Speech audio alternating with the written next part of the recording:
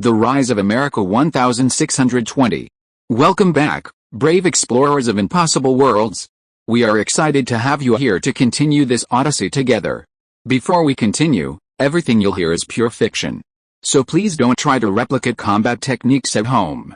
This wonderful story in all its rights belong to its brilliant original author. We are only the messengers of entertainment. Want another dose of adventure? Subscribe to our YouTube channel so you don't miss a single chapter. And if you can't wait, our Patreon has exclusive surprises you'll love. Chapter 501 Liu Daba's Thoughts. The more they discussed this with Chen Jiaying, the more mystified Wang Liu Fuzi and Liu Daba became about the Song Empire.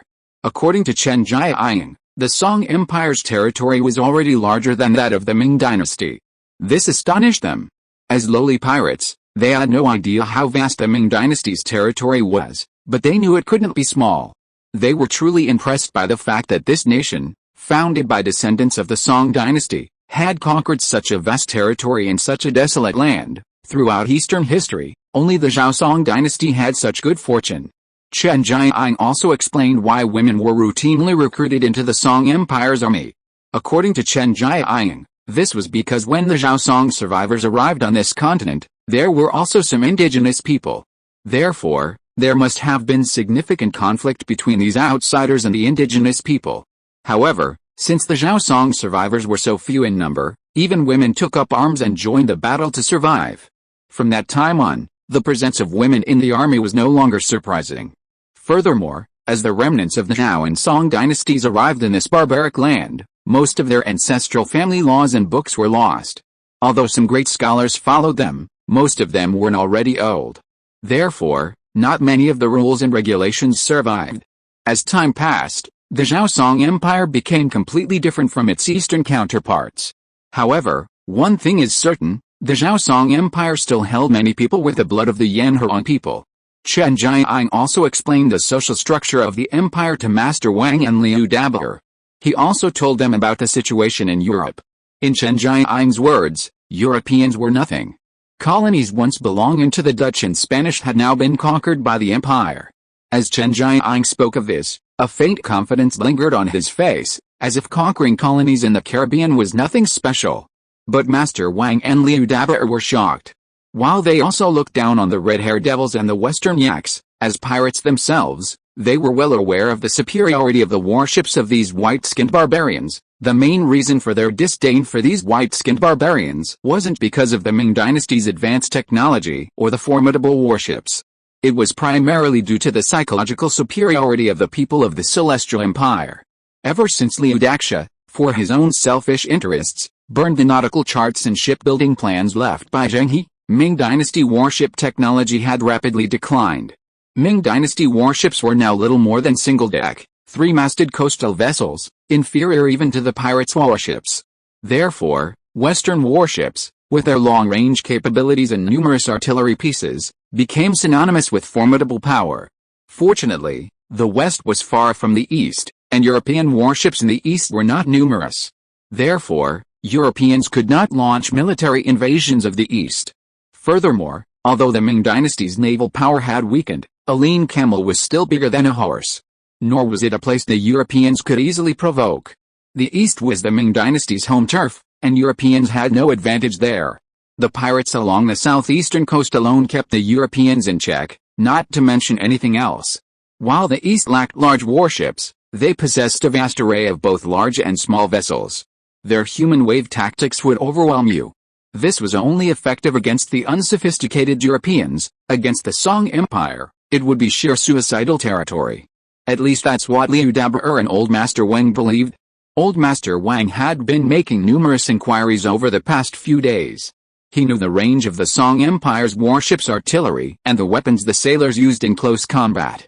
When he heard about it, his reaction was nothing more than astonishment. The Ming dynasty's warships, at most, had only 12 cannons. However, these guns had a very short range, only about a nautical mile, far exceeding even the range of the White Barbarians' artillery. But the Song Empire's warships and artillery range doubled that of the white-skinned barbarians. As pirates, Master Wang and Liu Daba couldn't have been unaware of the impact such a range would have on naval warfare. At this point, The two felt a deep sense of unease at the empire's might. Fortunately, they had heard that the Song Empire was far from the Ming dynasty, and that the people who had rescued them had no ill intentions. Presumably, the Zhao Song survivors had no interest in returning to the east, so there would be no conflict with the Ming dynasty. Furthermore, they shared the blood of the Yanhuan people, which was far more approachable than those white-skinned barbarians. Chen Jiaying discussed matters concerning the Song Empire and also extracted a wealth of information about the East from Master Wang. Although Master Wang was always somewhat reserved, he couldn't resist Liu Dabar's secrets. Seeing Liu Dabar's eagerness to show off, it was impossible for Master Wang to fail to discern his intentions.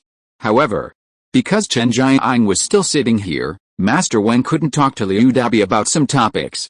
In fact, Liu Dabi had developed a liking for Chen Jiaying, and Master Wang could see it.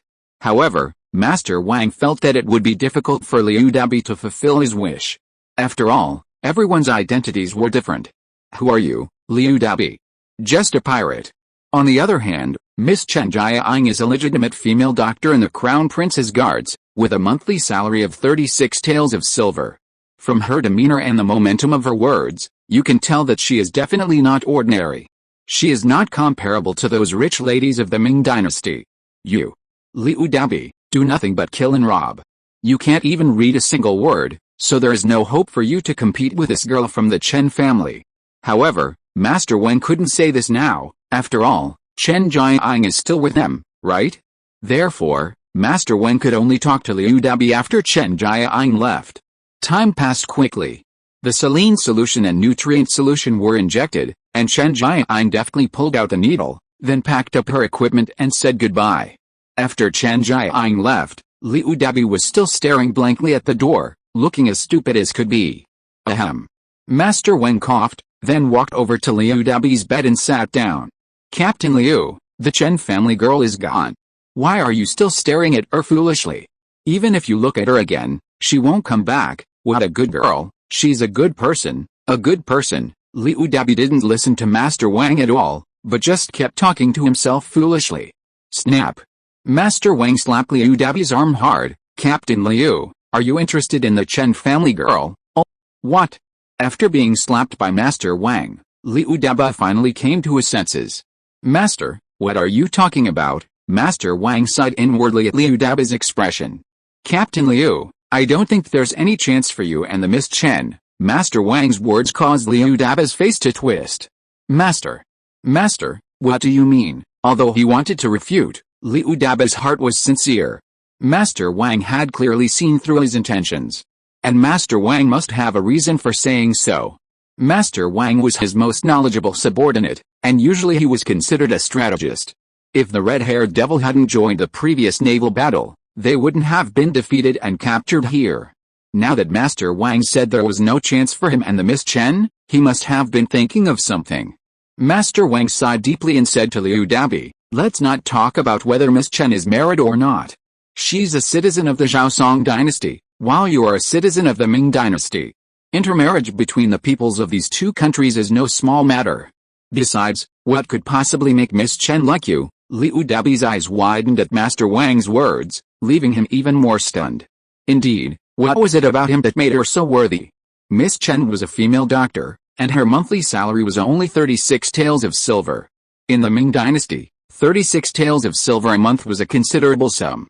The county magistrate's monthly salary was around the same amount, wasn't it? Of course, that was assuming he didn't embezzle. Clearly, Miss Chen was a capable person. But he himself was just a small-time pirate leader in the southeastern waters of the Ming dynasty.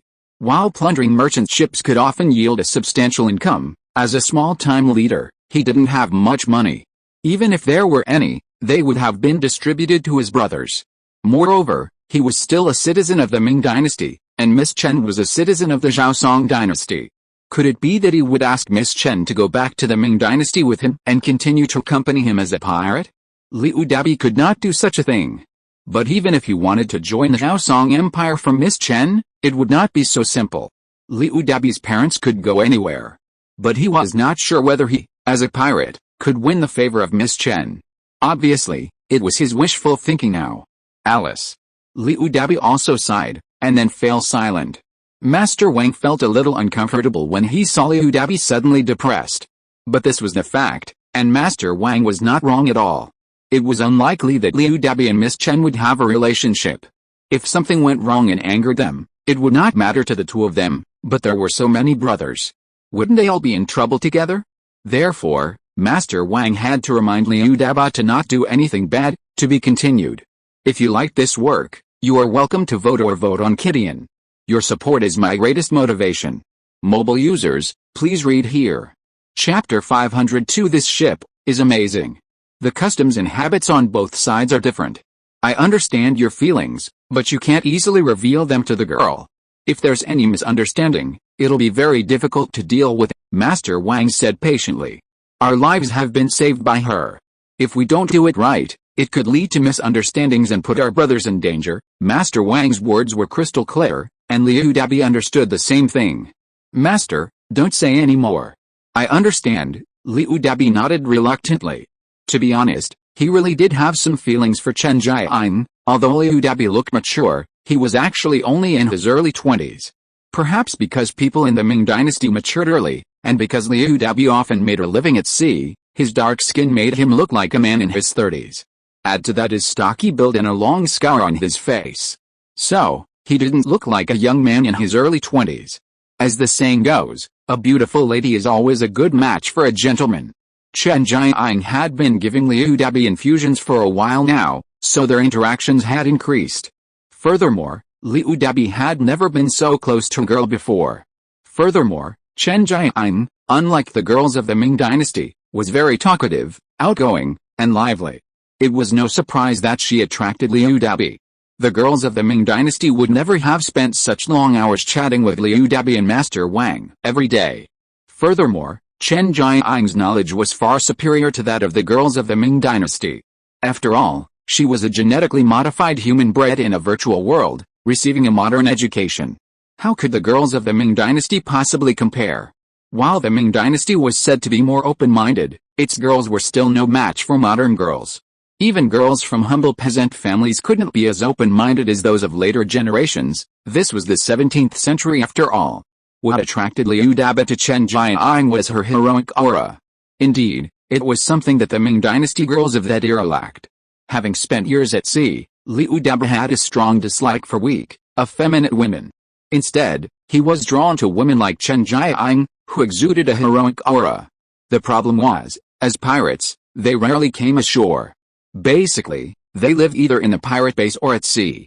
Therefore, opportunities to interact with girls were rare, and Liu Dabi's encounters with them were unlikely. While there were some girls in the pirate base, they were all large and strong. That wasn't Liu Dabi's cup of tea. But Chen Jiaying was different. She was beautiful, with fair skin, and that heroic aura made her even more attractive to Liu Dabi. Technically, Liu Dabi had seen women before. The wealthy and powerful merchants of the southeastern waters of the Ming dynasty would sometimes bring along a large entourage of women when they sailed for trade. Liu Dabi would occasionally come into contact with them during his patrols. However, he had no interest in women with bound feet who could barely stand and were shy. The moment he spoke, they trembled in fear. It was completely uninteresting. But Chen Jiaying was different. She was truly different from those girls. Furthermore, she was so gentle during the injection. But Master Wang's words made sense. The Zhao Empire and the Ming dynasty were different, after all, so they needed to be aware of certain customs and taboos. If any misunderstandings arose, he might be saved, but what would happen to his brothers? Thinking of this, Liu Dabi nodded. Master, you're right. I'll take note. Seeing Liu Dabi's distressed expression, Master Wang raised his hand and gently patted his shoulder. It's fate, it can't be forced. Liu Dabi pushed himself up with both hands and said, I've been recovering well lately, and I don't want to stay in bed all the time. Master, could you please go for a walk with me? If I keep lying like this, I'm afraid my body will fall apart. Liu Dabi had been lying on the ship since he boarded the Sea King. Master Wang helped him to the adjacent bathroom inside the cabin to relieve himself, so he didn't have to go far. Therefore, he had never left his cabin. Now he felt a little stuffy, so he decided to go out for some fresh air. Master Wang understood Liu Dabi's feelings very well and knew that he was feeling uncomfortable. After all, he finally fell in love with a girl, but it was unlikely that the relationship would develop. Only those who have experienced it can understand the feeling. Master Wang is no fool, he was young once, too. Therefore, he understood Liu Dabi's thoughts very well. Although he had tried to persuade Liu Dabi, and Liu Dabi understood his point, he was actually feeling quite depressed. Therefore, a break from the stress wasn't bad. After all, the Zhao people hadn't restricted their movements on the ship. With Master Wang's help, Liu Dabi and Master Wang ascended to the upper deck. Wow! As soon as he stepped onto the deck, Liu Dabi exclaimed in admiration. This deck is so spacious, it feels like a landmass. This ship sails so smoothly. I never thought the Zhao had such a ship. As a pirate, he certainly understood the advantages and benefits of this type of ship. When I first came aboard, I felt the same way you did. And I found the wood used in this ship to be even stronger and more durable than the wood used in our Ming ships. Master Wang helped Liu Dabi to the side railing and touched it. Liu Dabi also raised his hand to touch it, then nodded. I guess this is that American wood. It's indeed much better than the materials used in Ming shipbuilding. Liu Dabi agreed with Master Wang. Look at this sail, and then look at the speed of this ship. Master Wang raised his hand and pointed at the sail, then at the sea outside. Following Master Wang's words, Liu Dabi looked up, then at the sea surface divided by the ship's movement.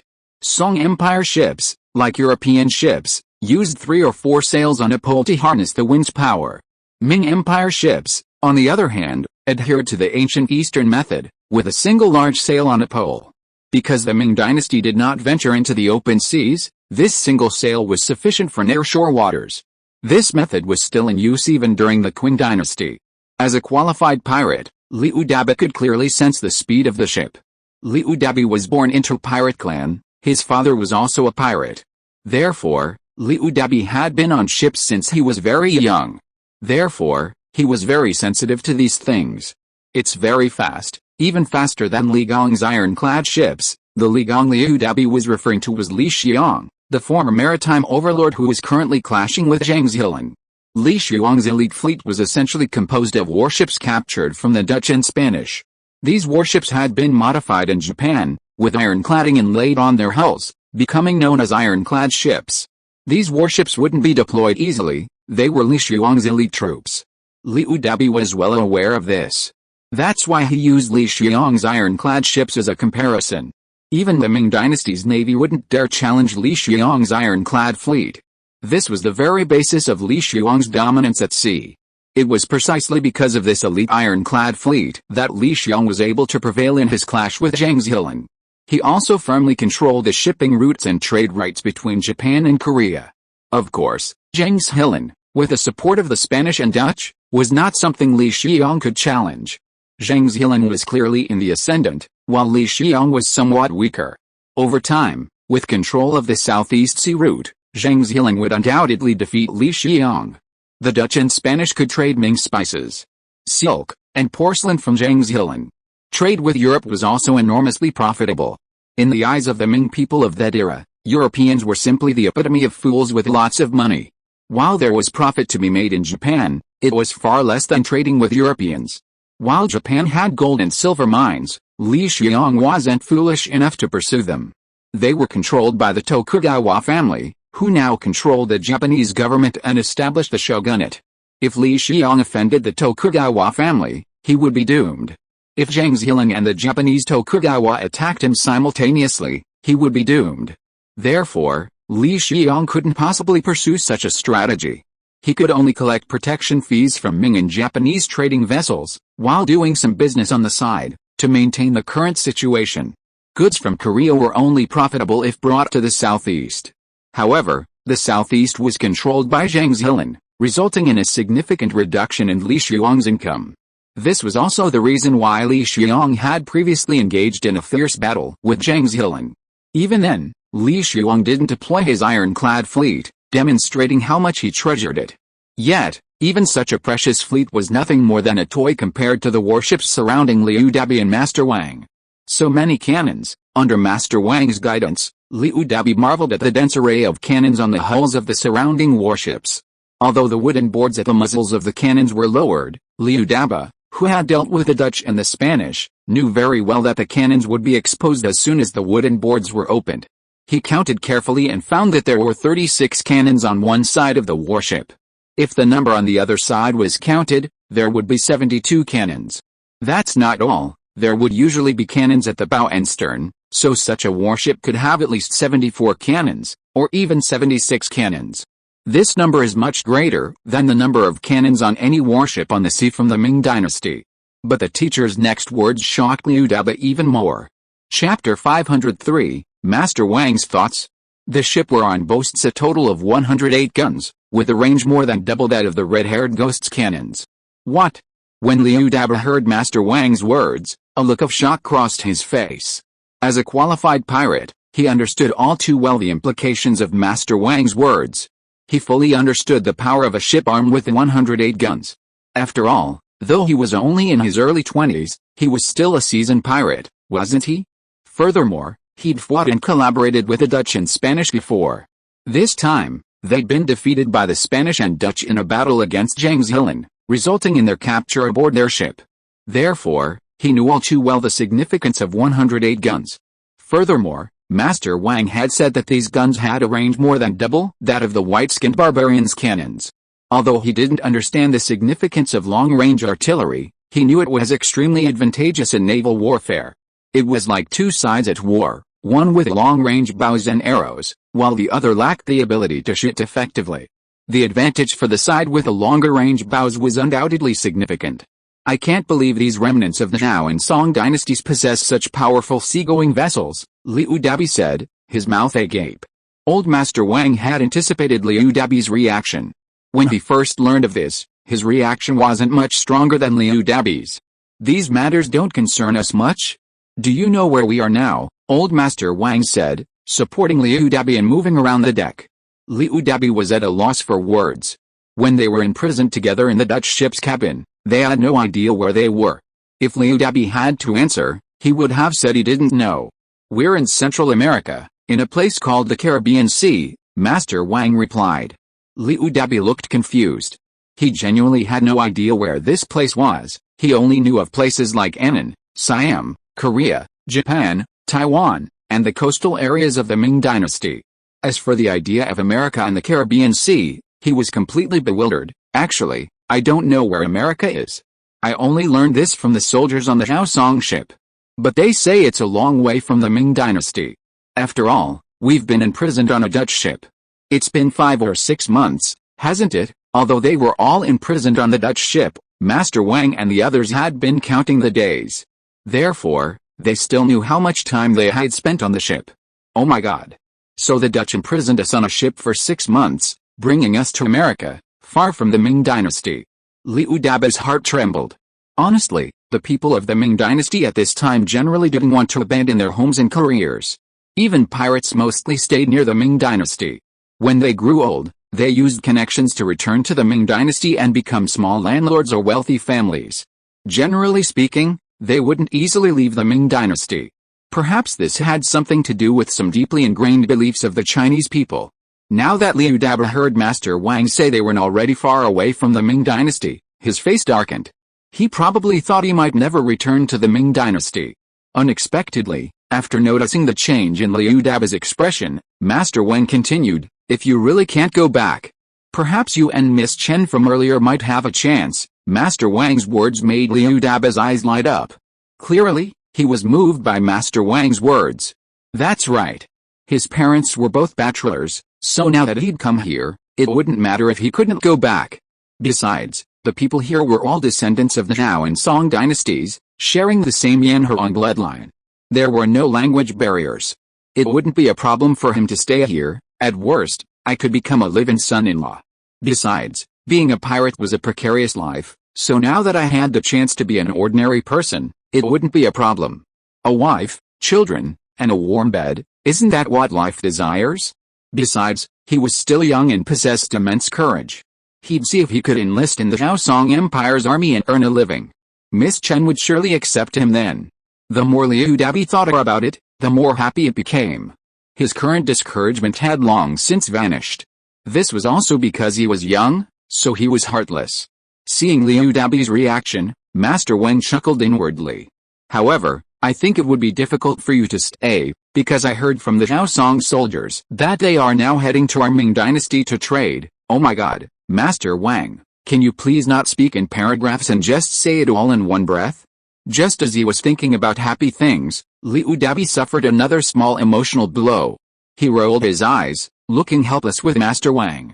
Is the Zhao Song going to trade with the Ming dynasty? Liu Dabi muttered softly. Old Master Wang nodded. Yes, I heard that the Zhao Song dynasty has only just stabilized. Now they're looking to improve people's livelihoods and prepare to return to the east to honor their ancestors. After all, their roots are still there, and they've also learned from me that the Ming dynasty is now established there. Old Master Wang's expression was a bit strange as he spoke of this. He wondered what kind of unrest the Zhao Song people would cause if they went to the Ming dynasty. This was what Old Master Wang was thinking about. But it wasn't surprising. The Zhao Song dynasty was far more prestigious than the Ming.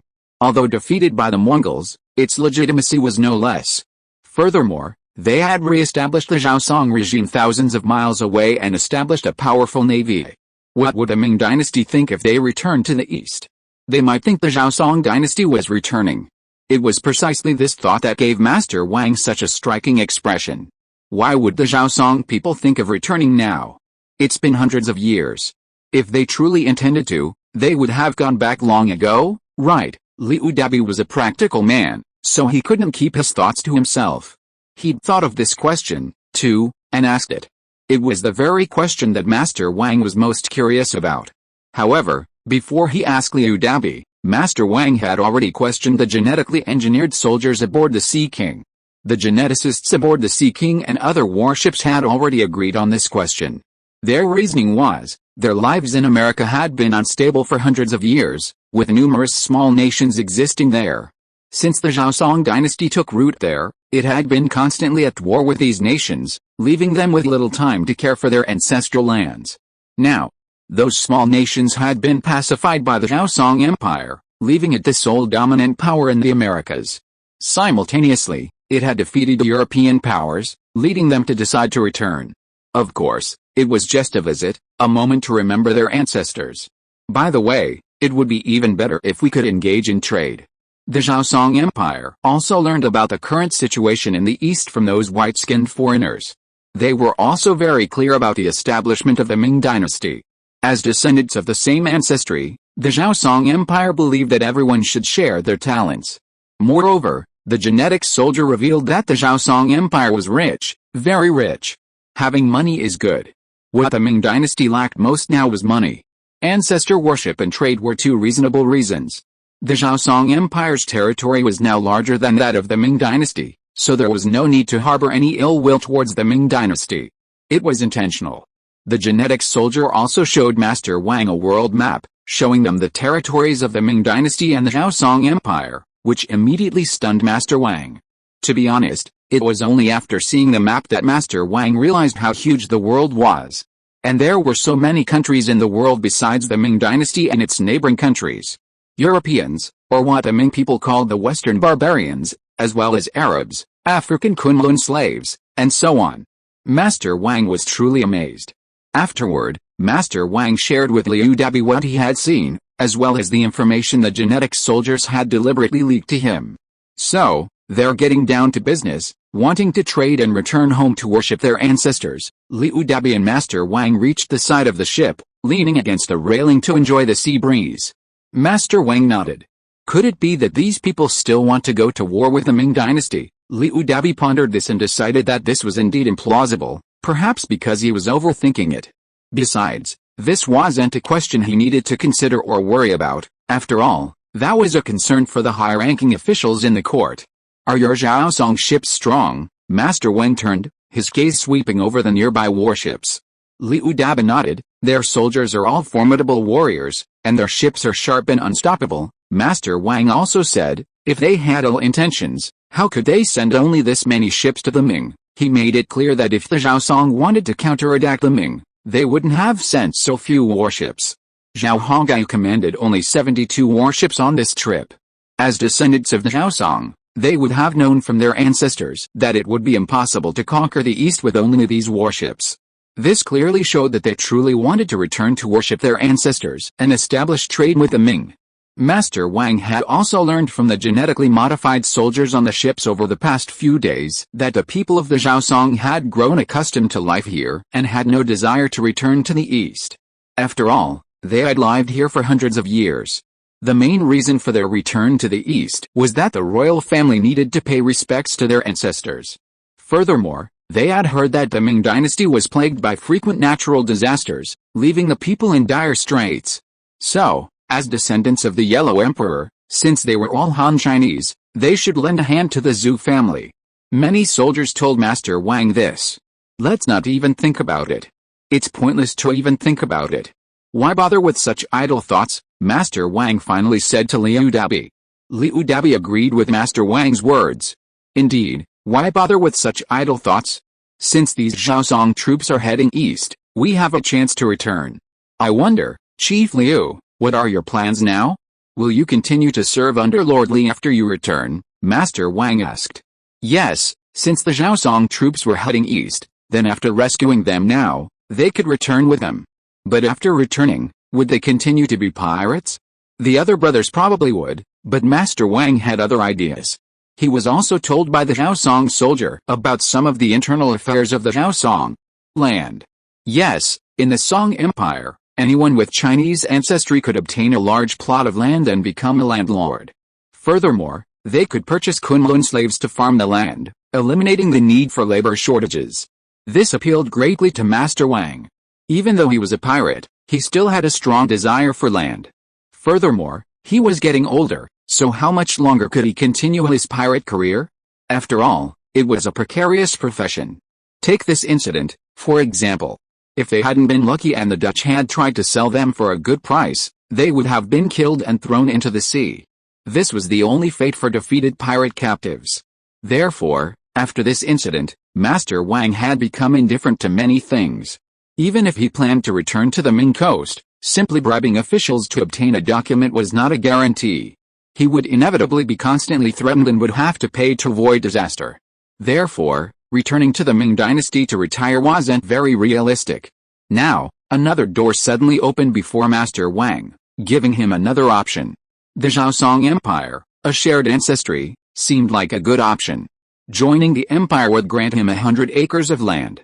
While these acres couldn't be bought or sold freely, if managed well, they could be enough to provide for future generations. Master Wang, unlike Liu Daba, still had an elderly wife, 2 daughters, and a son back in the Ming dynasty. Therefore, he had to consider their needs. Only when faced with life and death could one truly understand. This time, Master Wang's thoughts were truly clear. Master Wang, what do you mean? Liu Daba heard a hint of something else in Master Wang's words. I plan to take the Zhaosong ship back to the Ming dynasty and bring my wife and children with me. Master Wang's next words left Liu Daba stunned. Oh my god, Master, are you possessed by a demon? You don't even know what the situation is with the Zhaosong dynasty, yet you've made such a decision. If this isn't possessed by a demon, then what is? Liu Daba thought to himself. Chapter 504 Measurement. Do you think I'm possessed? Master Wang had anticipated Liu Daba's reaction. Oh, yes, no. No. That's not the case. Liu Daba's response was instinctive, but he quickly recovered and shook his head. You don't have to be like that. I don't know why I've had such thoughts. Maybe I'm just getting old. Master Wang's words were filled with regret. Yes, he was already in his 50s, approaching 60. In this era, 60-year-olds were rare. You have to remember that medical technology was underdeveloped in ancient times, and living conditions were extremely harsh. Therefore, living to 60 was rare.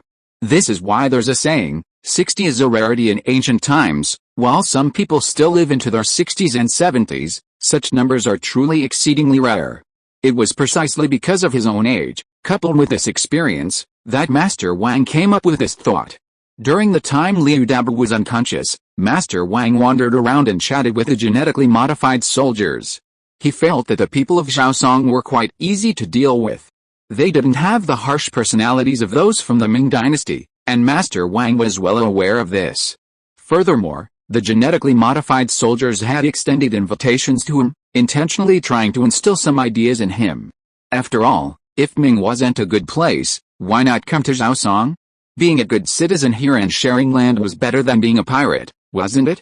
Master Wang couldn't hide the fact that they were pirates. The captain of the Tulip had already revealed their identity. Yes, any way out was always better than being a pirate. Master Wang had become a pirate because he couldn't survive. Thinking of his youth, Master Wang fell into reminiscence. Yes, how did he become a pirate?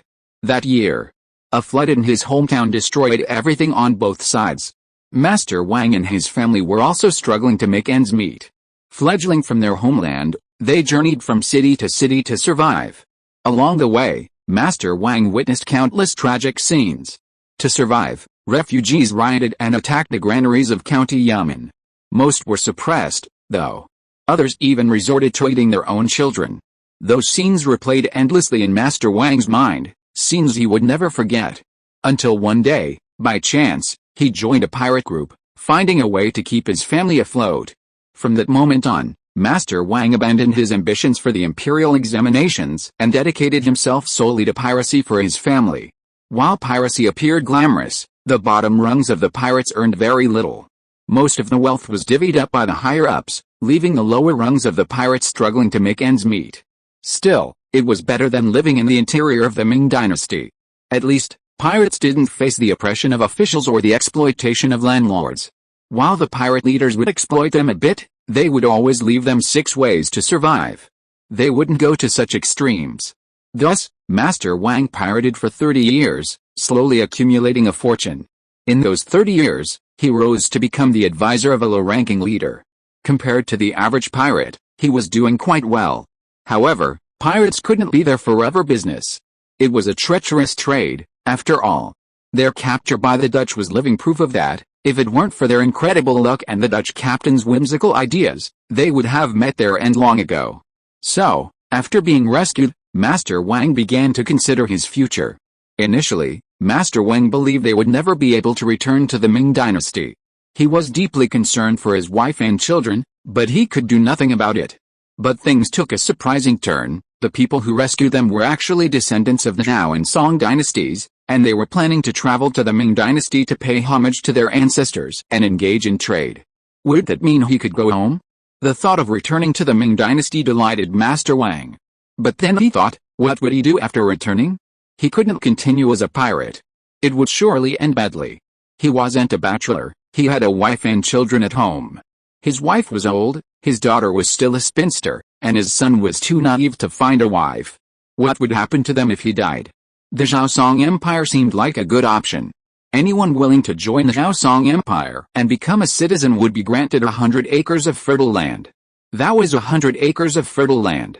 It was enough to make him a small landlord, free from worries about food and shelter. Furthermore, it was said that the rice seeds of the Song Empire could yield over 6 shi, approximately 100 yen, per acre per crop. With that kind of calculation, the harvest from 100 acres, well, it was unimaginable. Of course, 100 acres couldn't just be used to grow grain, it could also be used to grow other vegetables. And he could even raise chickens and ducks. In this way, with food and meat to eat, what would he worry about in his life? Besides the 100 mu he was given, he could also buy a few Kunlun slaves. At that time, he could also become a landlord. Land. Good farmland. It must be said that for the descendants of Yan and Wang, the temptation of land is enormous. And the 100 mu of land is indeed very attractive to Master Wang. Master Wang carefully calculated that he had been a pirate for 30 years and had only saved more than 1,300 taels of silver by living frugally. Yes, that's right, just over 1,300 taels of silver. This is pirate business. A business with a huge profit. How could he still live frugally? In fact, not everyone gets rich as a pirate. Those who get rich are the pirate leaders. As for the lower-level members, they can only laugh. What can these 1,300 taels of silver buy in the Ming dynasty? If it is to buy land. Thin farmland costs 8 taels of silver per mu, mountain farmland 5 taels, wasteland 3 taels, and high-quality farmland between 12 and 15 taels. Of course, these were official prices. During years of disaster, some landowners would often sell their land at even lower prices to survive. At these times, the landowners would aggressively buy up their land, pushing the price down even further. So, It seemed Master Wang's 1,300 taels of silver could buy a lot of land. However, that wasn't the case. First, he was a pirate. He no longer had a household registration in the Ming dynasty. Therefore, if he wanted to return to the Ming dynasty, he would first have to bribe officials in the government to obtain a new household registration. With this, he could live a proper life. But bribing the officials in the county government would cost money, and Yulei would have to spend hundreds of taels of silver. Furthermore, once he secured his household registration, he would also have to spend money to buy land and a house. Although a few dozen taels of silver could buy a nice house in this day and age, Master Wang had to be cautious. He was a pirate, after all. Therefore, buying a house would require a guarantor. However, the guarantor was familiar with the people at the government office and would undoubtedly know his identity, so he was bound to be ripped off. Furthermore, the sum would undoubtedly be substantial. Even after all this was settled, he couldn't rest easy. He would have to pay hush money and other small expenses from time to time. His 1,000 taels of silver wouldn't be enough to withstand such plunder. If he were completely plundered, wouldn't he still be dead? Master Wang was well aware of the tactics of Ming dynasty officials. Could it be that he hadn't considered other places? In fact, the Chinese rarely left their homes, and even those who did, they held the belief that fallen leaves would return to their roots. This belief was deeply ingrained in every era. Even in the 21st century, this sentiment held strong among Chinese people, let alone the Ming people of the 17th century. It was precisely because of this belief that Master Wang hadn't considered living elsewhere with his family. Despite the numerous dangers, he had planned to return to the Ming dynasty to retire. But now, a new door had opened, the Zhao Empire in America.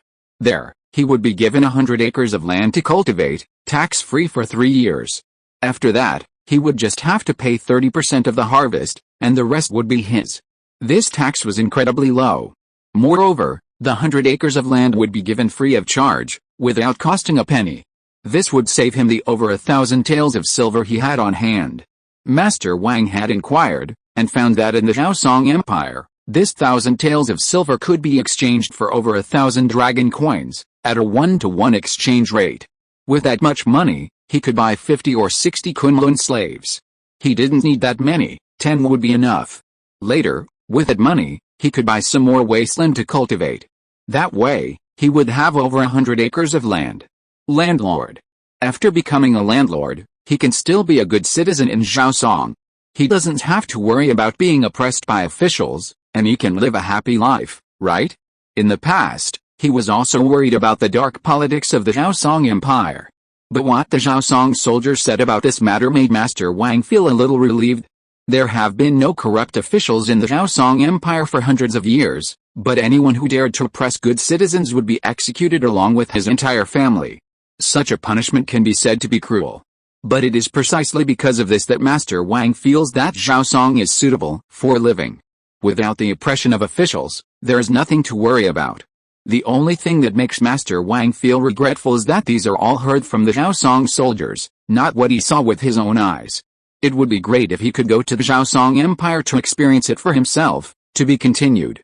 If you like this work, you are welcome to vote on Kidian. Your support is my greatest motivation. Mobile users, please go to read.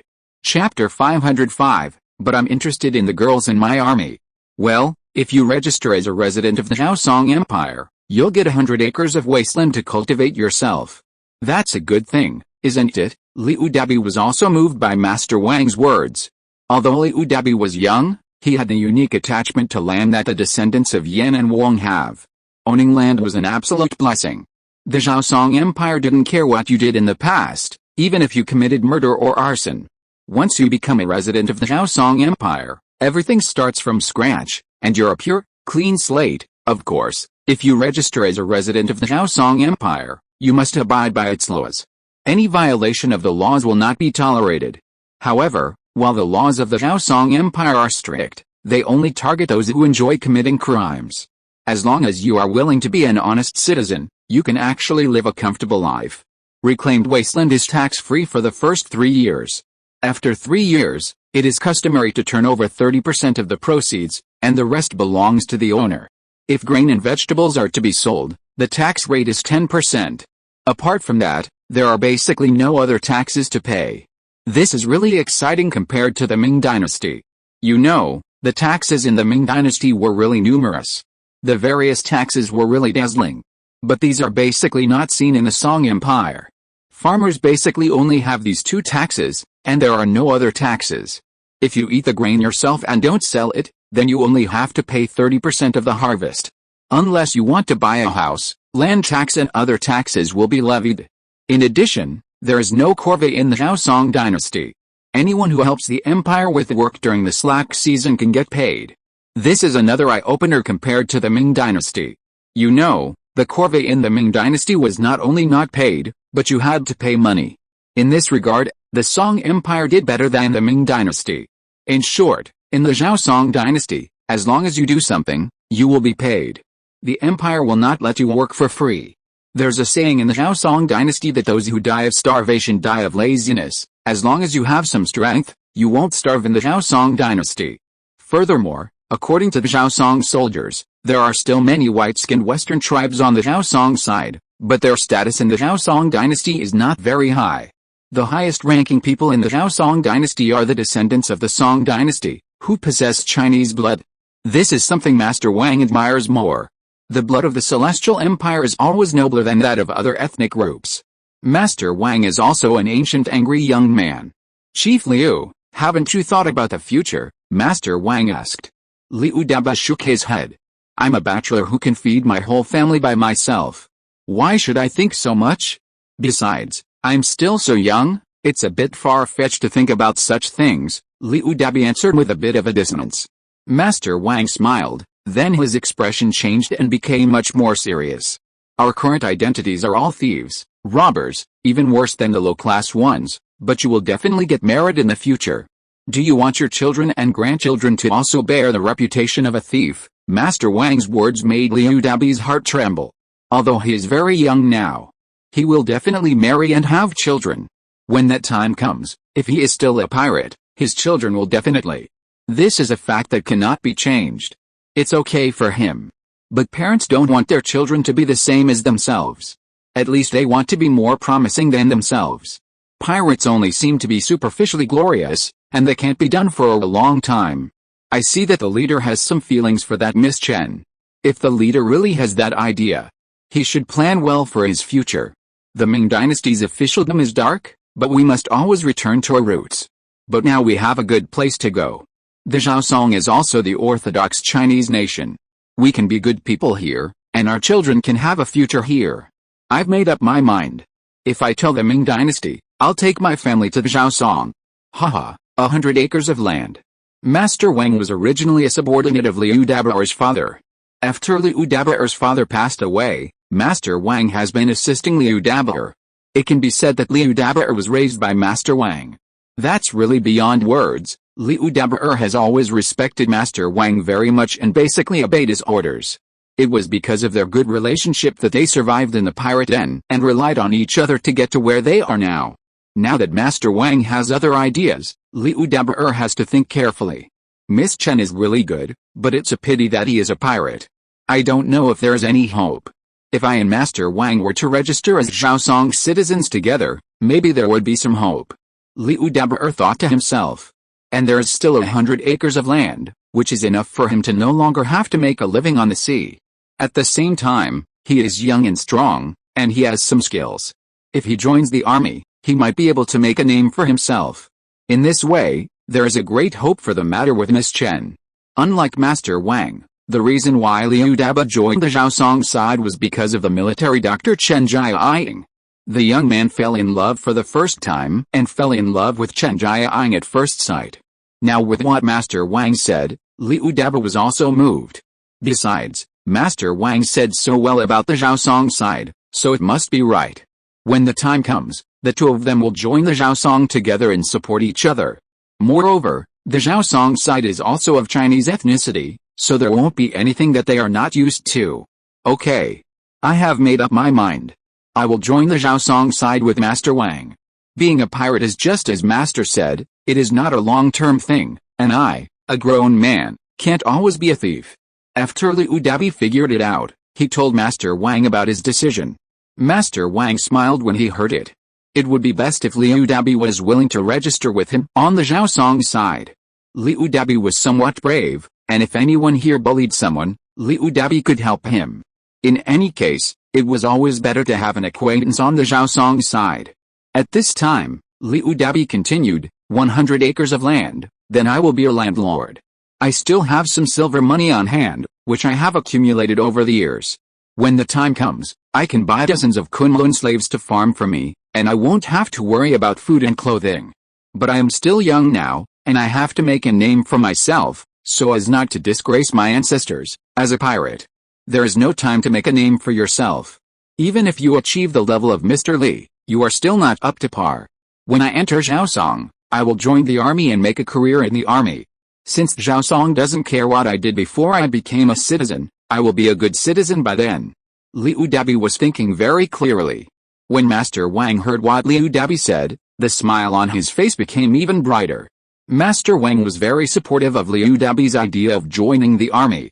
This was a serious way to gain a background, which was much better than being a pirate. No matter how big or strong a pirate is, he is just a pirate. How could it be comparable to the background of a decent family? And Master Wang knew Liu Dabi. He was young and had fighting spirit, and his kung fu was not bad. Especially since he had been making a living on the sea since he was a child, his water nature was even better. Looking at the elite and brave navy of Zhaosong, if Liu Dabi could make a future here, the chances were still great. And if Liu Dabi could make a name for himself, Master Wang, as an old acquaintance, would also benefit from it. It was precisely because of these things that Master Wang was quite in favor of and supported Liu Dabi's idea. When that time comes, I think the girl from the Chen family and I are almost done. As he was talking, Liu Dabi brought the topic back to Chen Jiaying. Master Wang couldn't help laughing because of Liu Dabi. Liu Dabi raised his hand and scratched his head in embarrassment. He looked embarrassed and ashamed. After all, it was very embarrassing for a grown man to always talk about women. Brother, do you like the girl in our army? Could you tell me her name so that I can see if there is a chance to be a matchmaker? Just when Liu Dabi was embarrassed and Master Wang was making faces, a voice sounded from beside them. The two hurriedly turned around and saw Wang Shan appear behind them, smiling and looking at them with a pleasant face and bowing. Brother, I am talking nonsense, please forgive me.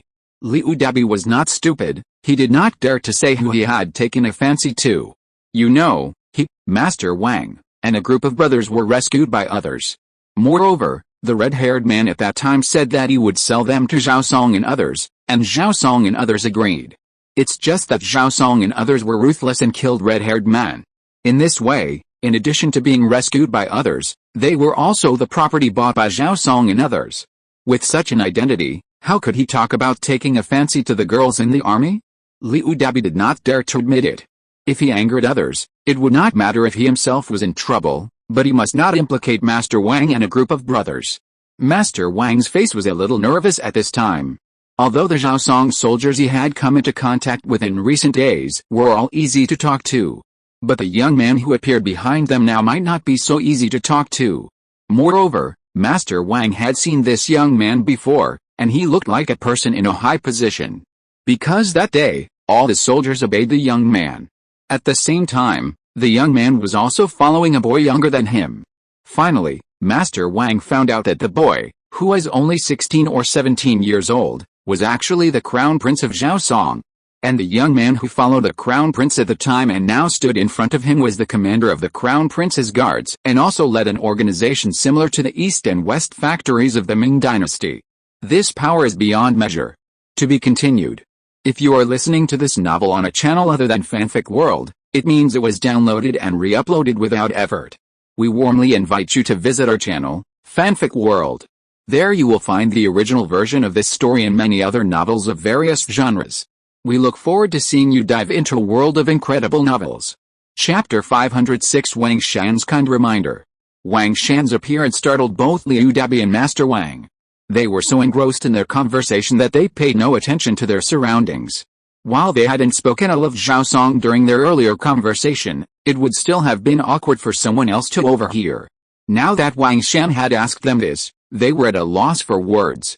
They'd been saved, yet now they'd fallen for a female officer in the army. While they weren't that mean, it wouldn't have been good if they were misunderstood. Young General, that was all a joke. Please forgive me, Master Wang apologized without waiting for Liu Dabi to speak. Wang Shan laughed heartily and said, marriage is a perfectly normal thing. Brother, you're a tough guy, so it's understandable that you're attracted to one of our soldiers. We're all Chinese, so there's nothing wrong with marriage. Liu Dabi was very pleased to hear this, and it was clear the young general had no objection. But as for the young lady, do you know if she has a husband? A husband? Liu Dabi and Master Wang were stunned. Wang Shan quickly explained, my husband, is this young lady a virgin who hasn't been betrothed to anyone? Wang Shan wasn't from this era, so he couldn't speak like the people of the Ming dynasty. His plain language was somewhat confusing to Liu Dabi and Master Wang. But after this explanation, Master Wang and Liu Dabi immediately understood. Indeed, Liu Dabi had been just blindly guessing, not considering the young lady's situation at all. If the girl was still single, it might be a possibility, but what if she was already married? Liu Dabi's heart suddenly sank, and he felt a little uncomfortable. He was such a fool. Why hadn't he considered this aspect of the problem? He was only thinking about the girl's affairs, and didn't consider whether she was married or not. Liu Dabi cursed himself in his heart. Why don't you talk to me, brother, and I will ask for you. It will also help you have a clear idea. We in Zhao don't care much about matters between men and women. As long as it is consensual, it's fine, but you must not force it. Wang Shan's words carried a hint of threat. Master Wang was a smart man, of course he could hear it. Young General, you're too kind. We're already people in need. How could we possibly do such an unjust thing? Wang Shan raised his hand. As long as you can convince the young lady with your own abilities, we'd be happy to see them become a perfect match. I heard you two chatting earlier about your interest in becoming registered citizens of the Zhao Empire. Wang Shan had overheard much of the conversation between Liu Dabi and Master Wang. They were simply too engrossed in their conversation to notice Wang Shan's presence. If Wang Shan hadn't spoken, they probably wouldn't have noticed him for a while. Wang Shan spoke because he felt that since these two were intent on becoming registered citizens of the Song Empire, his presence would be a good way to clear their confusion. After all, there were things that genetically modified soldiers couldn't quite make sense of, and how could he explain them in person? Furthermore, these two were legitimate Ming Dynasty men, pirates who made their livings at sea. They knew the situation there much better than he did. There would be places where they could be of use once he arrived. Meanwhile, the burly man with a long scar on his face was also interested in joining the army after marrying in. He seemed quite capable. While the Song Empire's navy was exceptionally elite, its physical fitness wasn't necessarily inferior to that of people of this era. Just look at those European pirates surviving in thin winters, and you can tell. Their physical fitness is truly unmatched. Furthermore, the Ming Dynasty's pirates were presumably quite skilled in the water. This guy could be used to teach the Navy some basic techniques. Furthermore, learning about the naval battles surrounding the Ming Dynasty during this era would prepare them for future battles. We in the Song Empire have abundant land, but we lack the people to cultivate it. If you're interested in marrying in, 100 acres of wasteland will be yours, Wang Shan said, smiling as he approached Master Wang. Although this land can't be bought or sold casually, if you take good care of it, you can still feed a family of more than 10, so they won't starve. Wang Shan said it casually, but Master Wang understood. It could support not only a dozen people, but even 2,100 acres of land. Young General, you're right. That's exactly what I'm thinking, Wang Shan continued. Once you join the Zhao, whatever you did before is now a thing of the past. You'll all be good citizens from now on.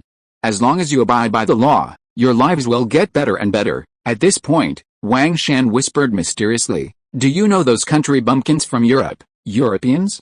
Seeing Master Wang and Liu Dabi's puzzled expressions, Wang Shan had to explain again, yes, those white-skinned guys. After hearing what Wang Shan said, Master Wang finally revealed a look of sudden enlightenment. Young General, are you talking about those white-skinned Westerners? Wang Shan raised his hand and patted his forehead. Yes, Westerners. I'm talking about them, those bumpkins. Liu Dabi laughed heartily at the words. The term bumpkin was quite apt. Those Europeans roaming the Ming Dynasty's waters were nothing short of rustic. They treated the Ming's junk like treasure. So, those Westerners were called Europeans here. Those Europeans are plentiful in our Zhao. They earn their living as laborers. Do you know what life was like for them back home? Master Wang and Liu Dabi shook their heads. How could they possibly know? But Wang Shan's words clearly had more to say. They were so poor back home they couldn't even afford to wear pants. So they fled to Zhaosong, finding a way out. People with a bit of skill rarely starve to death in Zhaosong. On the contrary, they can live quite well. Even a small servant can earn a full salary of 5 or 6 taels a month. Wow, 5 or 6 taels a month, that was unimaginable in the Ming dynasty. Could it be that the Zhaosong was so wealthy? Master Wang swallowed. Wang Shan fixed his gaze on Liu Dabi and said, "Brother, you're a strong and capable man. If you joined the army after becoming a resident, even a small soldier can earn a salary of taels a month. But I think your future is definitely much more than that. If you get promoted based on your skills and merit, you could earn a solid salary of 20 or 30 taels a month. And in our Zhaosong, there's no such thing as a thief who takes a salary for nothing." Liu Dabi's eyes flickered at Wang Shan's words. It was clear he was genuinely tempted. Putting aside other things, the salary alone was enticing. Liu Dabi had seen silver before, but Wang Shan's description was truly magnificent. Most importantly, after enlisting, he would also be able to meet Miss Chen. Of course, before that, Liu Dabi needed to immediately confirm whether Miss Chen had a husband. "By the way, brother, I have something to ask you," Wang Shan asked, as if a thought had occurred to him. "Excuse me, young general." Liu Dabi raised his hand and nodded, unsure what the young general might be asking him. "Are you a wife-beater?" Wang Shan asked. Ugh! Why the question? Not only was Liu Dabi stunned, but even Master Wang was. Actually, this wasn't just a sudden inspiration, he had just thought of something along these lines. Remember, this era wasn't the future. In the future, women's rights rose, gender equality prevailed, and women could lie freely. The boys were also very considerate of the girls' feelings. But this was the 17th century. Women's status was also very low in Europe, and the same was true in the East. It was common for men to drink, beat their wives, and have affairs. The Ming dynasty's natives didn't have the same virtuous values as later generations. So, if Liu Dabi was such a man, Wang Shan wouldn't have tried to match him up. It would be irresponsible to the genetically modified women. "Please forgive me, I have a reason for asking." Seeing Liu Dabi and Master Wang staring blankly at him, Wang Shan could only smile helplessly and explain. "You see, the genetically modified women of the Song Empire were educated in 21st century civilization and were urban women. They weren't like the boudoir-dwelling daughters of today's East. More importantly, they were very independent. This aspect would have been difficult for the men of the Ming dynasty to accept. They wanted women who adhered to the 3 obediences and 4 virtues, were well-versed in the women's code, were well-mannered, and well-behaved. Compared to the girls of the Ming dynasty, the girls of the Song Empire were truly outliers. The men of the Ming dynasty were undoubtedly unaccustomed to such things. Therefore, living together would undoubtedly lead to conflicts. It might even get even more troublesome. I guess you two don't understand that things are different here in the Zhao Song dynasty than they are in the Ming dynasty. Here, women hold up half the sky, and that's no casual statement. Chen Jiang had said this to Master Wang and Liu Dabi earlier. Women hold up half the sky. This statement shocked Liu Dabi and Master Wang, and it was truly profound. They were both natives of the Ming dynasty of this era, and their values were still those of the Ming dynasty masters. Therefore, in their view, a woman's place was to take care of her husband and raise children at home. The Song Empire's values clashed completely with their own. If someone from the Ming dynasty were to marry a genetically modified girl in the future, friction would be inevitable due to these differing perspectives. During these 2 years, the empire had its share of international marriages. Some girls with genetic genes had married Europeans and started families. Some even married Native Americans. While those with Native Americans experienced some family friction, most lived happily. Those with Europeans, on the other hand, faced a different kind of comfort. Europeans of that era were far less romantic than those of later generations. Calling them sluts was an understatement. Unwashed, unbrushed, and chauvinistic, these practices were unbearable for these girls. Worse still, they frequently experienced domestic violence. After all, patriarchy reigned supreme in Europe during that era. Talking to them about women's rights was impossible, and angering them would undoubtedly lead to a beating. Wang Shan knew a great deal about these situations. Thinking of these cases, he worried that the men of the Ming dynasty would also face similar problems. After all, the Ming dynasty was also patriarchal. It's likely that only the Song Empire had laws protecting women's rights in this era. Of course, the Chinese men of the Song Empire were highly sought after. They were gentle, considerate, capable, and diligent. They were also known for their occasional romantic flirtations and cooking prowess, captivating European and Indian women alike. Marrying a Chinese man was the dream of every girl in the Song Empire. These men were perfectly ordinary in the virtual world.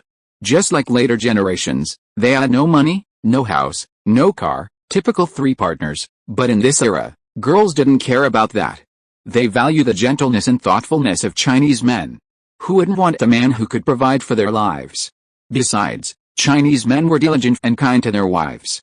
Girls weren't fools, they knew how to choose. Consequently, Chinese girls suddenly felt a strong sense of crisis. Feminism, which had once held some budding roots, has long since vanished. It's nothing short of a miracle. Young general, these women are all about the 3 obediences and 4 virtues. I just don't understand how they can hold up half the sky. Master Wang still found this point of view difficult to accept. There was no way around it. Even though Master Wang had been a pirate for 30 years, his mindset was still steeped in the ideas of the Ming dynasty. Honestly, it wasn't his fault. Throughout the dynasties of the Eastern continent, such philosophies were prevalent. Thus, passed down from generation to generation, distorted by some, women's status in the eyes of men was undoubtedly low. Therefore, changing their mindset would take time. Wang Shan didn't respond to Master Wang's question. He simply looked intently at the frowning Liu Daba. If you can stop drinking and stop beating your wife, then I can ask for you. But I have to remind you in advance that the girls of our Zhao Song dynasty are different from the daughters of the Ming dynasty, Wang Shan finally said to Liu Daba. Chapter 507 I Only Love Her. Finally, after the newly emerged Liu Daba patted his chest and assured him that he was definitely not that kind of man, Wang Shan finally agreed to help Liu Daba ask around. There were only a handful of female military doctors aboard the fleet, making them easy to find. Furthermore, there were only 2 or 3 female doctors aboard the Sea Monarch. So, it wouldn't take much for Wang Shan to figure out who Liu Daba liked. However, Wang Shan only took Liu Daba's assurance at face value. A pirate who doesn't drink? Wang Shan wouldn't believe it, even if he was beaten to death. Being a pirate is the same as being a horse thief, who doesn't enjoy large bowls of wine and large chunks of meat? Liu Daba claimed he wasn't that kind of person, but Wang Shan didn't agree. But Liu Daba's words were sincere, and his expression and reaction didn't seem fake. So, Wang Shan decided to help him find out if there was any connection. Whether it worked out in the end was none of his business. As between men and women, if they're compatible, they'll stay together. If they're not, they'll part ways. If Liu Daba truly had the ability to catch up with a genetic girl, Wang Shan wouldn't stop him. That would be a testament to Liu Daba's ability. But if he couldn't, or if the genetic girl didn't like him, then that wasn't something Wang Shan could do. Everything depended on fate. Wang Shan had made these words clear to Liu Daba, breaking it down and explaining it clearly. Liu Daba, of course, understood that a forced marriage wouldn't be sweet. Furthermore, he was still a pirate, and not from the same nation as the Zhao Song. Therefore, he understood how difficult it would be. However, after living for over 20 years, he had finally developed feelings for a girl, which was no easy task. So, no matter how difficult it was, Liu Daba felt he had to give it a try. Even if he didn't get her in the end, at least he'd tried and had no regrets.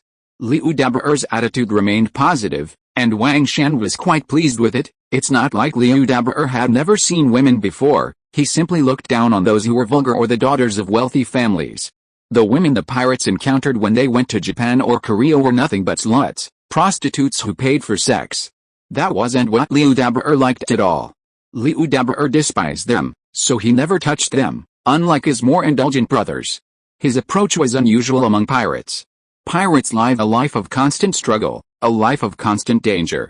Who knows if they could be drinking together today, or even in the afterlife tomorrow. Therefore, most pirates were quite uninhibited. Whenever they had the chance, they would indulge in food, drink, and fun, never giving a thought to the future. However, Liu Daba was different from Master Wang. They never engaged in such activities. After all, Master Wang was once a scholar who joined the pirates to survive. Despite becoming a pirate, Master Wang still held himself to the strict standards of a scholar at times. Of course, Master Wang wasn't a fool. and he wouldn't stop his brothers from killing and robbing. After all, if he had stopped them back then, a knife would have been falling on his head the next moment.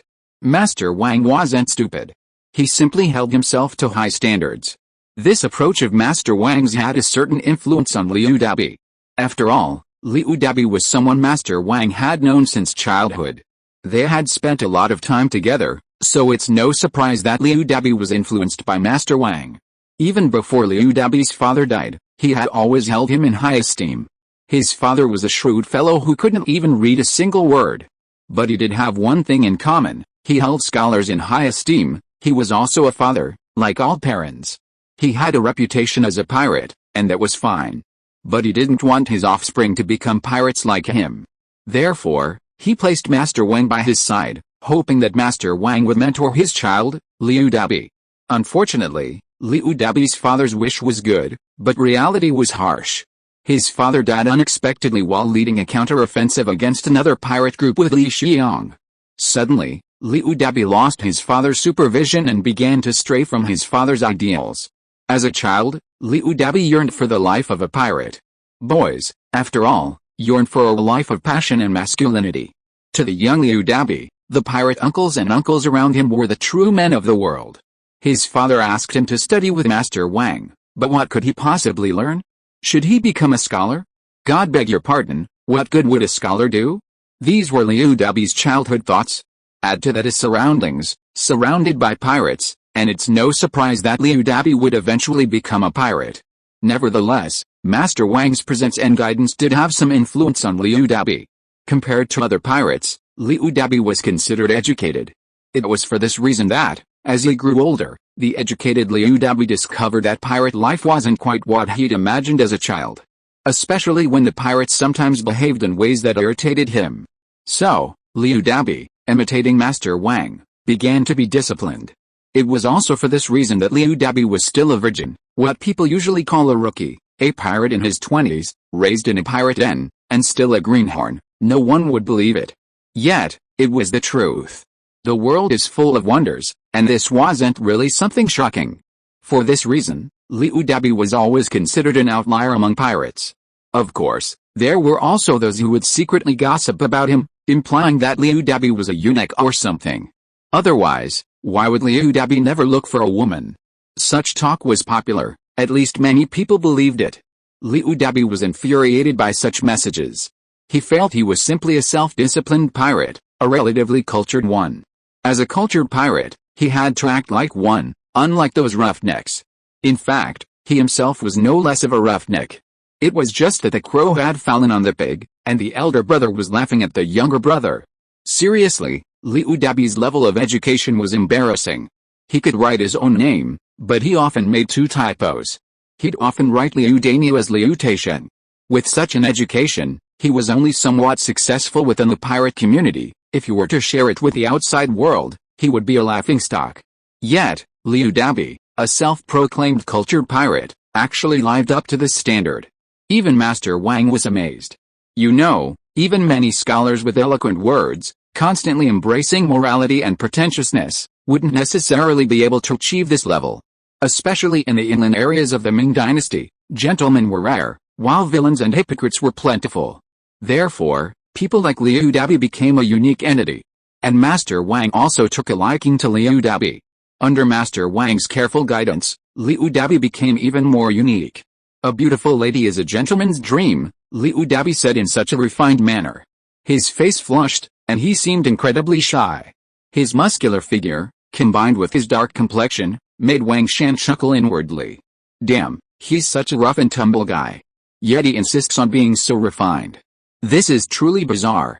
Young general, my admiration for the girl, no, it's love for her, but it's genuine. Liu Dabi summoned a tremendous amount of courage to finally speak these words. After he finished speaking, his heart was pounding, as if he would faint at any moment. This feeling left Liu Dabi somewhat bewildered. He had never felt anything like this before. But for the girl he loved, Liu Dabi felt he couldn't give up. He knew that if he did, he might deeply regret it for the rest of his life. This feeling and thought was completely out of the blue, and he himself didn't understand why it suddenly struck him. But regardless, Liu Dabi spoke his mind, which was truly commendable. Young general, whether this succeeds or not, we are all grateful to you. I also know that if it doesn't, it's only natural. So, young general, Master Wang interrupted, fearing that this matter would cause any unnecessary trouble. Before Master Wang could finish his words, Wang Shan interrupted him with a smile. Master, you're wrong. I hope we can become a couple. Even if it doesn't work out, we have plenty of good girls in Zhaosong, enough for this brother to find the right one. Upon hearing this, Liu Dabi said in a muffled voice, I've chosen Miss Chen. If she doesn't want me, then I'll remain single for the rest of my life. I'll find a chance to be closer to her in the future, so that I can see her. As soon as Liu Dabi said this, Wang Shan looked over in amazement. Damn, have I met a lovesick person? Even Master Wang couldn't stop shaking his head and saying, what a shame, what a shame. Even if you don't consider yourself, you should think about your deceased father. The incense of your family is all on you. How can you be worthy of your ancestors if you say this? But no matter what Master Wang said, Liu Dabi kept his head down and refused to agree. Seeing him like this, Mr. Wang knew that Liu Dabi's stubborn temper had come back. Period. Chapter 509, Find an Opportunity to Meet? Wang Shan thanked Master Wang for his kind reminder. He meant well, otherwise he wouldn't have reminded him. Wang Shan knew his place. However, since Master Wang didn't know the true situation of the empire, his worries were completely unnecessary. If they couldn't even control those Europeans, then Wang Shan and his men would have lived in vain. Although the church had previously caused trouble, after that crackdown, the Europeans had all calmed down. And since the emergence of the Zhao, it's now showing considerable momentum. Therefore, the church's crisis has been resolved. Master Wang is right. Those who are not of our race must have different hearts. Wang Shan nodded. But Master Wang, don't worry too much. Our Zhaosong Empire is still very powerful here. We've dealt with those Europeans well enough, so they don't dare to provoke us. Wang Shan exuded a strong confidence that stunned Master Wang. This kind of confidence was completely absent from the officials of the Ming dynasty. From the young general's words, it seemed as if they had established their nation here for centuries, and had given those detestable white-skinned barbarians a hard time. Otherwise, he wouldn't have said such words. Master Wang was naturally pleased to see those white-skinned barbarians suffer. In his heart, he held no good feelings towards them. The Spanish and Dutch had committed numerous atrocities in the southeastern waters of the Ming dynasty, and their actions were quite unethical. Even the pirates of the southeastern seas looked down upon them. Master, do you have any relatives at home? Wang Shan, Master Wang, and Liu Dabi began chatting about family matters. I have an old wife, 2 daughters, and a son. My son is old now, but he hasn't found a wife yet because of my connections. My 2 daughters are young, but they don't have a husband either. Thinking of his wife and children, who were hiding in the Ming mainland, Master Wang sighed and replied to Wang Shan. Once you're registered in our Zhaosong household, you won't have to worry about these things. We have plenty of young men and women here. Of course, if you don't mind, you can also marry a Western woman. Many of the young men in our Zhaosong have married Western women. After hearing Master Wang's words, Wang Shan smiled and said to him, don't mess with the Yanhong bloodline. What's so good about those Western women? They all have blue eyes and look like ghosts. If you're looking for a wife, it's better to find a true descendant of our Huaxia ethnic group. Master Wang waved his hands repeatedly. It was clear that Master Wang strongly disagreed with Wang Shan's suggestion. In fact, among Europeans of this era, there were also quite handsome and beautiful young men and women. In later times, they would be considered stars. But unfortunately, this was the 17th century. Aside from the Song Empire, continental Europe, and the Arab world, the Eastern Ming dynasty, including Japan, did not consider white people to be very attractive. In fact, everyone thought white people were ugly, like ghosts from mythical stories. Haha. Aesthetic standards differ. If a man married a foreign woman in the future, he'd be considered quite accomplished. However, achieving this in the future would be more difficult. It was easier in this era, but people were less accepting of Europeans. Yes, Europeans of this era were absolutely pure sluts. Meanwhile, in the Ming dynasty, even a farmer was considered tall, rich, and handsome. It's no wonder the Ming looked down on Europeans. At least, even Ming dynasty counties weren't flooded with sewage. But cities across Europe were filled with a stench of pigsties. To call them pigsties was a compliment. Technically, European cities today are like open-air gong-gong toilets, the kind that no one cleans. You can imagine what kind of cities they are. Young General, if I register as a Hukou, household registration, I'd like to join the army. At this point, Liu Dabur regained his compliments and asked, yes, of course. Becoming an imperial citizen allows you to join the army. In our country, non-citizens won't be allowed to serve, Wang Shan replied. Citizen? That's a new word, it probably means something similar to subjects, Liu Dabi and Old Master Wang pondered after hearing Wang Shan's answer. During their casual chat, Wang Shan kept throwing around words they hadn't heard before. Often, they needed to ponder them or have Wang Shan explain them before they understood. It seems the descendants of the Song dynasty, having left their ancestral homeland and been driven here by the Mongols, have forgotten many things. And after hundreds of years, they've become quite different from the orthodox Eastern traditions. But it doesn't matter, as long as the blood of the Yanhuang race flows through their veins, that's all. Old Master Wang thought to himself. At this moment, the fleet was sailing along the coast of South America. Soon, they would reach the southernmost tip of the continent and then begin their journey north. Occasionally, the fleet would stop offshore and send a small boat ashore for a day or two of rest. Liu Dabi and Master Wang took this opportunity to relax ashore. South America's scorching climate resulted in dense rainforests, teeming with exotic plants and flowers. Compared to the Ming dynasty, the scenery was even more beautiful. Many plant species were new to Liu Dabi and Master Wang. They also encountered the indigenous peoples hiding in the dense rainforest, which was an eye-opener for both of them. The rest of the voyage was dull and monotonous. This was the 17th century, after all, and there were few entertainment activities aboard. The ship's amenities weren't as luxurious and comprehensive as those of later cruise ships. Fortunately, with Zhao Honggao, a man with a powerful cheat, the fleet was fully satisfied with their food and drinking water needs. After all, they could simply purchase food and drinking water from the trading device, making it a breeze. They could also enjoy fresh fruit daily, unlike all other ocean-going sailors of the era, who faced the threat of losing nutrients. Apples, oranges, fresh pears, everything they could desire was available. There was even fresh coconut water to drink. Coconut trees were plentiful along the coast of South America, scattered everywhere. If they wanted coconut water, they simply stopped the ship and picked some. Liu Dabi and Wang Fuzi, aboard the Zhao Song Empire's ship, had never imagined such comforts could be found on the vast and dangerous seas. In the past, they'd been living on little food and water at sea. How could they be so carefree? And it was for this reason that Wang Fuzi and Liu Dabi both believed the Zhao Song Empire's power was truly unfathomable. There were few entertainment options at sea, but people of this era could grit their teeth and endure it. But not Zhao Honggao.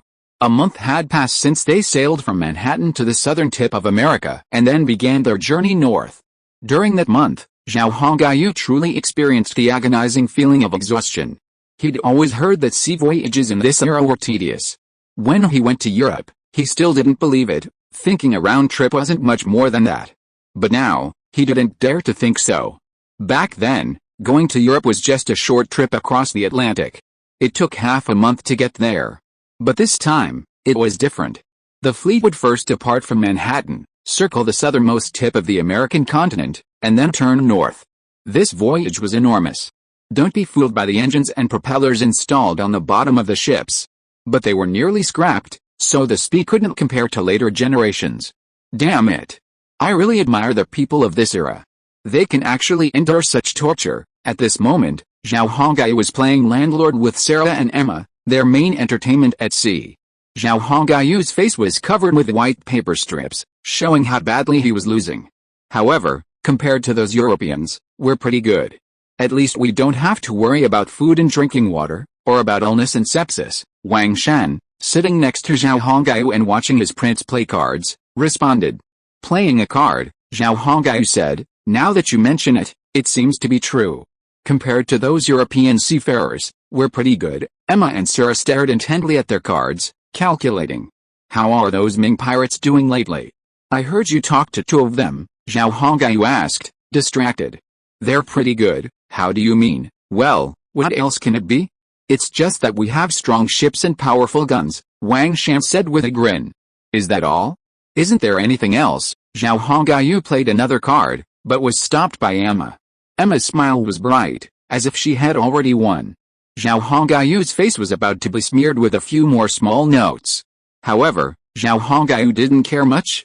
He was only playing with Emma and Sarah to make them happy. Winning or losing didn't really concern him. One of those two guys on our ship seems to have a crush on a military doctor, Wang Shan said to Zhao Hongyu with a smile, thinking of Liu Dabi. Huh? There's something like that. What do you think? Zhao Hongyu's interest was piqued. 3 or 4 days had passed since Wang Shan had chatted with Liu Dabi and Master Wang. Since then, Wang Shan hadn't visited them again. He simply wanted to show off. Meanwhile, Wang Shan had also figured out who Liu Dabi's crush was. And so, having figured it out, Wang Shan came to Zhao Hongyu to show off. And as Wang Shan had expected, Zhao Hongyu became a bit interested. Haha, a native of the Ming dynasty, a pirate at that. He's got his eye on a genetically modified woman. If the two could truly marry, what would their lives be like? Zhao Hongyu was incredibly curious. A woman with ideals from a later era, marrying a native of the patriarchal Ming dynasty of the 17th century. Something that ignited a fire? I think the man is quite good, and quite sincere. But our say-so doesn't count. It depends on what the woman thinks. Just saying it's good isn't enough. Wang Shan's words made Zhao Hongyu nod his head repeatedly. Indeed, neither he nor Wang Shan had a say in the matter, as matters between men and women were decided only by the parties involved. Even if Zhao Hongyu was the ruler of a nation, he couldn't possibly control the fate of a woman.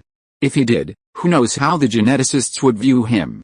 The younger one has taken a fancy to a female military doctor, and the older one plans to become a registered citizen of the Song Empire, Wang Shan continued. He told Zhao Hongyu everything about Liu Dabi and Old Master Wang's plans, hiding nothing. Hearing this, Zhao Hongyu asked, what are their names? Zhao Hongyu paid little attention to Liu Dabi and Old Master Wang. In Zhao Hongyu's eyes, they were simply too insignificant. Only Wang Shan would pay attention to them. Liu Dabi and Master Wang, Wang Shan replied. Liu Dabi, that's a strange name. I guess it's a nickname. Most people wouldn't call them that. Try asking them later, Zhao Hongyu grinned after hearing Wang Shan's answer. Master Wang is probably just a title, not his name. But could the older guy be a scholar or something? Otherwise, he wouldn't be called Master. But I'm curious, how could someone like that become a pirate? Zhao Hongyu lost again. His father chuckled as he pasted another piece of paper on his face. Now Zhao Hongyu's face was practically covered in small white pieces of paper. If he kept losing like this, he'd probably even have them on his eyelids. This showed just how badly Zhao Hongyu had lost. However, seeing the smiles on Emma and Sarah's faces, Zhao Hongyu figured a loss wouldn't be a big deal. Just treat it as a joke to please his wife. Sea voyages were such a hot topic these days. It was fine for him to talk about it himself, but he couldn't let his wife get caught up in it. There must be a reason for it. Otherwise, a scholar wouldn't necessarily become a pirate. Everyone has a story behind them, Wang Shan said hesitantly, his face aching as if he'd been through a lot. Well, there must be a reason, but please don't pretend to be so mature, okay? Zhao Hongyu glanced at Wang Shan. Wang Shan smiled awkwardly, I'm just pretending. I plan to meet them both when I get a chance. I think the younger one has recovered now. I remember he was still unconscious when he first got on board. Thinking of the time when Liu Dabi was captured by the Taihei King, Zhao Hongyu turned his head and looked at Wang Shan. While chatting with Wang Shan, Zhao Hongyu did not forget the business. Chapter 510, Chatting on the Voyage. Interesting. He actually has his eye on our genetically modified girl. I wonder what kind of fun things will happen when a native and a genetically modified girl combine. Zhao Hongyu pondered this while playing cards. At this point, the entire fleet had barely reached the western coast of Central America. San Francisco, Zhao Hongyu's mid-range target, was still some distance away. Even so, it had already taken Zhao Hongyu a month and a half. For this reason, Zhao Hongyu kept complaining about how long it was taking. Fortunately, he was only complaining to Wang Shan, and there weren't any Europeans around. Otherwise, Zhao Hongyu's complaints would have made the Europeans furious. You know, Zhao Hongyu's fleet was already incredibly fast. It sailed from Manhattan along the east coast to the southernmost tip of America, then circled back west. If Europeans were using ships of this era, it would have taken them even longer to reach Zhao Hongyu's location. 3 months would have been a long time. Zhao Hongyu had already cut the time in half. But even that wasn't enough. If the Europeans knew about this, they would surely be furious.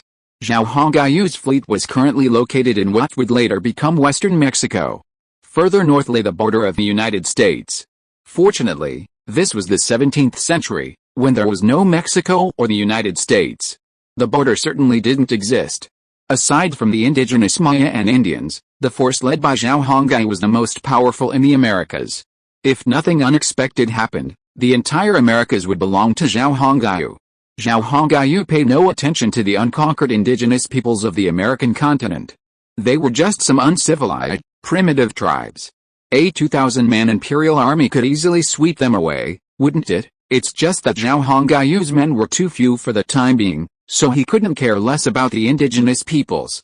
Once his men grew, the Americas would surely belong to the Song Empire and to Zhao Hongyu. There was no doubt about this. The fleet sailed slowly northward along the western coast of Mexico, encountering numerous indigenous people along the way. Seeing such a large fleet, they were all extremely curious and shocked. The Mexican coast of this era was far from being as barren as it would be in later times. The coastline was covered in dense jungle, covered entirely with tall, dense tropical vegetation.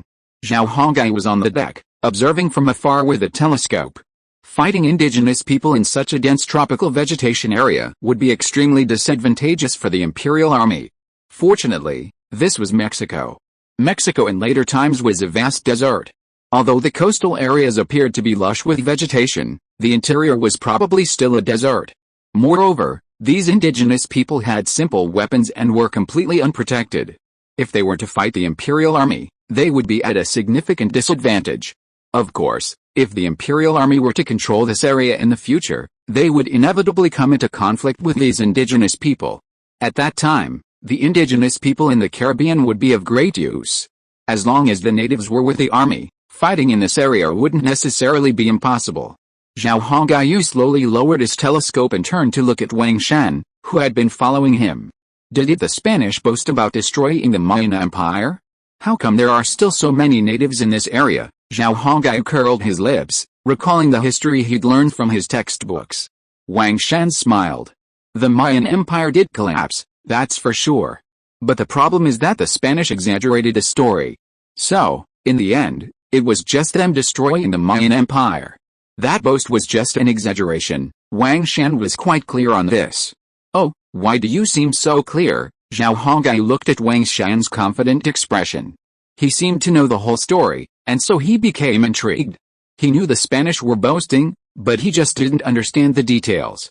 After all, at its peak, the Mayan Empire boasted a population of millions, with hundreds of thousands of warriors alone. After all, the Mayan natives had the same advantages. That is, any man could fight. Therefore, the claim of hundreds of thousands of warriors was definitely not an exaggeration. On the contrary, the Spanish recorded their conquest of the Mayan Empire with a mere force of 500 or 600 men. This struck Zhao Hongyu as unbelievable. He had genetically modified humans and relatively high-tech weaponry under his command. But if he couldn't even claim to be able to defeat the Mayan Empire with such advantages, then what basis did the Spanish have for saying so? It was completely unreasonable. Of course, Zhao Hongyu also knew that the Spanish had resorted to underhanded tactics. They had thrown plague-stricken soldiers into the hands of the Mayan people, causing them to contract the plague and rapidly spread it. This resulted in a significant loss of the Mayan population and manpower without fighting. But even so, the Mayan population base was limited. A mere 500 or 600 Spanish troops were no match for the Mayan army. Moreover, the Mayan army was fighting at home, while the Spanish were invading from the field. The dense jungle of the Caribbean was a significant disadvantage for the Spanish. Even with the Spanish phalanx, it wouldn't have been possible in the dense jungle. But the Mayans, on the other hand, were able to exploit the terrain and their familiarity to constantly harass the Spanish. Poison arrows, blow darts, traps. These were absolutely effective measures. Even if they could defeat one Spaniard at a time, the losses would be unbearable for the Spanish. However, in the end, the Mayans were still defeated. This was a bit strange. Your Highness, while in Cayenne, I met with a local indigenous people and inquired about this matter. From them, I learned a lot about the details of this war that took place over 100 years ago. I have to say that the Spanish boasted more than they boasted, but they were indeed very successful. It turned out that Wang Shan had already done some research on this matter. No wonder he was so sure. After all this time, he had a clear idea. Tell me, what exactly happened? Zhao Hongai was itching to explain. He was extremely curious about this question. Since he had some free time, Wang Shan didn't mind telling Zhao Hongai. Since they were free anyway, they might as well make the most of it. Not far away, Emma, Sarah, and Anais were playing cards. They were playing landlord, doubt is who. Ever since they learned the game from Zhao Hongai, they'd been hooked. They played it every day from morning till night, demonstrating their deep obsession. So, Zhao Hongai and Wang Shan didn't have to worry about anyone disturbing them. Farther away, on the deck, Liu Dabi and Wang Fuzi also came out to bask in the sun and the sea breeze. But they didn't seem to bother them. The sailors around them each went about their business. Those off duty picked up their violins and guitars, strumming away. An expressionless guard, dutifully guarding the entrance to the captain's cabin, stood guard.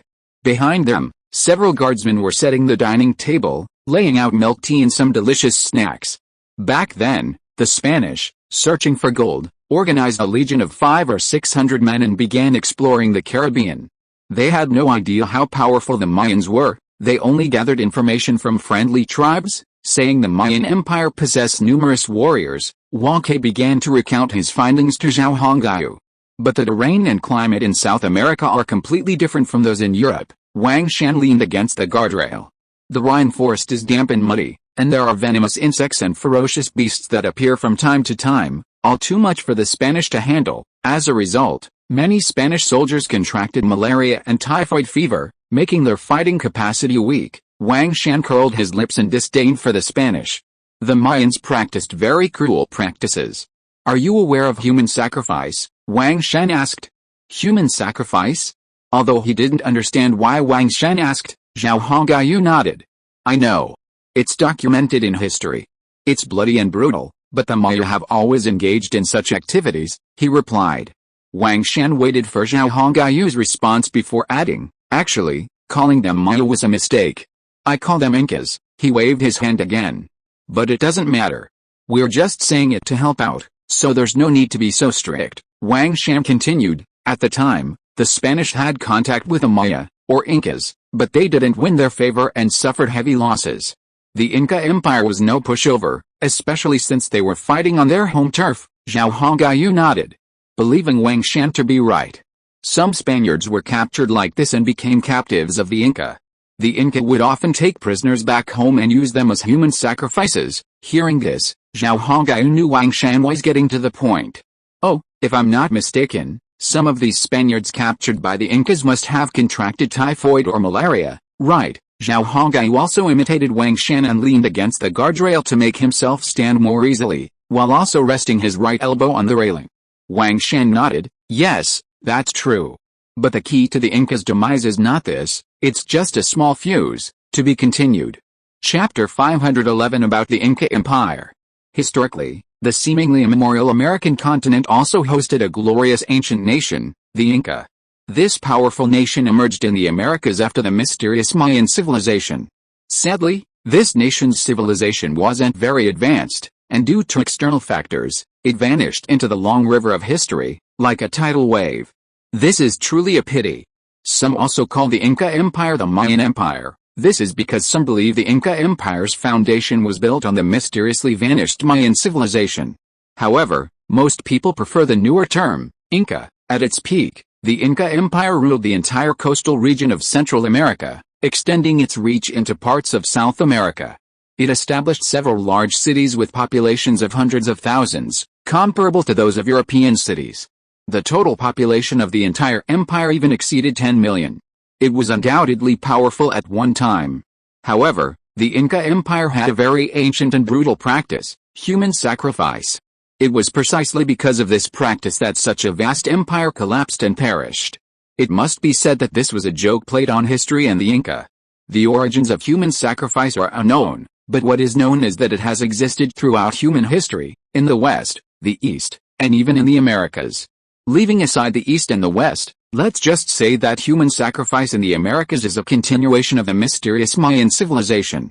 The Mayans also practiced this practice. After the Mayan civilization mysteriously vanished, the Inca Empire completely inherited this practice. The highest level of human sacrifices falls into two categories: voluntary sacrifices to gain divine favor, and the use of prisoners of war as sacrifices. The former stems from a desire for happiness and a devotion to the gods, while the latter is entirely different. Especially when the Inca faced unexplained natural disasters, human sacrifices became frequent. Many times, the Inca Empire sourced its sacrifices from the surrounding primitive tribes that had not yet joined the empire. After all, on this side of the Caribbean, despite the might of the Inca Empire, it was still surrounded by a dense network of small, primitive tribes. These tribes typically had small populations, typically consisting of a few hundred people, with some even comprising only a few dozen. The existence of these tribes provided a source of human sacrifice. The Inca Empire wasn't as idiotic as later Europeans or the Spanish would claim. Their rulers understood the drawbacks of human sacrifice. If they wouldn't kill their own people, they could just kill the wild tribes outside. The arrival of the Spanish fueled this practice. After the Spanish came into contact with the Inca, some Spanish soldiers became prisoners. The Inca traditionally treated prisoners as sacrifices. This offered sacrifices to the gods, pleasing them, and also allowed them to eliminate their enemies. It was a very effective method. Unfortunately, the Inca didn't know that when they brought back these Spanish captives, they also brought back a disease they had never encountered before: typhoid. If typhoid wasn't treated promptly, it could be fatal. It would spread rapidly and trigger a large-scale plague. Europeans had experienced numerous plagues throughout history, so they were more or less immune to them. But the Inca were different. The American continent they inhabited wasn't plagued by the frequent wars and epidemics of Europe. Inca cities of this era were remarkably clean compared to those in Europe, comparable to those in the East. Sanitation and hygiene conditions in the Inca Empire were excellent. They even had public toilets and washing facilities. Therefore, large-scale epidemics were virtually non-existent in the Inca Empire, thanks to their meticulous hygiene. However, precisely because of this, the Inca, untouched by plague, suffered utter tragedy. Their bodies lacked any resistance to the plague. Therefore, the plague spread rapidly and fiercely throughout the Inca Empire. The rampage of the plague caused panic among the lower classes of the Inca Empire, who had no idea what was happening. In the end, everyone saw the plague, which had claimed so many lives, as divine punishment. Since it was divine punishment, they must please the living beings and stop punishing them. How could they please the gods? Human sacrifice. The Inca Empire then launched a massive invasion of neighboring territories, capturing human sacrifices from wild tribes. Meanwhile, another incident occurred, leading to the empire's rapid collapse. History books portray the Inca Empire as a vast, centralized state. In reality, however, it was more like a franchise, with noble lords involved. Even the highest emperor and the priests often depended on the favors of these people. The plague suddenly brought to the surface hidden conflicts within the Inca realm. A minor Inca noble, lacking any nearby wild tribes to capture but still forced to resort to human sacrifice, set his sights on a nearby lesser lord. They'd always had friction, so it wasn't a bad opportunity to take revenge. With everyone preoccupied, he figured as long as he could do it covertly, there wouldn't be any problems. Little did he know, his actions would ultimately lead to the Inca Empire's downfall. At that moment, the Inca Empire was ablaze with human sacrifices. The capital was a larger event, while the smaller territories of the lesser nobles were smaller. Overall, human sacrifices were rampant throughout the Inca Empire. Large-scale sacrifices often resulted in thousands of heads being chopped off, while smaller ones could yield dozens. The people were swept up in a frenzy, forgetting the terrifying plague. There was a demand for this, and to maintain stability and power, the nobles and lesser lords couldn't help but work hard. However, this practice required a long period of time, as the plague spread, infecting more and more people. People grew increasingly fearful. Therefore, they needed to numb themselves. As the wild sacrifices in the surrounding areas dwindled, some tribes began to flee. This made it increasingly difficult to capture sacrifices. However, the practice of human sacrifice had to be maintained. Otherwise, the people in the territory would revolt, and their position would be unstable. The first minor noble attacked a nearby lord for a sacrifice. This set in motion a vicious cycle, with all the nobles and lords finding a new target. Of course, They could also capture the people of the neighboring lords' territories as sacrifices. Moreover, many took advantage of this opportunity to kill any lords or nobles who disagreed with them, seizing their territory to expand their own territories. Thus, civil unrest, under the pretext of defending the people of their territories and under the banner of justice, began. The plague severely weakened the Inca Empire.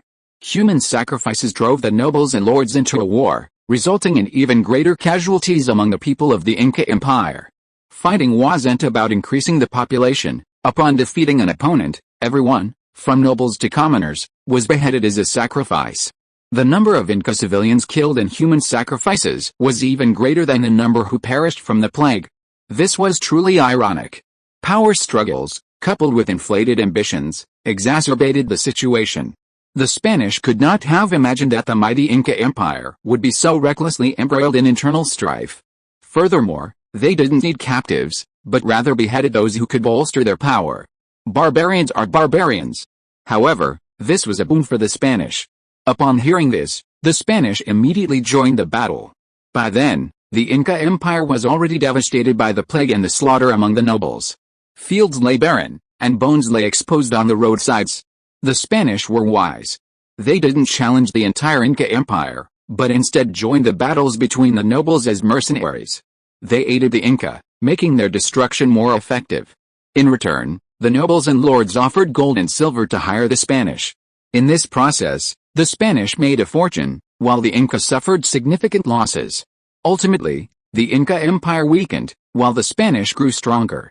The reason was simple: through war, the Spanish had won over a group of Inca people. Late in the war, the Spanish, accompanied by a coalition of Inca lackeys, began marching towards the capital. They had heard that the Inca emperor possessed a vast amount of gold. The final outcome is well documented in history books. The poor Inca emperor was scolded to death by the Spanish, who poured molten gold down his throat. Of course, the Spanish didn't record the events surrounding the Inca lackeys. The accounts of their destruction of the Inca Empire simply portray their own might and the Inca people as weak. But that wasn't the truth. Had it not been for the plague, the human sacrifices, and the cruelty of the people among the nobles, it's hard to say whether the Spanish would have ultimately triumphed. However, history doesn't allow for ifs, and ultimately, the Spanish prevailed. The Inca Empire, on the other hand, disappeared in the long river of history. Chapter 512, Loyal Dogleg Wang Shan. The Spanish boasted loudly, claiming that hundreds of men destroyed the vast Inca trench. But the reasons were so complicated, it wasn't the Spanish who destroyed it at all. After listening to Wang Shan's story, Zhao Hongai was completely convinced of the Spanish. However, the Spanish are now history. Their prosperity, achieved through good fortune in the early days of the Age of Exploration, has now collapsed, just like the Inca Empire. Portugal, France, and even Spain were conquered. Isn't the Spanish Empire also a historical term now? It seems that by arriving in this era, the Spanish have also tasted the bitter fruit. However, compared to the Inca Empire, the Spanish have fared better. The fleet slowly sailed north along the coastline. These are the remnants of the Inca Empire. After the fall of the vast Inca Empire, their civilization ceased to exist. Since then, many of the Inca who escaped the catastrophe have returned to primitive ways of life.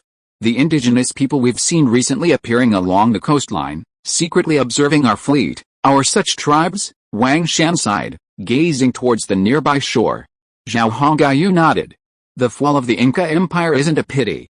After all, many factors intertwined, ultimately coupled with external forces, led to the empire's collapse, a factor beyond human control. And that human sacrifice you mentioned is indeed a major drawback. Fortunately, our Song Empire doesn't practice such a foolish practice, so we don't have to worry about it, Zhao Hongyu said, looking at Wang Shan, whose eyes were a little vague. Past experiences are a lesson for the future. We must learn from the fall of the Inca. As the saying goes, those who are born in hardship die in comfort. We must also prepare for the future. Wang Shan withdrew his gaze, looked at Zhao Hongyu seriously, and said to him, Your Highness, the geography of the American continent is exceptionally favorable. Furthermore, because there are no powerful civilizations on this continent, we, the Song Empire, can foresee that we will never encounter a formidable enemy here. 100 years from now, when we are all gone, will our descendants become like the Incas, Oblivious to the danger, Wang Shan had considered this far, something Zhao Hongyu hadn't considered. Yes, you're absolutely right. I hadn't thought of that, Zhao Hongyu agreed. That's why the Incas forgot the danger, ultimately leading to their demise. They had no powerful enemies on the American continent, which led them to forget about development and progress, Wang Shan continued. It's well known that war is the catalyst for development and progress. Human history, in essence, is a history of war. After every war, a nation's development leaps forward. Because of war, the Qin dynasty unified the kingdoms, and metallurgy technology emerged, allowing people to start using iron and abandon copper. That's progress. Every dynasty after the Qin dynasty has developed ever more powerful weapons because of war, Wang Shan said thoughtfully. And that was in ancient times. It's even more amazing in modern times, Wang Shan's eyes flickered. Think about it, from 19 to 2, a full 100 years. World technology has changed dramatically. Planes, tanks, submarines, and aircraft carriers, that's beyond imagination, and most of the products used by modern people have transitioned from military to civilian use. Wang Shan paused before continuing, so I'm absolutely right when I say war is the catalyst of civilization, but the Inca Empire was different. Europe saw the emergence of arquebuses, the Spanish phalanx, and armor because of war. The same is true in the East, with rockets and dragon cannons. All of these were born out of war. Zhao Hongyu was very quiet. He listened to Wang Shan's words while pondering them in his mind. The Inca were different, because they had no powerful enemies nearby, so the weapons they used were still very primitive. The sharpest weapons were obsidian swords and daggers, which were completely different from iron weapons. Wang Shan curled his lips, seeming to hold the Inca in disdain.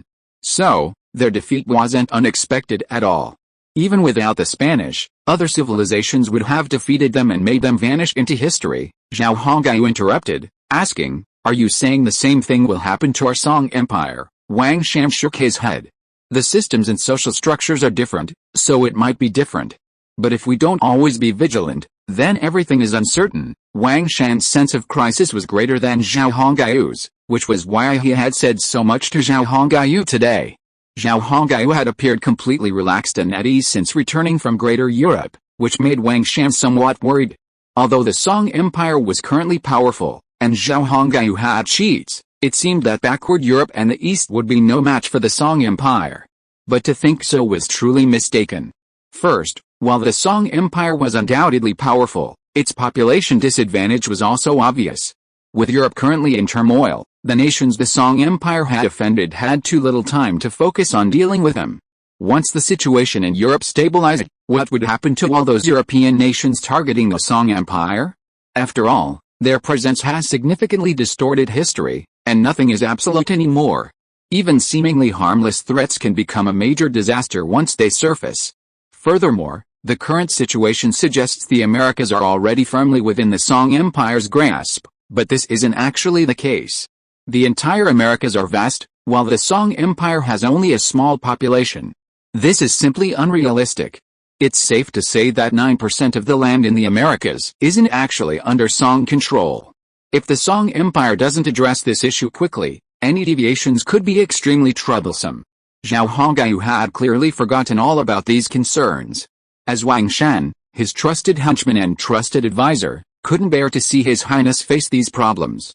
He needed to find an opportunity to share his concerns with Zhao Hongyu and warn him. Now, Wang Shan had found that opportunity. He recounted the fall of the Inca Empire, touching Zhao Hongyu. The current Song Empire's geography and environment were strikingly similar to those of the once glorious Inca Empire. With the Atlantic and Pacific Oceans as natural barriers to the east and west, citizens of the Song Empire would forget the dangers after a long period of living. If war broke out, no one would even have the will to fight. Furthermore, what if an epidemic struck the empire? While the empire currently had a wealth of medicines, the problem was that genetically modified humans were different from those of this era.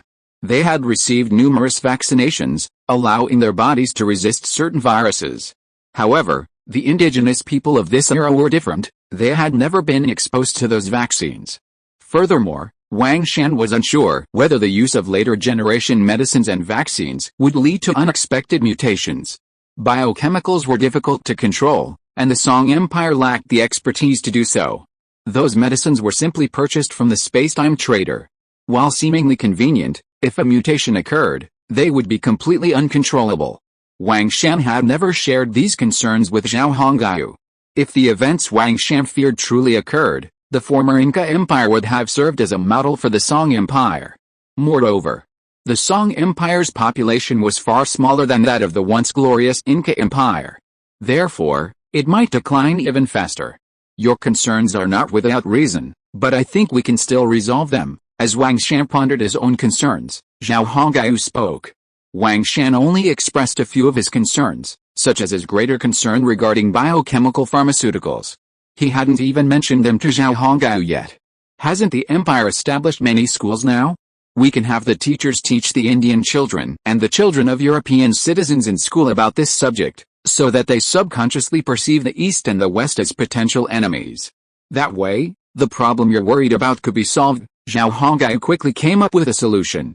Yes, the teachers' teaching. Or rather, the conscious instilling of a sense of crisis. Wang Shan's concern was that after they were gone, their descendants would face similar problems. As long as the teachers at school teach well, this problem won't arise. Zhao Hongyu is well aware of the power of brainwashing and intentional indoctrination. Well, Your Highness is right. It is indeed a solution. Wang Shan nodded after hearing Zhao Hongyu's words.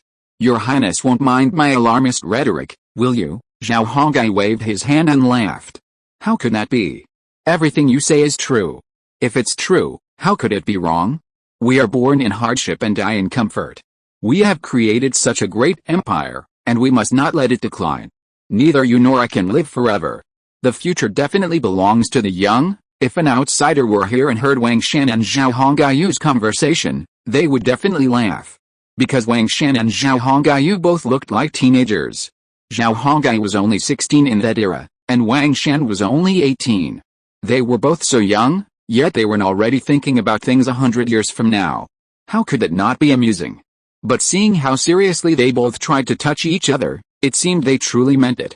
However, Zhao Hongyu's appearance wasn't enough. His true age was already in his 30s. Wang Shan, being a genetically engineered person, also appeared more mature.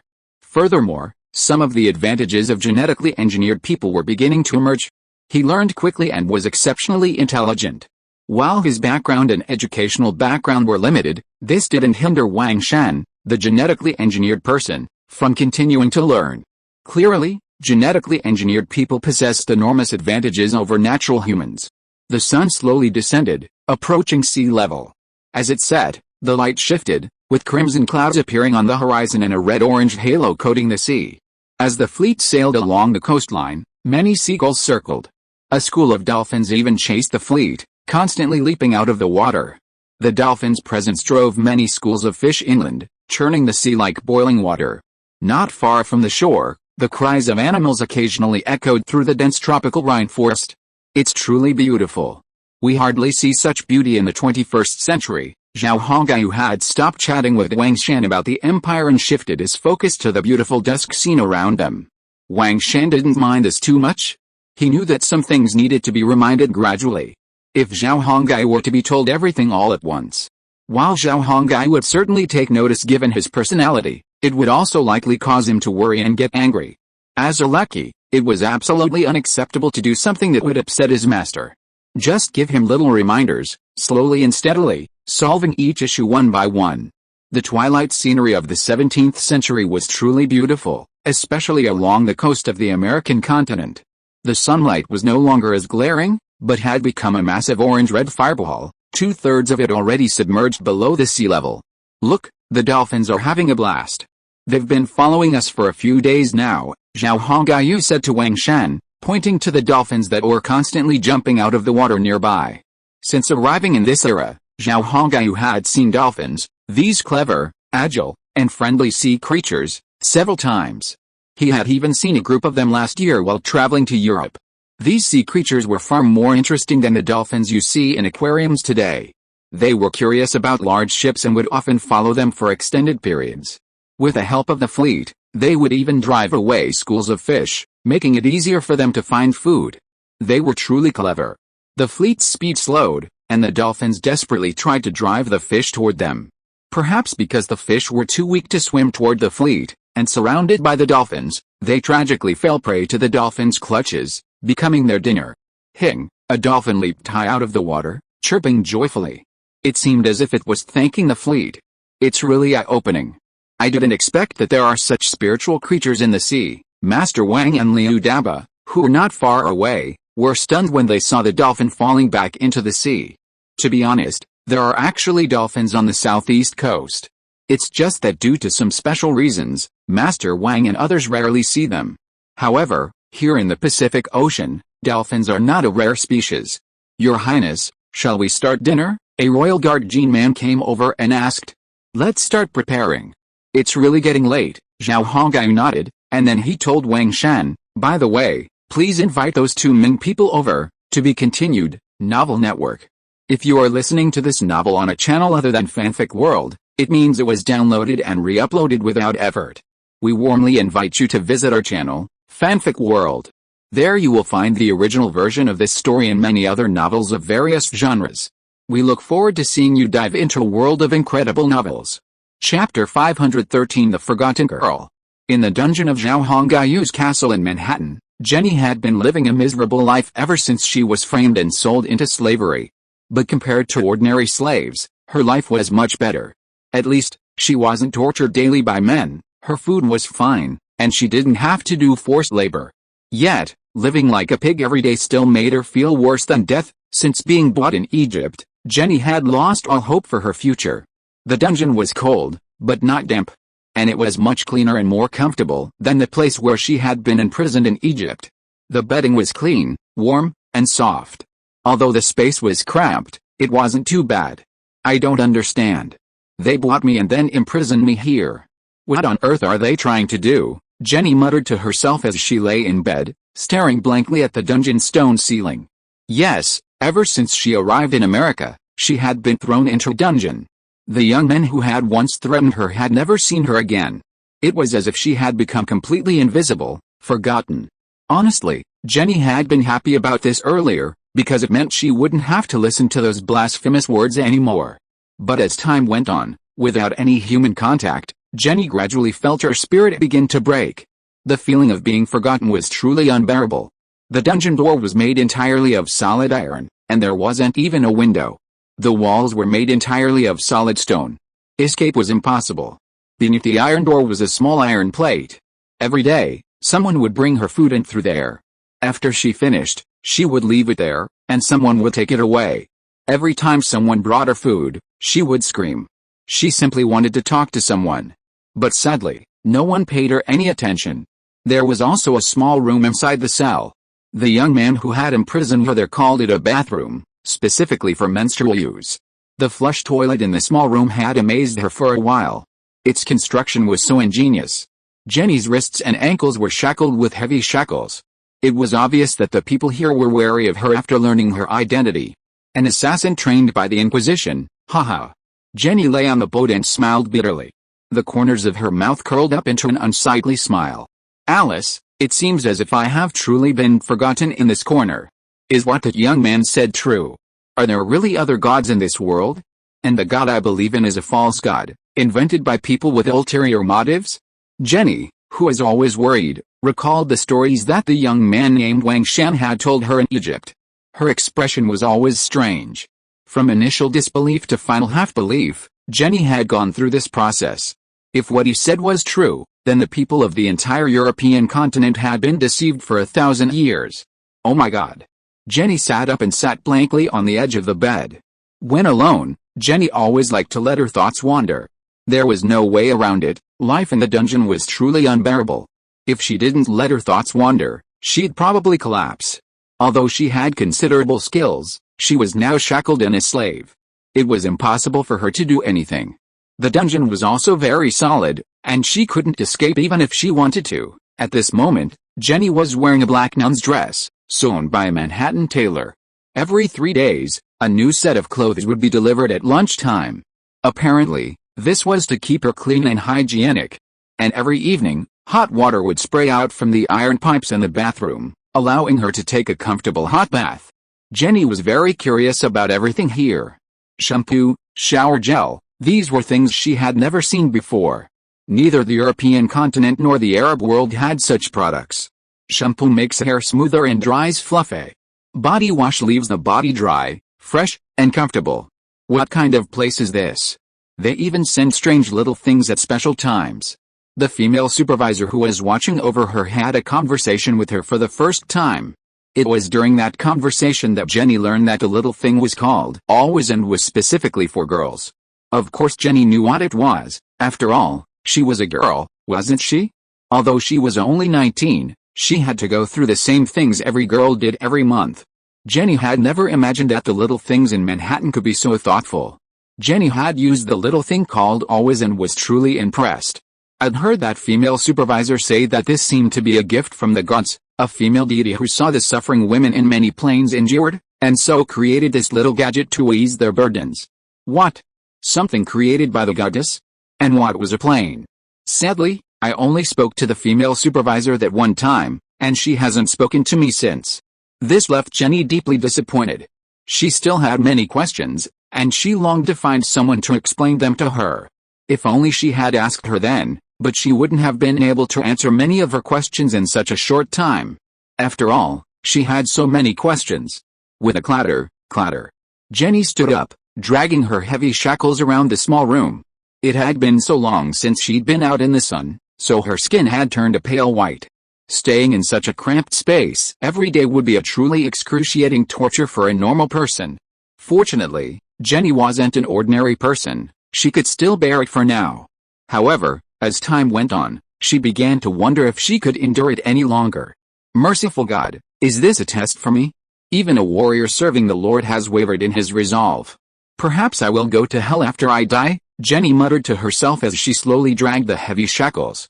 Living in the dungeon, facing such a situation, oftentimes, mumbling to oneself was a great way to relieve stress. Bang! The iron gate swung open outside. Footsteps echoed down the hallway, as if someone was approaching.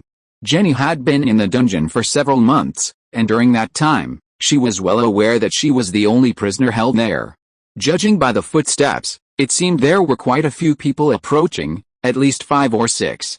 Could it be the young man who had told her blasphemous words? A thought suddenly flashed through Jenny's mind. She really wanted to talk to someone. She truly wanted to. So, dragging her shackles, Jenny walked step by step towards the main door. Above the door was a window welded with thick iron bars, allowing a glimpse of the corridor outside.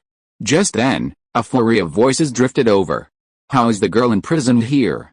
Is she in any trouble? It wasn't the young man. Hearing this voice, Jenny felt a little disappointed. From the tone of voice, she knew it wasn't the young man she'd seen before. Jenny was trained, so she could confirm this. She's in good spirits. We haven't treated her badly with food and water. It's just that this place doesn't see any sunlight, so she's been locked up for so long, and she seems a little worn out, a woman's voice echoed from the end of the corridor. Jenny knew it. This woman's voice was the one who had been watching over her. She'd spoken with her once before, and her voice was deeply engraved in her mind. Besides, Jenny hadn't seen anyone else in this dungeon besides this woman. Therefore, it's normal to have a strong impression. Oh, that's what happens when you're in the dungeon for a long time. It's nothing special, the man said. That guy, Wang Shan, forgot about this girl after bringing her back. He told me before he left, but I've been busy lately, so I only remembered it today. Jenny felt a little sad. How could this happen? He really had forgotten her. Such a pity for someone forgotten. Perhaps it was because she'd been in prison for so long, or perhaps it was because Jenny was still young. Although she was the Inquisition's most experienced assassin, she still felt a bit like a little girl at this moment.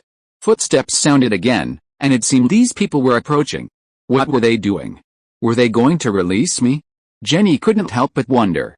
But she quickly dismissed the thought. Release me? How could that be possible? Jenny, behind the door, gave a wry smile. At that moment, a young-looking man arrived at the other side of the gate. Through the iron bars, he observed Jenny. Open the door. It only took a moment for the young man to give the order. Chapter 514, Blasphemous. Jenny quickly glanced down the hallway. Besides the man and the female supervisor, there were 2 burly, armored guards on either side. It seemed she truly had no hope. Taking a few steps back, Jenny lowered her head slightly, staring at the shackles on her hands and feet, thinking to herself. The aura emanating from those guards was bloody, and Jenny knew they were no ordinary guards. Furthermore, she was shackled. So, she dismissed some of her unrealistic thoughts. Hostages? That young man looked like a noble. However, he was, after all, an experienced Inquisition assassin, experienced in life or death combat. So, she quickly discarded the idea. The 4 guards looked formidable, and Jenny felt a surge of power. Standing there, they resembled bloodthirsty beasts. Jenny was unusually sensitive to danger. Crackling. Clanking. The cell door slowly swung open, its iron construction making it incredibly heavy.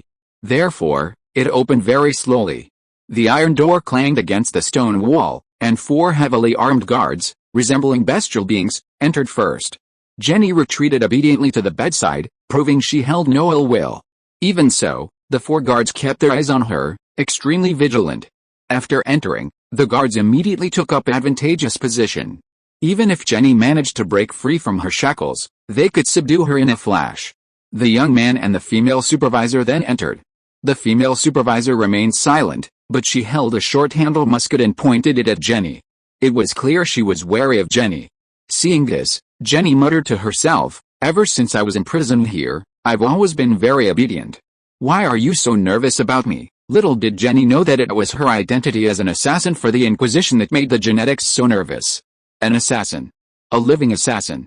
While I'm not sure if European assassins can also scale walls and jump over rooftops, they're certainly formidable. Jenny knew the Wang Shan the young man had mentioned earlier was the man who had bought her. It was also that Wang Shan who had brought her to the Song Empire in America and imprisoned her in a dungeon.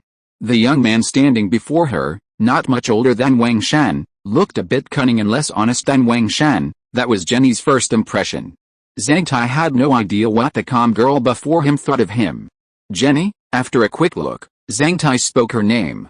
Jenny nodded, but remained silent. "You are no longer an assassin of the Inquisition. You are now a purchased slave girl. I believe you should fully understand this," Zhang Tai bluntly stated the identity Jenny would now face. Jenny's face remained calm. "I am God's sword. I have dedicated my soul to the Lord. You are all demons, tempting me to betray the Lord. I will not be fooled." Although Jenny's thoughts wandered daily, she mostly believed that everything she experienced was a test from God. Indeed, becoming a servant of God is not easy. Jenny hypnotized herself like this every day. The reason for this was that Wang Shan's claims were too shocking. If what Wang Shan said was true, then what was the point of everything Jenny had done before, and those she had killed? Were they not all innocent victims? Who was she then? An executioner? A murderer? No. Absolutely not. Jenny couldn't bear to imagine such things. Every time she thought about them, the faces of those who had died at her hands would appear one by one. Jenny, who had been carrying out missions since she was 10, had truly killed many people, women, children, even pregnant women and the elderly. If God is a false deity, a fabrication by those with ulterior motives, then Jenny is also an accomplice. Jenny had previously been so unfazed by her actions because of her unwavering faith, her conviction that everything she did was for the glory of God. But the problem was, occasionally, she wavered. Many of those she killed were scholars or civilians, murdered for their biblical statements, which had a significant impact on the Vatican. Consequently, the Vatican issued a kill order. Of course, the excuse was always high-sounding, upholding God's glory. But the underlying reasons were known only to the high-ranking bishops of the Vatican. Jenny hadn't considered such things before, she simply accepted and completed her missions. But after being framed by a Vatican bishop and trafficked to Egypt, and then meeting and listening to Wang Shan's words, Jenny began to change. Meanwhile, during her time in the Manhattan dungeon, she began to reflect on herself as never before. This was unprecedented. Indifferent, Jenny finally found an excuse to comfort herself. It was a test from God. This excuse comforted her like an ostrich. Now, facing Zhang Tai, although Jenny still proudly claimed to be God's sword, she knew very well that she had no confidence at all. Seeing Jenny's prickly expression, Zhang Tai smiled and shook his head. "What you did before has nothing to do with me. I'm simply telling you a reality you need to face. That reality is that you are now a slave girl. This is America, not Europe. Your position as an inquisitor offers you no advantages, and no one in America believes in your so-called God. You must understand this." Blasphemy. You are blaspheming. God will punish you. He will send down a thunderbolt of wrath, which will spread across America and destroy your nation, just as God punished the Egyptians with his scepter of Moses." Upon hearing Zhang Tai's words, Jenny immediately retorted and cursed. In reality, Jenny knew she was just outwardly strong, and she knew that this divine punishment would be difficult to carry out. After all, she had met Wang Shan before, and Wang Shan had spoken about some of this. Whether Jenny listened or not, Wang Shan had spoken. God had never appeared, and the claims of divine blessings were largely the work of those in the Vatican. The problems and loopholes in this were enormous. Jenny wasn't stupid, she just didn't want to think about them before. During her time in the dungeon, she'd also thought about these issues during conversations. So, how could Jenny not see the flaws in such a flimsy thing? Those in the Vatican were nothing but frauds. They claimed to be servants of God, but their actions were deeply dishonest. Jenny even recalled that among those she'd killed, some had sinned against Vatican bishops, or owed them huge sums of money. Among them was even a pregnant woman who bore the protagonist's children. Jenny wasn't stupid, she just didn't want to consider these issues before. As Wang Shan had told her, these self-proclaimed servants of God were actually more greedy and wicked than the devil.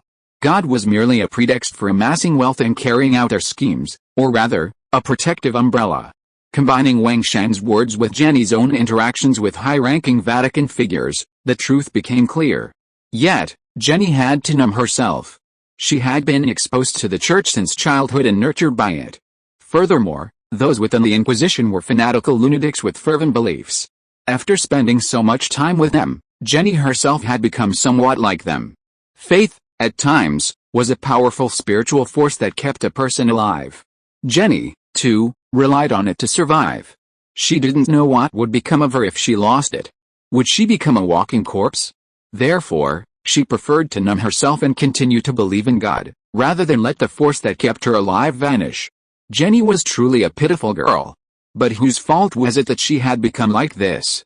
The church and the environment of the European continent. Moses? God's wrath? Thunderous punishment? Zhang Tai looked at Jenny, who looked like a furious leopard, and curled his lips in disdain. Damn it, God's wrath is nothing. If our prince could find the core, then you'd know what it meant to be more powerful than your own body. Zhang Tai's disdainful expression was very irritating to Jenny. It seemed the other party was right. God simply didn't have a market in America. In fact, Jenny had no idea that the church had already failed twice in America. I await God's wrath. A fabricated idol is an insult to the gods. As you said, those who insult the gods will be punished in the future, and I don't think that day will be long. Zhang Tai used Jenny's words to refute her. In Zhang Tai's eyes, the God promoted by the church was nothing but a fictional idol. As for Moses you mentioned, and all those stories about him, I think they were all fake, too. Jenny's face turned pale, but Zhang Tai continued to speak his mind. Blasphemy. It's truly blasphemous. Jenny thought to herself. Chapter 515. Is that all? No. Is it blasphemy? Yes, what Zhang Tai said to Jenny would be blasphemy in Europe. It would blaspheme the dignity of God and the reputation of the church. In short, if Zhang Tai said these words to someone in Europe, and was reported, he would definitely face the inhuman torture of the Inquisition and even the stake. But this is the Americas. This is the Song Empire. The church's power and influence are completely useless here. Therefore, Zhang Tai is fearful. Not to mention blasphemy, he can do even worse things. Didn't he hang pastors and priests a while ago? What could be worse than that? Forget it.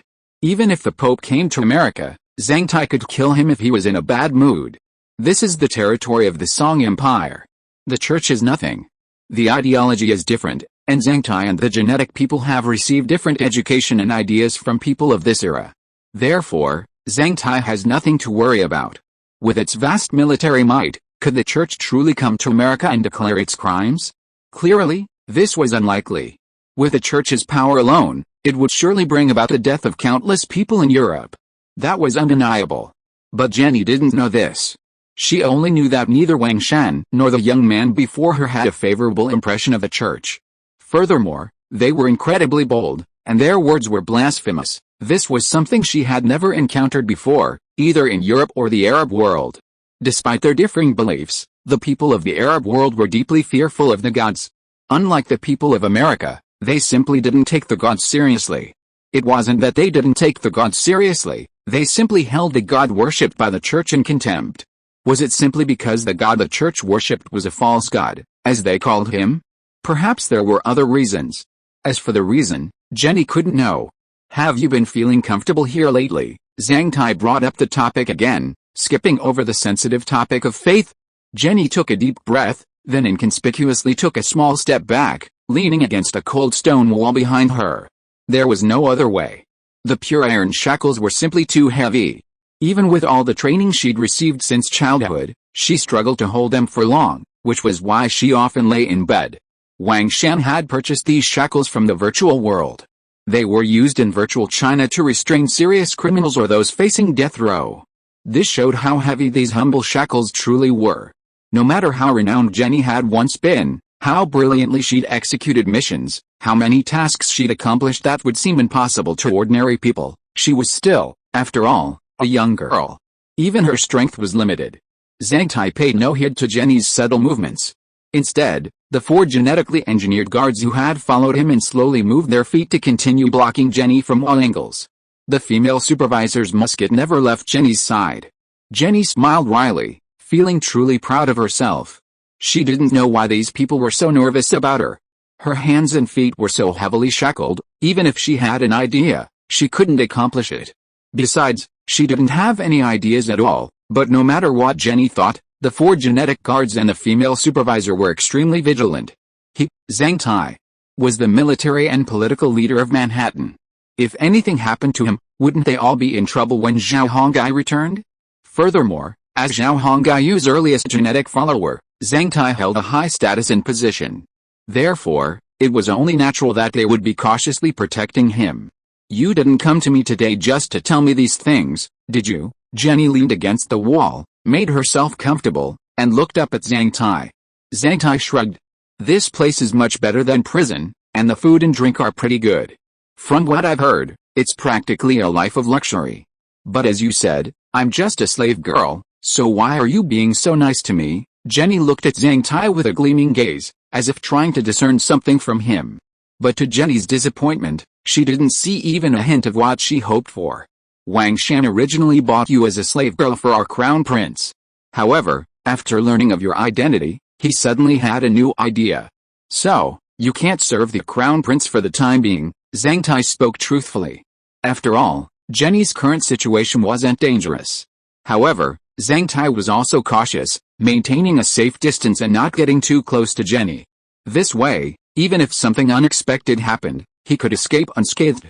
It had to be said that Zhang Tai and Wang Shan, having followed Zhao Honggai for so long, had learned his cautious nature. Crown Prince, Jenny was stunned. Zhang Tai smiled and continued, the guy who bought you as the commander of the Crown Prince's Imperial Guards, a position of extraordinary stature. And the Crown Prince's, of course, the future emperor of our Song Empire. Jenny's eyes widened. Although Wang Shan had mentioned this to her before, she was still reeling from all the talk of prehistoric times, bloody battles between gods and demons being enemies. Therefore, she hadn't taken it seriously. But after hearing Zhang Tai's words today, Jenny was a bit shocked. The Crown Prince of the Song Empire, the future emperor. Of course, she knew who he was.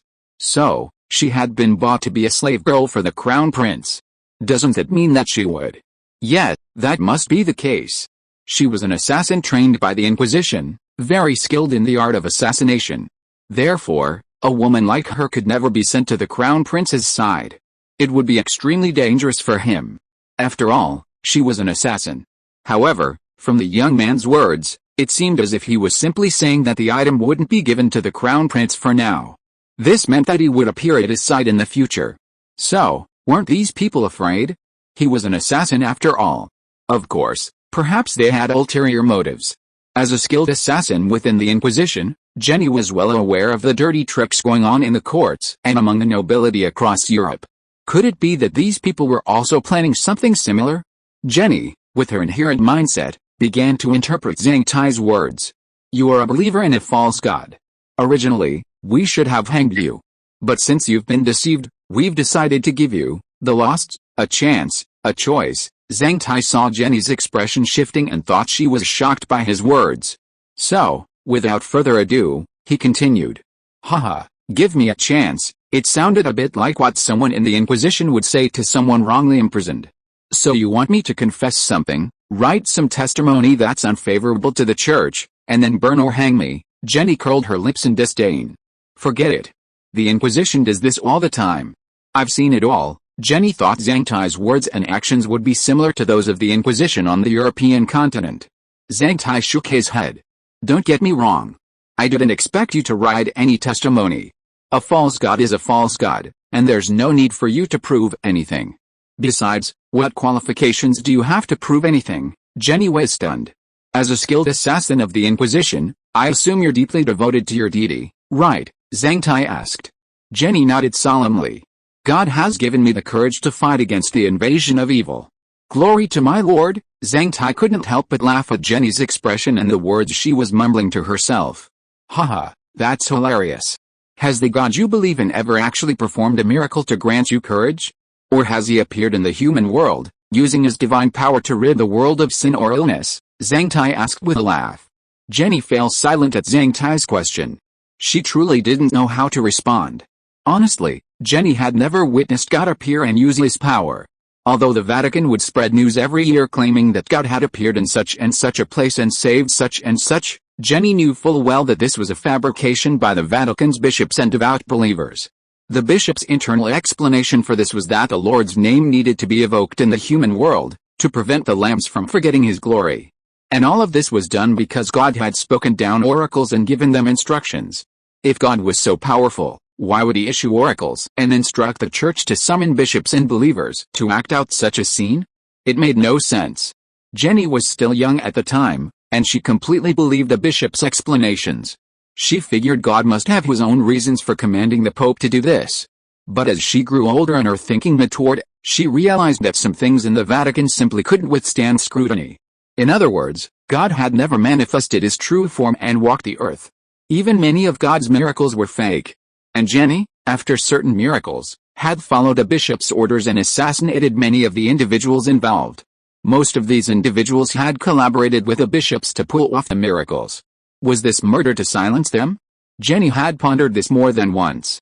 Now, facing Zhang Tai's questioning, how could she answer? Honestly, Jenny felt compelled to reveal everything she knew. It was so deeply shattering to her faith. She had been adopted by the church since childhood and trained within the Inquisition. Every day, children like her were subjected to the indoctrination of faith. Therefore, Jenny held a spiritual reliance on God. This was also why, even after she'd guessed something, she still refused to believe the truth. And Wang Shan's appearance only added fuel to the fire. Jenny, however, still stubbornly clung to her faith, clinging to the existence of God. She had imagined God as her father, whom she had never met. Betraying God was tantamount to betraying her father. How could Jenny, who mistook a fictional God for her father, understand the pain she felt? She wasn't one of those crazy believers. Jenny's silence left Zhang Tai speechless. However, Zhang Tai ignored her. After a moment, seeing Jenny remain silent, he continued, many things people say shouldn't be taken seriously. Most of the time, just treat them as stories. The Mohicans parted the sea with the help of God. It sounds quite fantastical to me, but who has ever seen it happen? Although it's recorded in the Bible, the question is who wrote it? It was written by those people in the Vatican. They're just mortals. Who can guarantee they didn't fabricate false miracles out of selfish motives? Zhang Tai spoke without paying any attention to Jenny's expression. Besides those recorded in the Bible, God has no other deeds.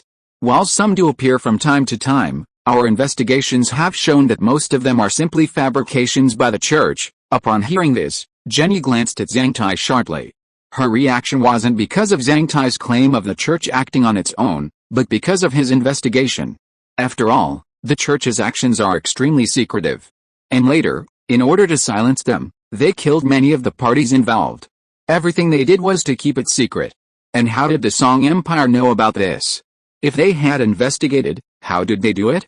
But no matter how they investigated, it seems that there must be people from the church who sold this information to the people of the Song Empire. Otherwise, the people of the Song Empire would not have known about these things. The more Jenny thought about it, the more it made sense. At the same time, she was also very wary of the Song Empire's ability to grasp intelligence. Zhang Tai had no idea about Jenny's wild thoughts. He was getting more and more excited the more he talked. In fact, Jenny had no idea that what Zhang Tai called an investigation was nothing more than the confessions of the priests and pastors who had caused trouble some time ago after being tortured. It's not that there are no gods in this world, but I dare say that there is definitely no god as you said among the pantheon. Zhang Tai's expression was extremely serious and solemn. Jenny said with a stern face, "Why are you telling me so much? Do you think that just by talking to me, I will believe what you said?" Zhang Tai smiled and said, "Of course not. I don't think that just a few words can convince you. The reason I came here and talked to you so much is for the following matter." Then, Zhang Tai clapped his hands, and footsteps were heard again in the corridor. Not long after, several strong men came in carrying a large wooden box. Chapter 516 God, World? Zhang Tai certainly didn't come here to say a few words to Jenny and then expect her to submit. That was unrealistic. Even Zhang Tai himself didn't believe that a girl could give up her faith in God with just a few words. The girl standing across from him, her eyes wary, was an assassin for the Inquisition. The Inquisition was an agency specifically tasked with resolving problems for the Vatican, essentially doing the wet work, because everything it did involved, more or less, secret matters. Thus, those working within the Inquisition had to demonstrate a high degree of loyalty. This was especially true for assassins like Jenny. They needed to possess a deep reverence for the Church and a deep loyalty. Only then would the Vatican allow them to carry out missions. Of course, these assassins didn't live long, as they were exposed to so much. Therefore, the Vatican typically purged them every 10 years. Some didn't even make it 10 years, and often, they lost their lives while carrying out their missions. Therefore, the Church's purge of these assassins was a piece of cake. This was largely the reason why Jenny had become a slave. She had been an assassin for the Inquisition since she was 10 years old, and she had been for 8 years. Now she was 19. At 18, a bishop, angry at her for not being able to please him, had enslaved her. However, this allowed Jenny to survive. The bishop had originally intended to make Jenny suffer, otherwise, he would have had no chance of venting his anger. However, the bishop overlooked one point: Jenny was an assassin, and one who was nearing the end of her 10-year term. She was a person to be purged. Of course, the bishop could have used his power to claim that Jenny had been purged. With his position and power, he wouldn't have been disbelieved. However, because of this, Jenny, who deserved to be executed, survived. While being a slave was unpleasant, it kept her alive. As long as she was alive, there was hope. Unfortunately, Jenny is alive now, but she's lost her freedom. The man who bought her was no ordinary merchant. She was taken to America and imprisoned in a sturdy dungeon. Zhang Tai clapped his hands, and several burly men entered, carrying a large wooden box. The entrance made the already cramped dungeon seem even more crowded. Jenny watched the men carrying the box enter, her eyes filled with confusion. What were they doing? With a clang, the box was placed on the ground, and one of the men opened the lid and pulled out a long scroll. Jenny had never seen anything like it before, and she had no idea what it was used for. However, no matter how curious and perplexed she was, she didn't let herself overreact. The 4 guards who had followed Zhang Tai in were keeping a close eye on Jenny. If Jenny reacted too strongly, these 4 men would definitely not let her off. Although she had never met them before, she could sense a strong sense of hostility from them. The burly man took the long scroll and walked aside. Then, somehow, he hung it on the wall and unfolded it. When it unfolded, it transformed into a vast white cloth. After this, the burly man returned to the wooden box and, along with several other burly men who had stopped there, lifted out an iron instrument. Jenny had never seen such an instrument before. Everything today was strange. Jenny couldn't figure out what these people were doing. Da, da, da, da, da, da, da, da, da, da, da, da, da, da, da, da, da, da, da, da. Suddenly, a series of noises echoed through the corridor. Jenny didn't know what they were, but Zhang Tai knew it was the sound of the geneticists starting the diesel generator in the hallway. Thud. The diesel generator started up, and one of the geneticists slowly unleashed the wire and pulled it into the cell. The men who had been carrying the iron instrument had now placed it and secured it. A projector. Yes, it was a projector. Zhang Tai had gone to great lengths to acquire this gadget. Of course, this high-tech product, capable of transcending time and space, did cost a fortune. Adding in the bribes Chen Xianbang had collected, the projector's price had already surpassed its actual price by more than 50 times. But Zhang Tai felt it was money well spent. After completing all this, Zhang Tai ignored Jenny and, with a sideways gesture, slowly exited the cell with the others.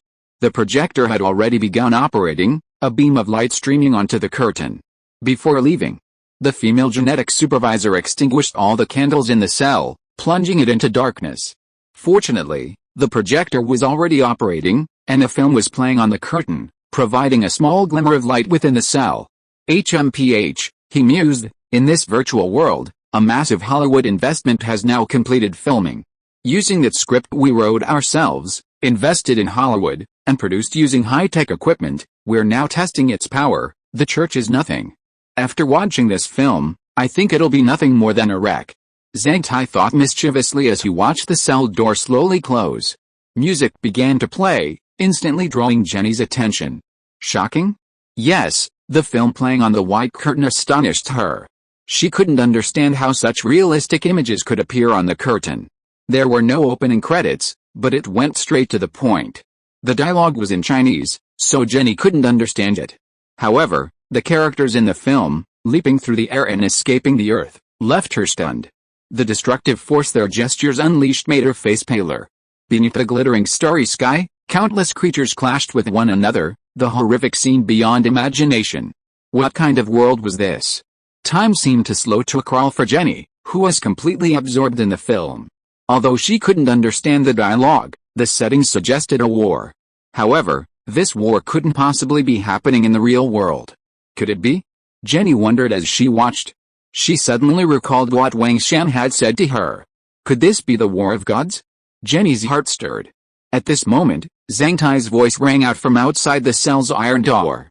This war took place in our universe, long ago. The creatures in this image are all gods. Have you discovered the gods you believe in? Over the past 2 years, Zhang Tai had learned English, French, and Italian quite well. This was thanks to his constant interactions with European businessmen. Combined with the environment here, Zhang Tai had become fluent in these 2 years. Of course, this was only spoken English. Zhang Tai wouldn't be able to write it down. So, Jenny could understand Zhang Tai's words. She knew the young man outside was asking her if she had seen her god in this image.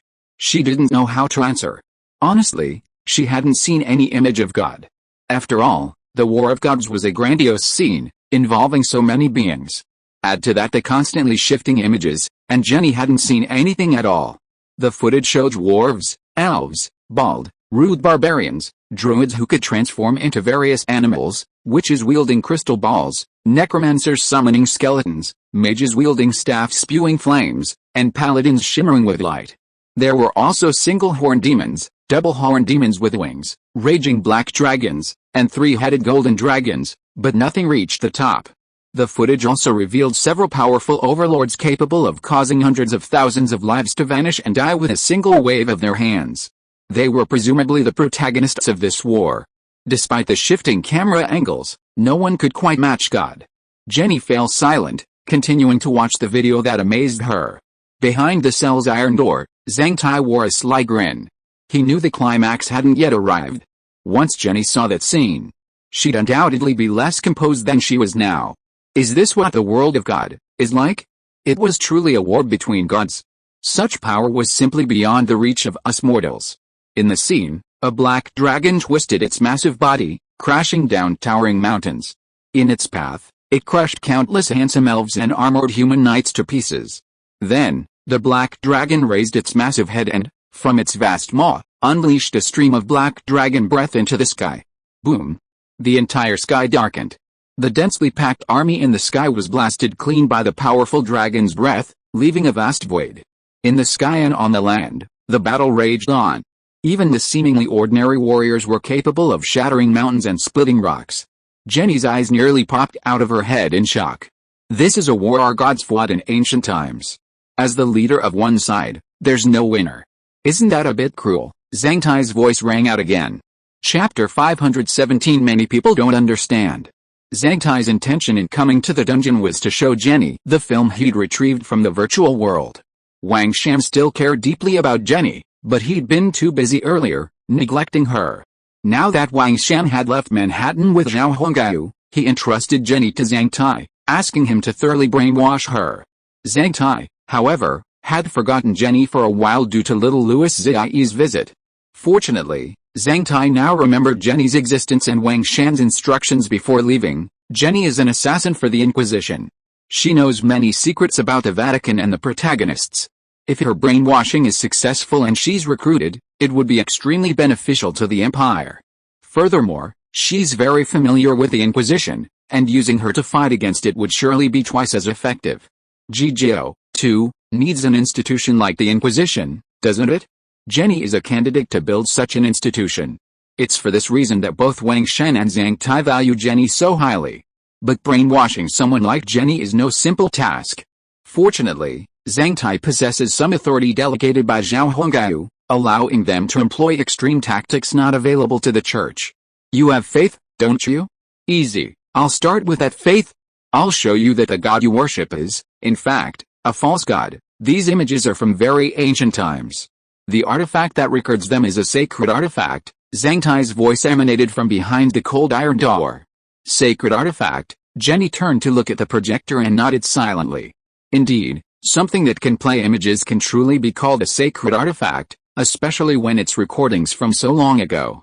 Could it be that the gods worshipped in America are the true gods?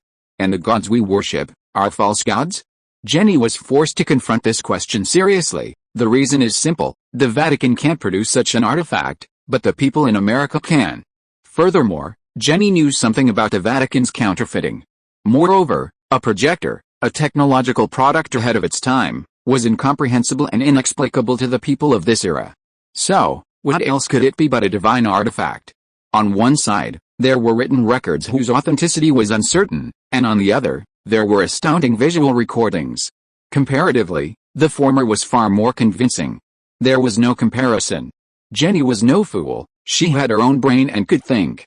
What she had seen now forced her to take the question seriously. Why do you have such a divine artifact? Jenny continued to stare at the screen as she spoke.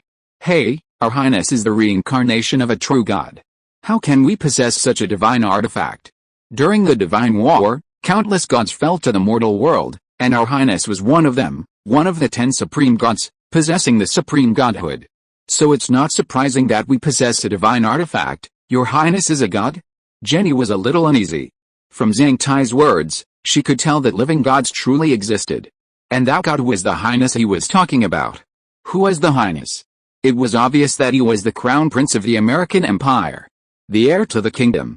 The future ruler of the Song Empire. Strictly speaking, he's a deity who hasn't yet recovered his previous memories. The large iron gate slowly opened, and Zhang Tai entered alone.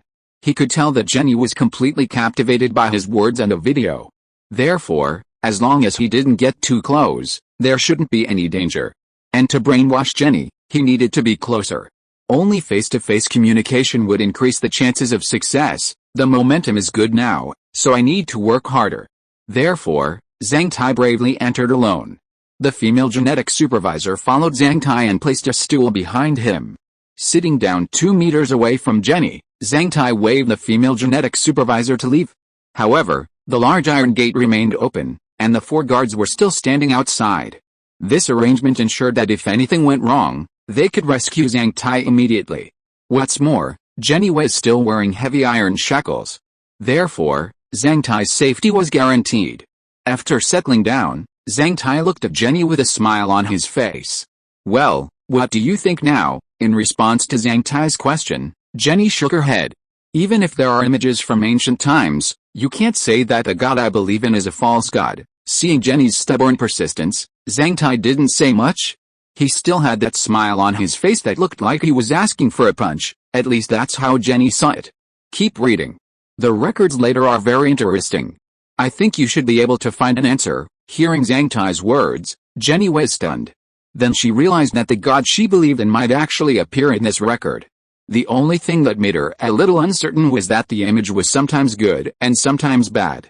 Judging from Zhang Tai's annoying expression, it probably wasn't going to be much better. Ignoring Jenny's reaction, Zhang Tai spoke to himself. It was a long time ago, when the entire plain was desolate. We call that period the Age of Desolation. In that era, countless races coexisted, and many creatures were deeply connected. I still remember a girl I once loved, the princess of the Golden Dragon clan. It had to be said that Zhang Tai might have inherited Zhao Hongai's knack for lying. Just look at how he claimed to be in love with a Golden Dragon princess, and you can tell without blushing. Unfortunately, some minor conflicts led to the ultimate war of all races. All living beings were swept up in it, even the almighty gods. Finally, Ragnarok arrived, and except for those whose godhood was low and extinguished, most gods fell into deep slumber. Zhang Tai's face was filled with regret, as if it were actually true. "You're a god too," Jenny's mouth twitched, clearly unconvinced. "Believe it or not, I am indeed a high-ranking deity possessing godhood," Zhang Tai said, looking at Jenny seriously. "Our Highness is the god of space, one of the 10 great gods. He is extremely powerful in governing spatial order. I am his servant god, in charge of wealth and trade." Zhang Tai shamelessly gave himself the title of God of Wealth and Trade. The scene on the curtain was still a bloody battle, though even more bloody and brutal than before. Furthermore, the power and destructive power of the creatures fighting now were noticeably greater than those of the earlier battles. The battlefield shifted from the earth and sky to the vast starry sky. The deep, dark starry sky was something Jenny had never seen before. The massive planets filled Jenny with nothing but shock.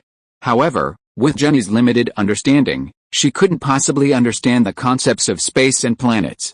To Jenny, this might be another battlefield of the gods, a strange one. She stared at the screen. Jenny said, "I don't understand a lot of what you're saying. What is space? What is a plane? What is the universe? Since you're the god of wealth and trade, I assume you have some divine power, right? If so, could you please let me see?" Jenny's tone was a bit dismissive, clearly not believing Zhang Tai's boasting. If she could believe the scene in the video was a scene from the ancient god war, she'd have no problem believing it. After all, it was all so real, it couldn't possibly be fake. Also, projectors, in this era, only exist in America. It's the only one of its kind, don't even mention it. Jenny couldn't help but be skeptical. But, Zhang Tai's claim that he was also a god made Jenny unconvinced. In Jenny's opinion, Zhang Tai was definitely flattering himself. From the moment she met Zhang Tai until now, Jenny hadn't seen anything in him that resembled a god. He had the air of a profiteer, and spoke in a slick, unctuous manner. What kind of gods are they? They're supposed to be great, glorious, perfect, and stern. How could they possibly be someone like Zhang Tai? Without waiting for Zhang Tai to answer, Jenny continued, "And since you said the main god you serve has fallen into deep sleep, how can you say your prince is the main god? And as a god serving a god, didn't you help the main god fight in that war? Ahem." Zhang Tai coughed calmly, looking incredibly pretentious and asking for a beating. Then he said to Jenny, "You have so many questions, but I can answer them one by one, and explain the things you're confused about." Zhang Tai didn't seem embarrassed at all, and his temper was surprisingly good. "Why are you being so polite to me? I don't think there's anything about me that deserves this treatment.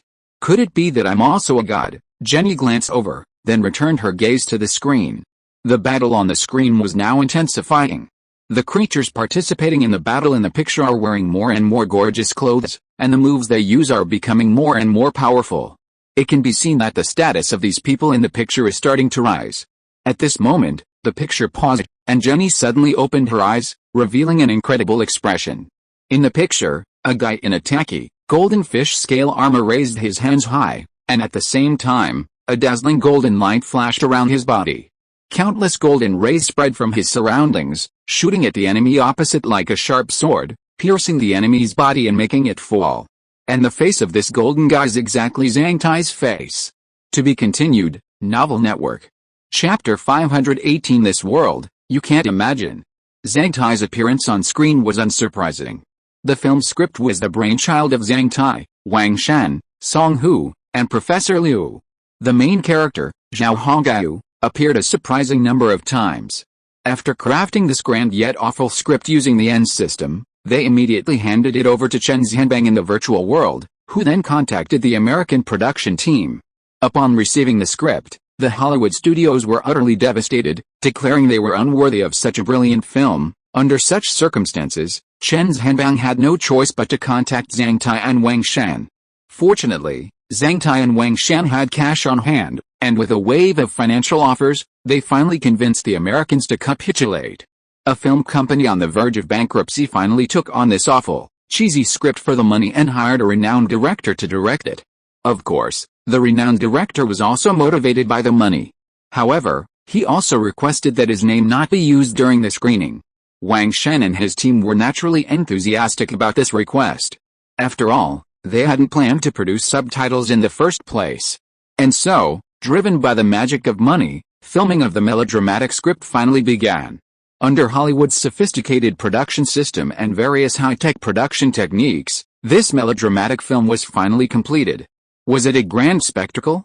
It was a grand spectacle, from beginning to end, filled with scenes of bloody battles.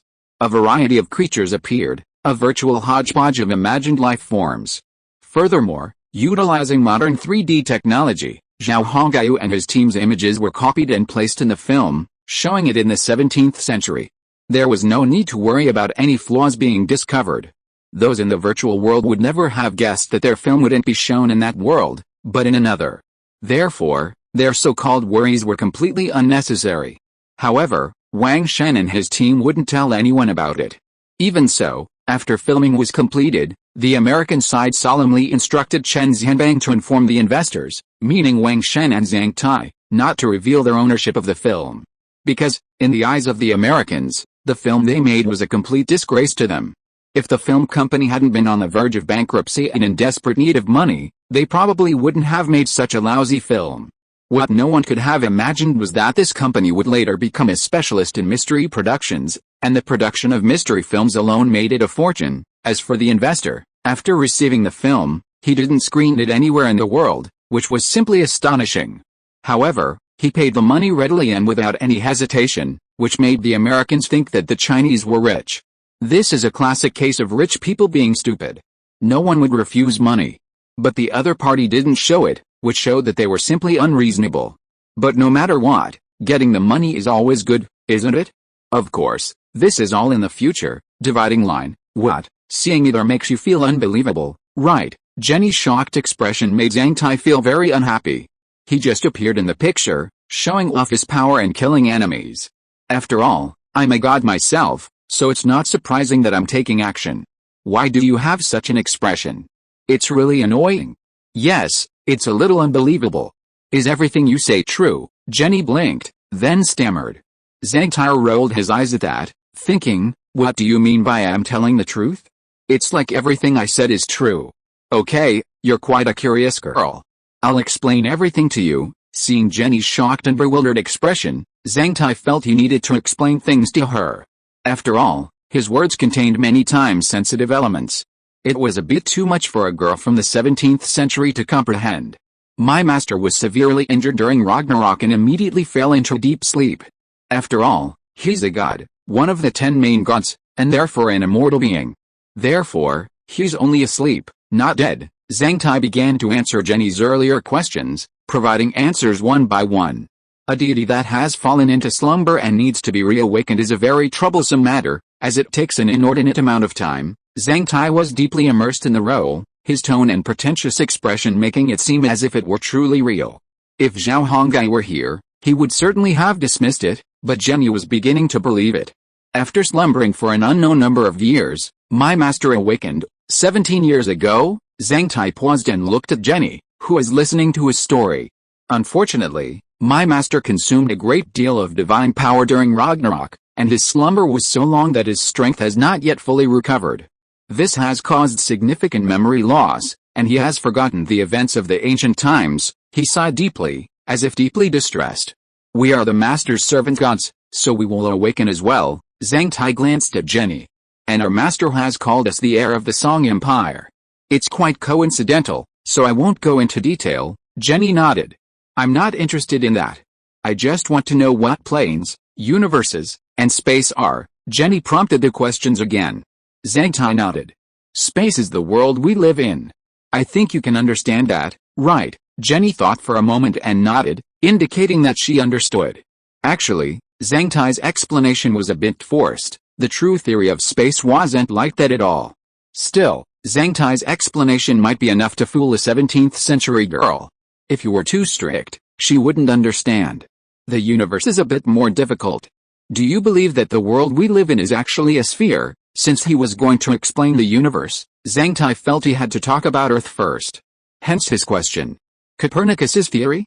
My father taught me not to believe in it, not even so-called science. Jenny sat on the edge of the bed, her gaze fixed on the film playing. But she was multitasking as she answered Zhang Tai's question. However, the Portuguese and Spanish used navigation to prove this theory over 100 years ago, but the church still refuses to accept it. What Jenny said was true, and Zhang Tai understood it.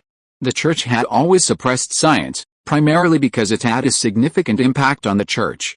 Copernicus, in the Middle Ages, was branded a heretic and burned at the stake for precisely this reason. The church's goal was simply to continue to deceive the European public. What was the point of the common people knowing so much? It would be harder for the church to deceive them if they knew too much. After all, the world was created by God.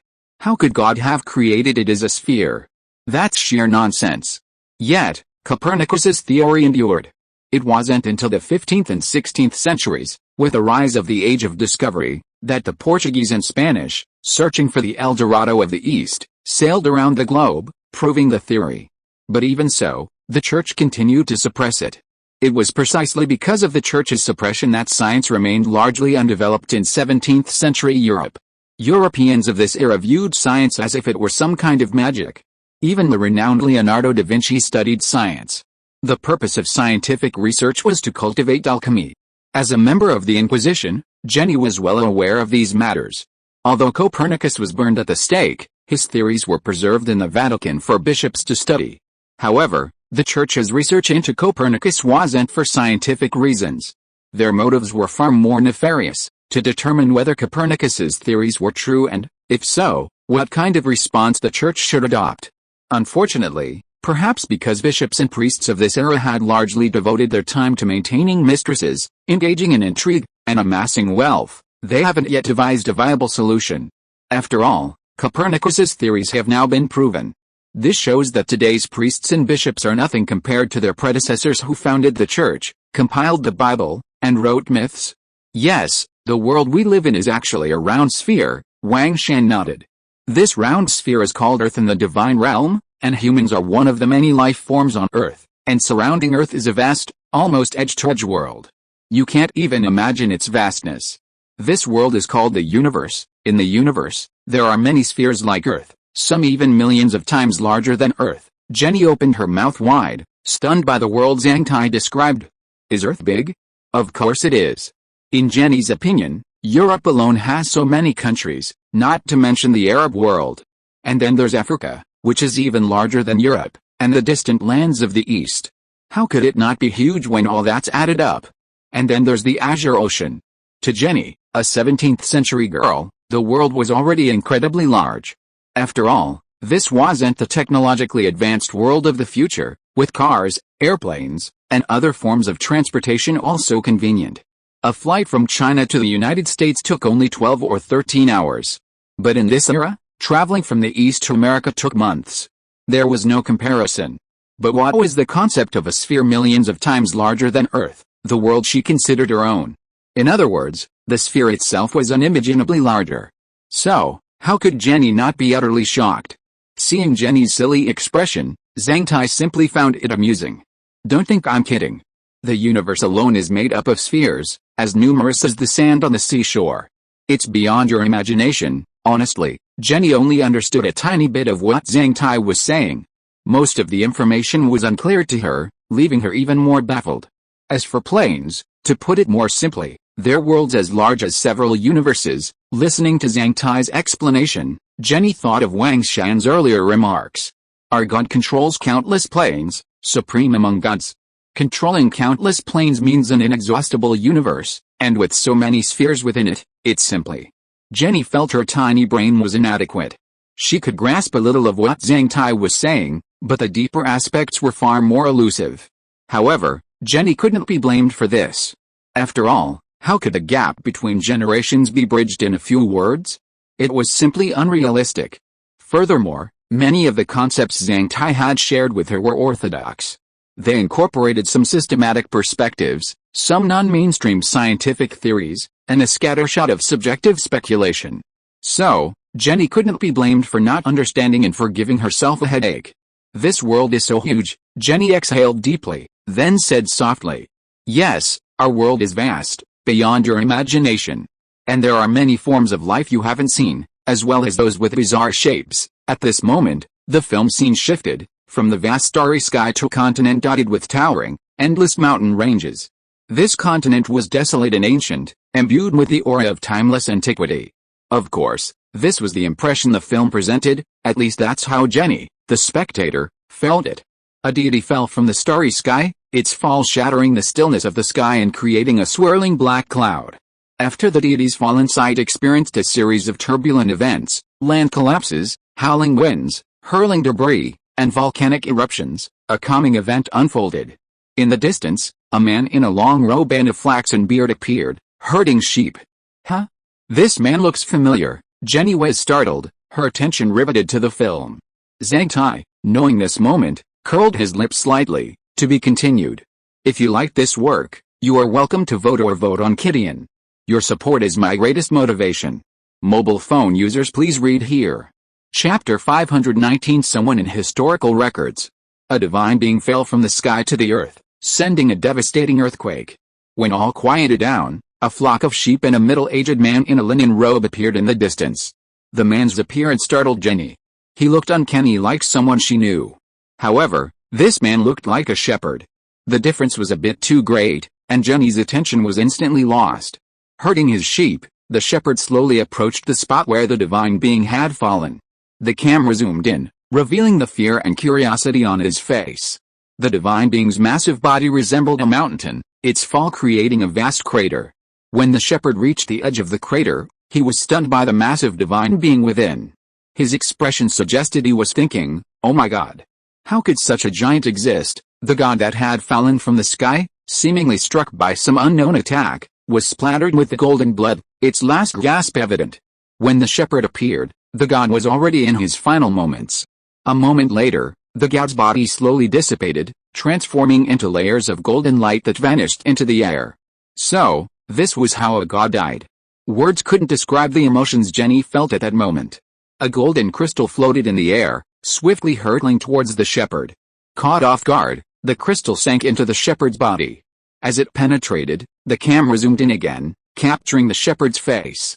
The shepherd, previously dazed, suddenly changed expression, his dazed look gone, replaced by a sharp and intelligent one. Standing where the deity had vanished, the shepherd pondered deeply. After a long moment, he turned and left the place, leaving his flock behind. "Did you say gods are immortal? But that deity just vanished like that. It seems gods aren't eternal either." Although she had guessed something, Jenny changed the subject to mask her panic. The shepherd looked so familiar, so like someone she knew. If all this were true, wouldn't it mean the person she knew was just a mortal who inherited a small portion of the power of a fallen deity? This was a bit too far-fetched. No. This couldn't be true. Jenny took deep breaths, calming her rapidly beating heart. At the same time, feigning composure, she asked Zhang Tai a question, hoping to put the matter behind her. Unfortunately, Jenny forgot one thing. It was Zhang Tai who had brought this thing. Zhang Tai had also specifically reminded her to pay attention to the scene that followed. Although Jenny was an elite trained by the Inquisition and had experienced many life or death trials, none of those things could compare to the shocking things she saw and learned today. It completely overturned her worldview from childhood. Therefore, it was no wonder Jenny lost her composure. She didn't resemble the elite assassins of the Inquisition at all. After all, the calmness and composure of assassins like them were based on their unwavering devotion to their faith. Now, with such a bizarre answer to her beliefs, how could she not lose her composure? Haha, of course gods can die. But those are only low-level gods. Zhang Tai had a clear answer to Jenny's question. He had a wealth of answers in mind. Therefore, facing Jenny's question, Zhang Tai was not nervous at all. In the entire plane, only the 10 main gods are immortal, truly eternal beings. The rest of the gods, at most, have longer lifespans. As a mortal or a being from a lower plane, you can't possibly know the details. Zhang Tai looked at Jenny calmly, the way he would at a lesser being. His gaze made Jenny uncomfortable. It was as if he were looking at a duck, a chicken, or even a puppy. "I think you're familiar with that person in the face-changing scene just now." Zhang Tai brought up the thing Jenny feared most. Jenny remained silent. That shepherd should be the master you worship. He simply gained some divine power, which stimulated his wisdom. Zhang Tai's tone lacked even a hint of respect, which made Jenny a little uncomfortable. However, faced with the records of the artifact, Jenny really couldn't refute them. After all, the artifact was so powerful. That person might not be the one I worship. Perhaps they just look like him, Jenny stubbornly insisted. However, Zhang Tai detected a hint of uncertainty in Jenny's tone. Haha, the little girl was just being stubborn. But it didn't matter, there was more exciting stuff to come. Oh, is that so? Zhang Tai grinned, his face churning with a provocative expression. Then just keep watching, it gets more and more exciting. Hearing Zhang Tai's words, Jenny's body trembled, as if she had just realized something. Recalling Zhang Tai's words, Jenny began to ponder. Received some divine power, awakened wisdom? Judging from the words of this young man who claimed to be the servant god of the awakened main god, it seemed that the shepherd had not inherited the power of the fallen god. Suddenly, Jenny seemed to have found a loophole. It was originally a record of the battle between gods, but now it was a record of a certain person. It made no sense. Zhang Tai had already prepared a plan for this question in his mind. Therefore, he remained calm. The deity responsible for recording this image is the one who fell in the scene, so of course the image will follow him as it records, Zhang Tai replied calmly. Because this guy has been annihilated, his divine power hasn't completely dissipated. Therefore, the recording continues. Zhang Tai's explanation made sense. At least, according to Jenny's way of thinking, she couldn't completely find any loopholes. Since she couldn't find any loopholes, it meant that Zhang Tai's answer was correct. At that time, we were fighting in a higher dimension. This guy had bad luck and was seriously injured. He ended up in a lower dimension. And because of him, our main god eventually arrived in this world. At this point, Jenny no longer had any interest in this matter. She had now refocused her attention on the scene. The shepherd who had obtained the golden crystal had already left the place where the god fell. The camera followed him around. According to Zhang Tai, this shepherd had obtained some of the god's divine power, so it made sense that the image would follow him. Jenny never doubted this again. The shepherd walked a long way back to his thatched home. He was no longer the dull, naive man he once was. He was completely different, exuding a sagacious intelligence. You just said that he gained divine power, which sparked his wisdom, but he couldn't use it, right? Jenny inquired again. Zhang Tai nodded. Yes, the power of a god isn't something a mortal can control. He was lucky enough to have gained some of the wisdom of the deceased god. But this guy isn't a god. He's still a mortal, at best a much smarter one. His essence can't be changed, Zhang Tai spoke with conviction. The shepherd in the picture packed up his belongings and then left the thatched hut. Honestly, his home was empty. It was practically bare. Therefore, he didn't take much with him. The scene shifted, showing the shepherd trekking through the desert, arriving in a strange yet familiar land to Jenny. The following scenes showed the shepherd in a city square, speaking to the crowd. Initially, few stopped to listen. However, the shepherd persisted. With his persistence and effort, people gradually began to stop and listen. As time passed and the scenes shifted, the shepherd quickly gathered a group of followers. Jenny carefully counted them and found they numbered 13. This was clearly a response to something. Jenny sighed inwardly, already knowing the truth. Among these 13 followers, one man particularly captivated Jenny. His attire was remarkably rich, more extravagant than any of the others. It was clear he was wealthy. And the shepherd would often take bags of money from him to spend. Of course, every time he took the money bag from the other party, the shepherd would press a handprint on the parchment that the other party took out. At this time, the screen happened to give a close-up of the front of the parchment, so that Jenny could see the words on it clearly. The words on the parchment were formal Hebrew words. As a member of the Inquisition, Jenny was certainly not unfamiliar with them. When she saw the words on the parchment, her face suddenly became very interesting. It can be seen that what was written on this parchment must be something extraordinary. Otherwise, Jenny would never have such a big reaction. Zhang Tai saw Jenny's intense reaction, but he still sat there and laughed. If you are listening to this novel on a channel other than Fanfic World, it means it was downloaded and re-uploaded without effort. We warmly invite you to visit our channel, Fanfic World. There you will find the original version of this story and many other novels of various genres. We look forward to seeing you dive into a world of incredible novels. Chapter 520, buried in the long river of history. I owe Judas a certain amount of gold coins, which will be repaid when I have money, with interest. Just this one sentence made Jenny excited. Judas. That guy in the luxurious clothes was actually Judas. Ugh, something's wrong, something's wrong. Jenny suddenly seemed to think of something else. Earlier, the young man said that the battle between the gods took place in a very, very long time ago. In other words, people like Judas shouldn't have existed at that time. But judging by the image, it looked like the shepherd was someone else, and it hadn't been that long since the gods fell. So, there must be a big loophole here. Thinking of this, Jenny narrowed her eyes. However, she didn't dare to blindly assume it was fake. After all, the mere presence of the projector was enough to convince her of the truth. But what was the problem? Well, I remember you saying the war between the gods took place in a very distant, ancient time. But the people who appear here don't seem to be from that era, do they? Do you have any explanation for this? Since she had a question, she had to seek an answer. From Zhang Tai, Jenny learned this point. Zhang Tai laughed and said, yes, the eras of both sides are completely different. But don't forget, I also said that the god was cast from a higher dimension into a lower dimension. During this process, he traveled through a very long passage of time. The passage of time in higher and lower dimensions is different. Zhang Tai must have his own answer to such a question. Otherwise, he wouldn't be so calm, right?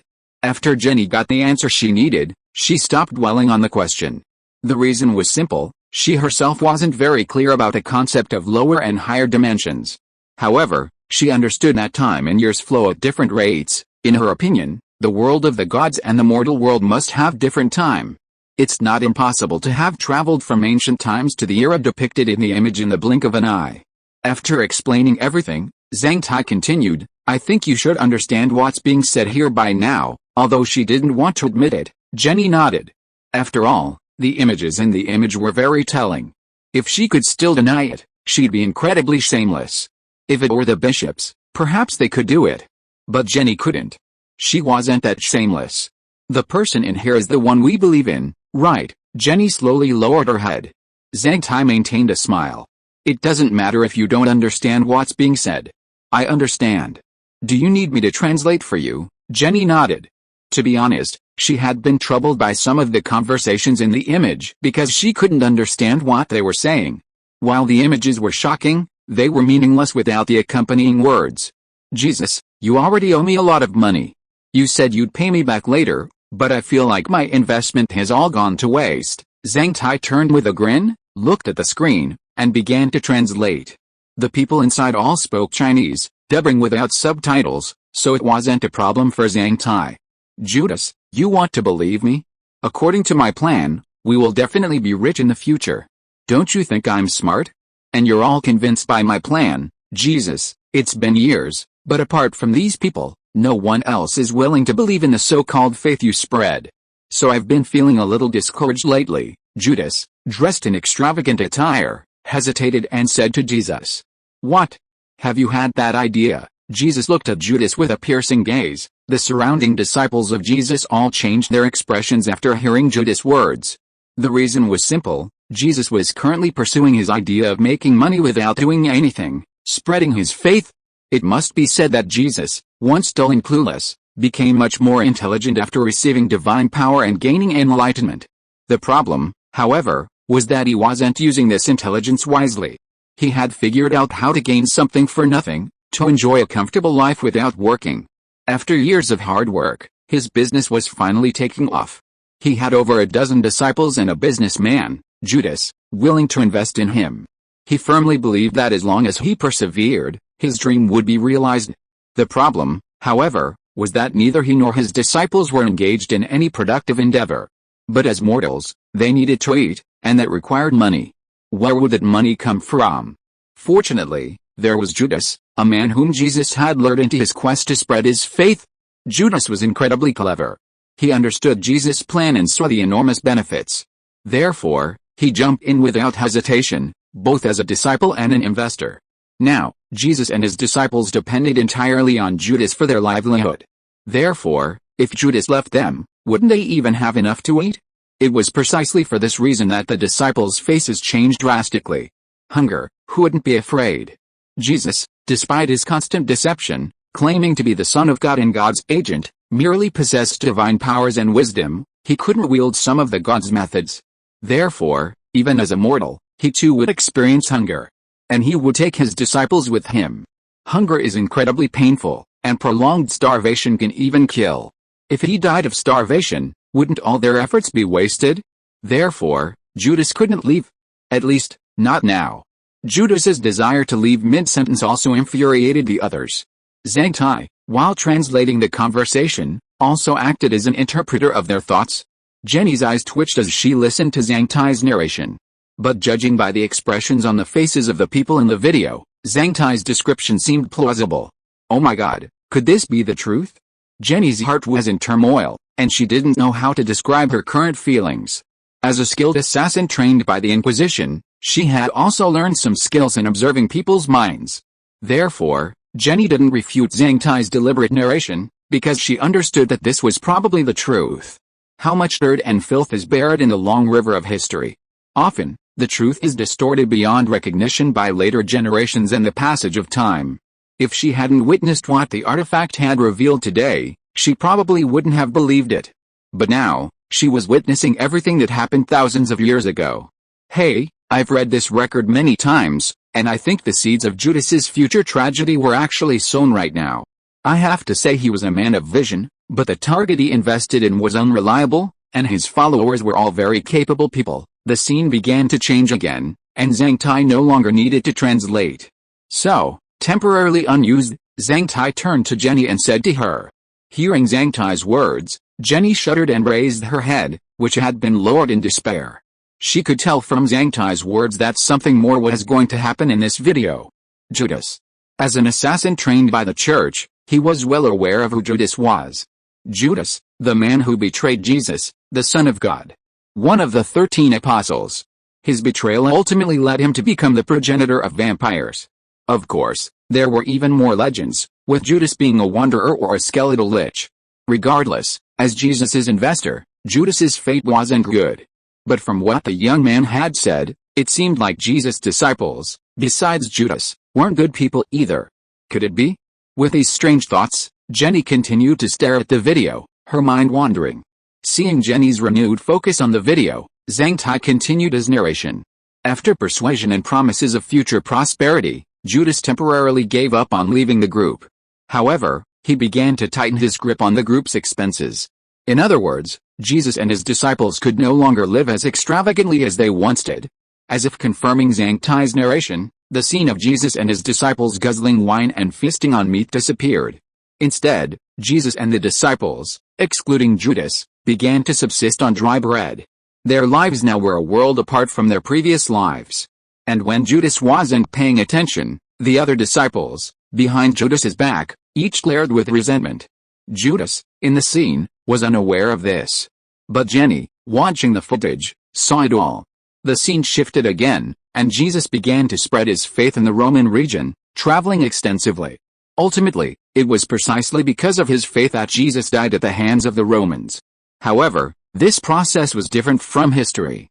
Jesus was not betrayed by Judas, but by his 12 disciples. They had learned his plan and the detailed steps from Jesus, and they felt they could do better. However, the disciples altered this plan. If this altered plan had been implemented successfully, they would have gained even greater benefits. However, this plan required an opportunity and a scapegoat. The opportunity was Jesus' death, and the scapegoat was, of course, the money grubber Judas. To be continued. Please search for better novels, faster updates. Chapter 521 The Real History. A one-person screening, complete with live translation and voiceover narration, as well as various psychological analyses of the characters, updated the fastest. In modern times, that would be absolute leadership treatment. Jenny currently enjoyed precisely this kind of treatment. However, Jenny didn't feel proud at all. Instead, she felt deeply uncomfortable. Zhang Tai had no good intentions at all. He volunteered to serve as both interpreter and narrator, surely harboring his own hidden agenda. The disciples betrayed Jesus, but this is different from the historical record. Wow, these guys took home a purse. How tragic. They gained the divine soul crystal, became intelligent, and yet were still manipulated to their death. Tisk tisk tisk. Humans, what cruel creatures. Zhang Tai's ambiguous words made Jenny's eyelids twitch. However, she couldn't refute anything, because the recordings played by the artifact clearly showed this fact. No matter how shameless she was, she couldn't say anything. In this documentary, Jesus was betrayed by his disciples and crucified by the Romans. Judas, on the other hand, was framed by his brothers, who owed him a huge sum of money and held a grudge against him. All of this unfolded vividly in the documentary. Jenny remained silent. She couldn't believe that the church, which she had always believed led people to good, had such a history. If she was right, the man who orchestrated the betrayal of Jesus was the one who would later create the glorious church state. With such a man, one can only imagine the kind of people he would have recruited to establish the church. It's no wonder the people of Europe were suffering. It's not surprising that the bishops of a church, greedy for money and lustful, would arbitrarily frame innocent people for their own selfish ends. The footage continued, and then the scene shifted to Judas, tragically murdered. He was pitifully murdered by those who owed him a huge debt, and even after his death, those same people were willing to blame him, leaving him with a restless death. He's been carrying the blame ever since. Meanwhile, the conspirators have risen to prominence in the future. It's truly ironic. There's an old Eastern folk song that goes, "Killing and arson bring gold belts, repairing bridges and roads brings corpses, law-abiding people suffer from daily worries, while the strong and powerful enjoy themselves every night." This is a stark portrayal of reality. Cruel? Realistic? This is the truth. In the scene, the remaining 12 disciples find Jesus' twin brother and have him reappear before the public in Jesus' name. In reality, this was a plan the disciples had already planned. Jesus wasn't the only person involved. Don't underestimate human intelligence and wisdom. Jenny couldn't have been unaware of the significance of these scenes. These are events recorded in the Bible and actually happened in history. What Jenny didn't know, however, was that the film script was completely fabricated. And the specific target was her and the Europeans living in Manhattan. Jenny was shocked when she saw this. Not to mention the Europeans. I imagine, after seeing this film, their views on the church, haha. Zhang Tai narrated, chuckling to himself. In the video, Jesus' twin brothers ultimately failed to escape the assassination plotted by his disciples. In response, the disciples declared that the Son of God, Jesus, had ascended to heaven, because he had completed his earthly ministry. The remaining missions would fall to them, the disciples. After his death and resurrection, the faith Jesus had created began to spread. After all, people in that era were relatively simple. Thus, the number of believers grew, and the disciples' lives improved. With the donations of so many believers, their lives became quite comfortable, a world of difference compared to before. Jesus' original plan ultimately served others well. Not only did he himself die in a conspiracy, but he also implicated his brothers. Judas suffered even worse. He took the blame and was cursed for eternity. He even implicated an entire nation, suffering the consequences of this incident. At this point, the church began its slow rise, enveloping the European continent in faith. The video ended here. Jenny remained silent. She didn't know what to say at this moment. Her mind was truly blank. The history recounted in the recording left her speechless. She might say she didn't believe it, but the problem was that this artifact was real. At least, in the church, she had never seen those bishops who boasted so much produce convincing artifacts. While there were always so-called miracles, Jenny, as a member of the church, knew they were all fabricated. Therefore, everything recounted in this recording was highly credible. Humph. With such expensive footage and high-tech 3D technology, how could it not be able to handle people from the 17th century? If the church was powerful, they could also create an artifact. The problem was, they couldn't. They were just a bunch of charlatans, relying on their mouths to deceive people. Compared to Zhang Tai and his gang, these church con men were far inferior. Who could blame Zhang Tai for having such a good boss, and even a cheat? The dungeon's cell fell eerily silent for a long moment, waiting for Zhang Tai's guards to remove the artifact and the white curtain. Jenny finally spoke in a hoarse voice. Everything is true. She sounded as if she were talking to herself, or even to herself, but also as if she were questioning Zhang Tai. It was clear that Jenny's mind was in turmoil. But on second thought, it was perfectly normal. Anyone faced with such a situation would be unlikely to remain calm. Furthermore, Jenny had been raised by the church since childhood, and her entire life had been about faith.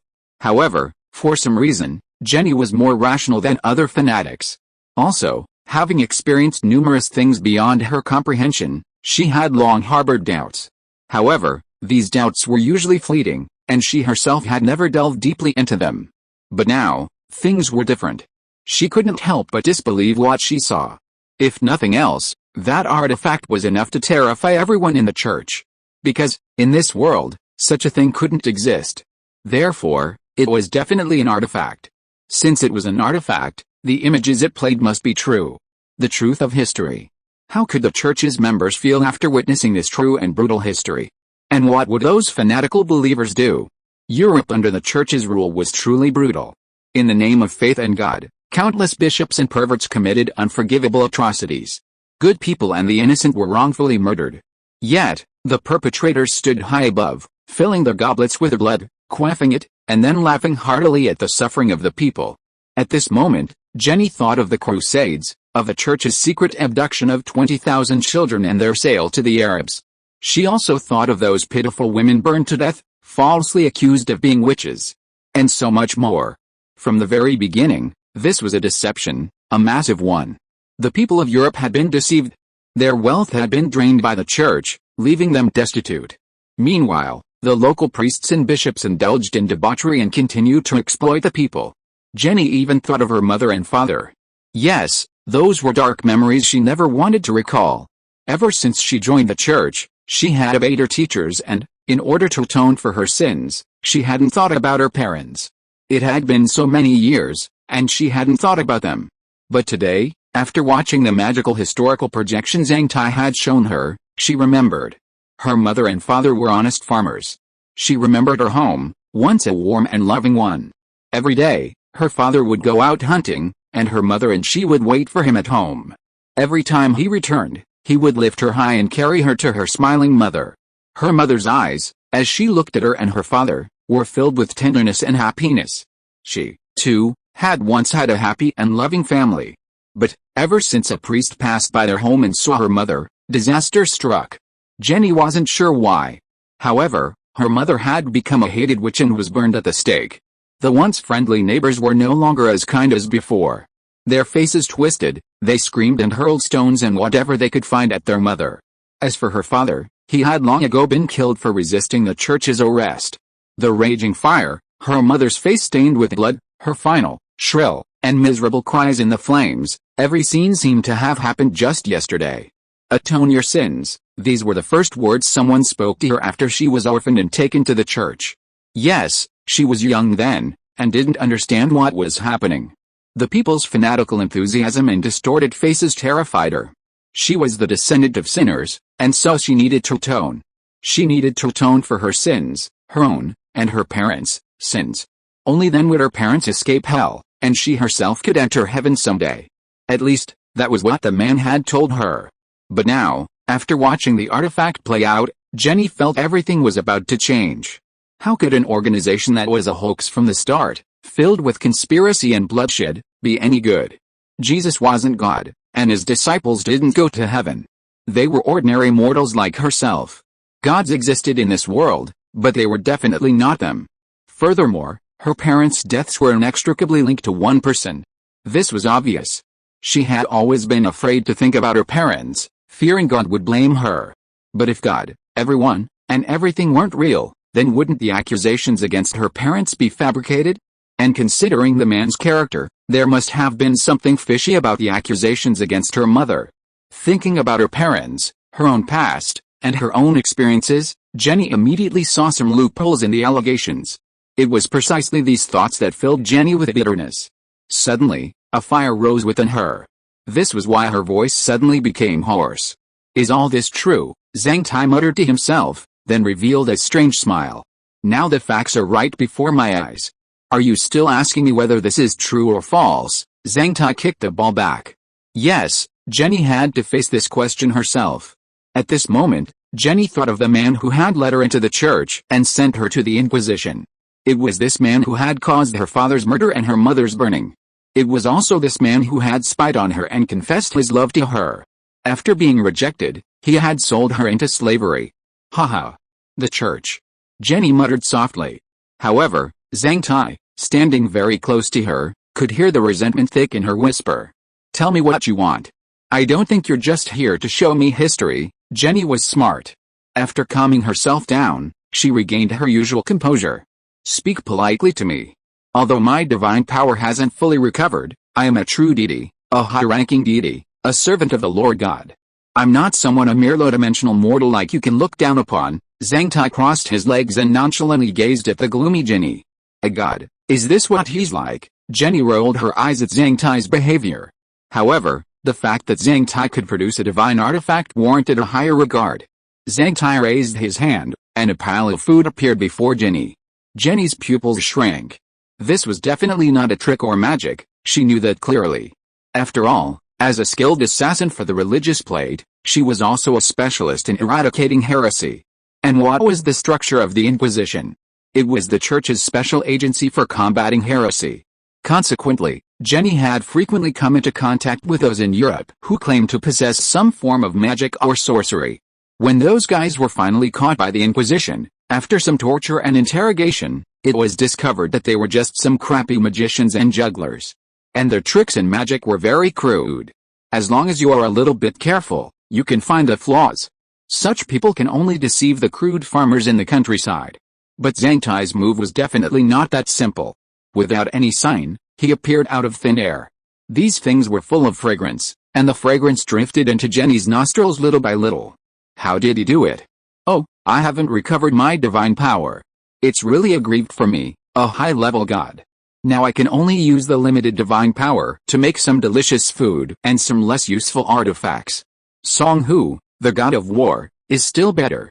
His divine power has recovered more, and now he can make some weapons." Zhang Tai's next words made Jenny's pupils shrink again. Novel Network.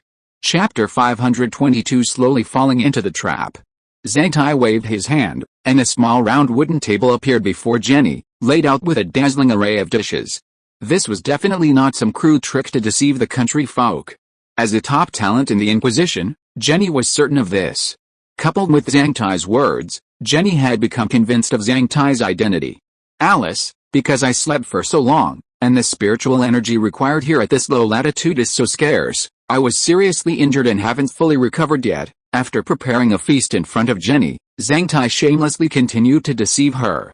After all, as Zhao Honggai's subordinate, it was only natural to imitate his master's shamelessness. "My divine power hasn't recovered yet, so I can only prepare a few dishes. Don't mind trying them." Zhang Tai, pretentiously, gestured to Jenny to taste the food. Although Jenny's wrists were heavily shackled, she could still eat. However, the wrist wasn't raised for long. The aroma of the food wafted into Jenny's nostrils, stimulating her sense of smell. "It doesn't look fake," Jenny thought to herself, shocked. Swish, Jenny raised her wrist and placed the chain on the table, making it easier for herself. Then, she picked up an iron spoon and scooped a small spoonful from the nearest plate. Delicious, delicious. Zhang Tai had prepared a table full of dishes, absolutely authentic northeastern cuisine. Sweet and sour pork, 3 fresh vegetables, braised pork intestines, pickled mustard greens, steamed black sausage, and a few other dishes. Jenny had just tasted the pickled mustard greens. Zhang Tai had contacted Chen Xianbang and had him find a northeastern restaurant to prepare these dishes. Once these dishes were prepared, time in the virtual world would pause, and the virtual world would be transported to this world via the trader. Of course, the small coordinate point Zhang Tai set was right in front of Jenny. This wasn't a difficult task for Zhang Tai, who had some authority. In the virtual world, all you have to do is pay a little more to buy dishes, plates, and a dining table. Zhang Tai felt it was well worth it. Sour, fragrant, and appetizing. Jenny had never tasted such delicious dishes before. At that time, people on the European continent ate bread or meat all day long. Even those in the Inquisition didn't eat much better, and the poor ate even worse. It can be said that Europeans living in this era were actually very unsophisticated. Jenny casually ate another piece of crispy, sweet and sour pork, closing her eyes and slowly savoring the flavor. Zhang Tai couldn't help but chuckle at Jenny's expression. However, he didn't come here to find Jenny to show her a movie and prepare delicious food. That was definitely not his purpose. In this world, the existence of false gods is an insult to the gods. We should have taken action ourselves, to destroy the church, but unfortunately, we have been dormant for too long, and we suffered severe injuries in the ancient times, from which we have not yet recovered. Therefore, we are somewhat powerless." Zhang Tai then slowly began to explain his purpose. Jenny slowly put down the spoon in her hand, her eyes flickering with an inexplicable light as she looked at Zhang Tai, awaiting his next words. "The Lord God's memory has not yet been restored, but the deceivers who blaspheme the true God must be punished. If they are not punished, the dignity of God will collapse." At this point, Zhang Tai's expression changed, becoming cold and arrogant. Now Zhang Tai looked a little like the god he claimed to be. His careless attitude just now made him look like a low-class person. It was so despicable that Jenny wanted to slap him twice. "What does this have to do with me?" Jenny's mind raced, pondering the meaning of Zhang Tai's words, but her face showed no sign of it, and she said nothing. Judging from Zhang Tai's intentions and his previous actions, the other party must be looking to make a significant contribution to her. If that were the case, she couldn't show too much interest now, in order to secure favorable conditions for her survival. Jenny wasn't a fool, she knew exactly what she should do. At least, the other party was showing goodwill, not malice, so she still had a bit of leverage. Although she was only 19, under the influence of the Inquisition and the broader environment, Jenny couldn't be judged by the eyes of later generations. She wasn't a young girl. 18 or 19-year-old girls like her would be navigating the fraught life of high school, full of yearning for youth and love. But Jenny was different. She was a 17th-century girl, a skilled assassin trained by the Inquisition. She'd been carrying out missions and killing people since she was 10. Over the past 8 or 9 years, she'd killed at least 80 people from all walks of life, if not 100. How could any girl from later generations possibly compare to that?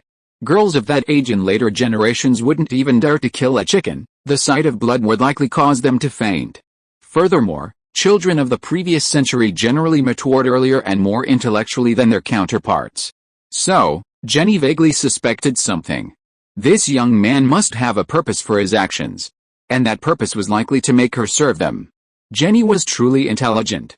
"It's connected, of course it's connected," Zhang Tai said, sitting up straight, his eyes piercing. "I know how your parents died, but I don't think you know that there's a chance they can return to you." Jenny shuddered. Her eyes gleamed with an awe-inspiring glint. "What are you talking about?" Zhang Tai calmly looked at Jenny and said, "We're not false gods, we're true gods. Once we regain our divine power, we can easily rescue your parents from the sea of death." Rose, the goddess of the underworld, is actually the wife of our Lord God. "It's easy to do, you mean? My mother and father can be resurrected." Jenny lost her composure. After all, her father and mother had died long ago. Initially, she had suppressed this memory, unwilling to recall that painful past. Furthermore, after being raised by the church and indoctrinated in its extreme and twisted ideology, she felt she had to atone for her parents' sins and save them from the flames of hell. However, after Zhang Tai appeared and showed her the historical record, everything Jenny had held on to collapsed. Her faith, her persistence. Those in the church were frauds. If they were, wouldn't her parents be suffering in hell at all? But they had ultimately died unjustly. Her heart ached and resented. But now, this young man, claiming to be a god, offered a chance to resurrect her parents. How could this not shock Jenny? Furthermore, this young man produced a divine artifact, revealed a hidden history, and displayed extraordinary power before her. This proved he couldn't be a fraud. If not, then he must be a true god. So what he said about resurrecting his parents must have been true. Resurrection. Thinking of the happy family she once had, the love of her parents, Jenny said to Zhang Tai without hesitation, "I am willing to dedicate my soul and everything I have to the true God, just asking him to bring my parents back to me." Zhang Tai sighed inwardly, secretly cursing Song Hu's idea as being dishonest. However, he also knew that money, status, and wealth were of no use to someone like Jenny. Therefore, he could only use her parents to bring her into compliance. As for how Zhang Tai knew of Jenny's weakness, it was very simple. Back then, after Wang Shan bought Jenny, he gave the Arab slave trader a large sum of money to contact the bishop of the church, from whom he learned these extremely secret matters. For the sake of the money, the bishop did not hide anything. Because through the Arab middleman, Wang Shan claimed that he wanted to master a secret to control this restless slave girl. Of course, the bishop didn't tell the whole truth. It was only after a few drinks with an Arab middleman that he triumphantly revealed the final secret. Before leaving, Wang Sham shared these details with Zhang Tai. Zhang Tai, Song Hu, and Professor Liu discussed the matter via correspondence. Song Hu concluded that if they wanted to win over someone like Jenny, they would have to use her parents to lure her. While this approach was somewhat unwise, they had no choice but to do it for the sake of the empire and their master. It sounded easy, but it was Zhang Tai who was the one doing it. Therefore, Zhang Tai was full of complaints about Song Hu. However, Zhang Tai also understood that this was the best approach. As expected, Jenny fell for his words. Sitting there with a pretentious air, Zhang Tai nodded calmly. This isn't a difficult task for us. It's just that our divine power hasn't recovered yet, so you'll have to wait a little longer. It won't be long before I can pray to the Lord God to fulfill your wish. Jenny was naturally thrilled by Zhang Tai's response. Honestly, ever since watching the historical record Zhang Tai played and learning the truth about the church, Jenny no longer believed in it. She thought of her family, her parents, and everything else, and she hated the church and the bishop with a passion. But she also understood that she couldn't achieve revenge on her own. Now that Zhang Tai had extended an olive branch, it was an opportunity. What's more, the other party was a true god. To be continued. If you like this work, please vote or subscribe to Kidian. Your support is my greatest motivation. Mobile users, please read here. Chapter 523 The Almighty God. Revenge. Jenny didn't have any lofty ideals when it came to revenge against those charlatans. She wasn't seeking revenge for all the deceived people of Europe, she was seeking revenge for her own parents, whose lives had been wrongfully lost. The church was fake, and so was the so-called Lord, then, claiming her mother was a witch was a blatant falsehood. These charlatans, driven by their own selfish desires, had fabricated charges and murdered her mother. They had transformed her from a girl with a loving family into an orphan, and even made her a tool for their enemies' slaughter. All of this was simply unforgivable. But Jenny knew that revenge alone was unrealistic. She couldn't stand up to the killing machines within the Inquisition. They were thoughtless and utterly fanatical about religion. Even if she killed the bishop, she wouldn't escape justice. Jenny had already made up her mind. Revenge wasn't just against religion, she wanted to destroy the entire church. Now, an opportunity presented itself. The true gods had appeared in the human world, and they were deeply displeased with the charlatans who used the god's name to deceive the world and satisfy their own selfish desires. This was her chance. The gods might not have recovered their power yet, but they were still gods after all. With their help, her path to revenge should be much easier. At this point, Jenny didn't hesitate at all. She pledged her allegiance to Zhang Tai. Moreover, the other party had even said they could resurrect her parents, so she had to give it a try. Judging by their actions and methods, it couldn't be fake. As long as her parents could be resurrected, then all this would be worth it. Jenny, do you want your parents resurrected right away, or do you want to wait a while? To show you we're not those fake gods, I can prove it to you right now, Zhang Tai said to Jenny. Jenny looked up sharply, staring at Zhang Tai in disbelief. Did he say his divine power hadn't recovered yet?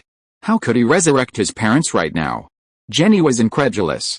Zhang Tai saw Jenny kneeling on the ground, looking up at him with a puzzled and disbelieving expression, and he smiled. As gods, we have many means at our disposal. Unlike those charlatans in the church, even though my divine power hasn't recovered yet and I can't contact Rose, the goddess of hell, I can use my power to revive your parents' bodies. Revive bodies. Oh, that means without souls. Jenny understood Zhang Tai's meaning. Even bodies were possible. Clearly, Zhang Tai was trying to reassure herself and demonstrate his power, proving he wasn't a charlatan. This was a stronger stance than those in the church.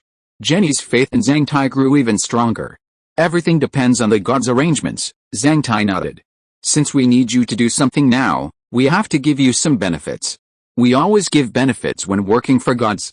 This is a rule that has existed since ancient times, Zhang Tai said to Jenny with a smile. Then, a multicolored halo appeared in the dim dungeon. Then, a vibrant vortex appeared out of thin air before Jenny's eyes. A moment later, a man and a woman emerged from the vortex. Father. Mother. Upon seeing the two men and women dressed in European-style clothing, Jenny burst into tears and cried out. Yes, this man and woman looked exactly like Jenny's parents in her memory. They hadn't changed at all, except for their dull eyes, as if they were in a daze. They were just bodies, without souls, Jenny consoled herself. Zhang Tai had preconceived notions, instilling this in Jenny, so she fell for it. Following Zhang Tai's logic, she began to imagine. Right? Without a soul, it's just a shell, bound to be in a daze. 7 or 8 years had passed. Her parents' bodies had long since turned to bones.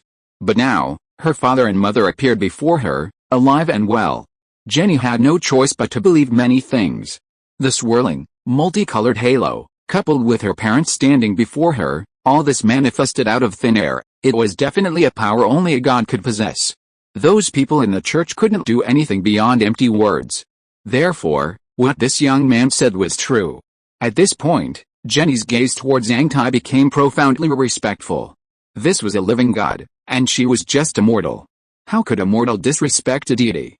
Moreover, for the sake of her parents' souls, she had to maintain a reverent attitude toward the gods. Seeing Jenny's transformation, Zhang Tai knew that this girl had completely abandoned her original beliefs and accepted the reality that they, the group, were gods. While the methods were somewhat underhanded, the results were still significant. This was all thanks to Wang Shan. It was he who, at great expense, tracked down Jenny's original hometown and her parents' tombs in Europe. He then hired someone to retrieve their bones. It was precisely because of her parents' genes that a genetically engineered man and woman were created from a virtual world's genetically engineered facility. Because genetically engineered humans cannot retain their original memories, Zhang Tai had laid the groundwork, explaining that his current divine power could only resurrect bodies from the underworld, not souls. Everything seemed logical, and Jenny couldn't help but see through it. Yes, it all made perfect sense.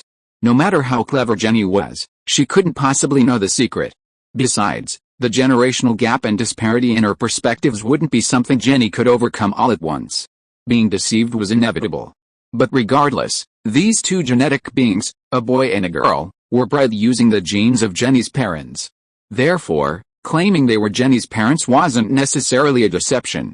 And for Jenny, having her parents back was a great blessing. Furthermore, Zhang Tai had proven to Jenny that they were gods. With everything laid out before Jenny, she couldn't help but believe it. From the divine projector to the table of delicious food, to her parents appearing out of thin air, who else could possess such power except gods? At the very least, mortals couldn't possess such abilities. Even those jugglers and rubbish magicians couldn't pull off such tricks. As for the European Church, they certainly wouldn't possess such abilities. If they did, they wouldn't fabricate so-called miracles every year, leaving Jenny to kill those involved. So, all of this pointed to one thing. The young man before her was a true god. Jenny knelt respectfully on the ground, her face solemn and pious. She raised her hands slightly and folded them over her chest. "O glorious and kind God, you have brought my parents back to me. Thank you for the great deity's kindness. I am willing to fight to the death for the true God and wipe out all enemies before him." Zhang Tai sat there solemnly, listening to Jenny's devout prayer. When Jenny finished, Zhang Tai said, "These are just your parents' bodies, but they don't have souls. My divine power hasn't recovered yet, so this is all I can do. However, once the Lord God's power recovers somewhat, recovering your parents' souls will be much easier." Actually, Zhang Tai's words were quite exaggerated. The Lord God was referring to Zhao Hongyu, him. He hadn't recovered his memories yet. As for how long it would take, that was uncertain. It could be a day or two, a year or two, or even a lifetime. No one could say for sure. Anyway, Jenny's parents' bodies had been found. It's normal for souls to be troubled. Jenny, convinced they were all true gods, couldn't be dissatisfied. After all, if she were dissatisfied, she wouldn't even have her parents' bodies. They were true gods, not those church bastards who just talked nonsense. The church was just trying to scare people with stories of heaven and hell after death, but Zhang Tai and his men were truly powerful beings. They didn't need to wait until death to torture you. Jenny knelt there, silent. Zhang Tai continued, "You used to be a member of the blasphemous organization. You know more about it than we do. We need you because we want to use your power to eradicate this blasphemous group that deceives and exploits mortals. It's a pity that our strength hasn't recovered yet, otherwise we wouldn't be so helpless." Hatred and disgust crossed Zhang Tai's face. His acting was absolutely top-notch. The worlds of lower dimensions are somewhat oppressive to us, and the scarcity of divine energy here significantly hinders our recovery. However, we absolutely cannot tolerate blasphemous organizations. This is a blatant provocation to the gods, Their very existence is a slap in our faces. Jenny knelt quietly, listening to Zhang Tai's story. The two genetic humans, a man and a woman, Jenny's father and mother, stood motionless behind her in a daze. However, most mortals are deceived, so we only need to expose those deceivers. Our Lord is kind and benevolent, and I don't think he would vent his anger on most people. But we must complete all this before the Lord regains his memory, otherwise I can't predict what problems will arise. After all, the Lord's wives have bad tempers. If they knew someone was blaspheming, they might even be enraged and destroy the entire world, Zhang Tai threatened Jenny. So, what does the true God need from me? Jenny raised her head, looked at Zhang Tai respectfully, and asked, to be continued. If you like this work, you are welcome to vote or vote on Gideon. Your support is my greatest motivation. Mobile phone users, please read here. Chapter 524. Jenny is completely trapped. What does the true God need me to do? Jenny looked up at Zhang Tai and asked respectfully. Zhang Tai had just spoken a great deal, and Jenny had finally understood. This young man, claiming to be the god of trade and wealth, was merely a servant of the Lord God. Everything he was doing was simply because he couldn't stand the church's blasphemy and deception of mortals. The Lord God's memory hadn't yet been restored, so he wanted to eliminate those blasphemers and deceitful individuals before he did. That way, once the Lord God's memory was restored, he wouldn't be angry. It could be said that this was a deeply loyal deity, always considering his Lord God. Of course, once the Lord God's memory was restored, he would be furious. But he was a kind Lord God and wouldn't do anything. However, the Lord God's wives had bad tempers, and seeing their husbands angry, they would surely take action. If that happened, it would be a disaster for mortals. Zhang Tai's alarmist rhetoric frightened Jenny.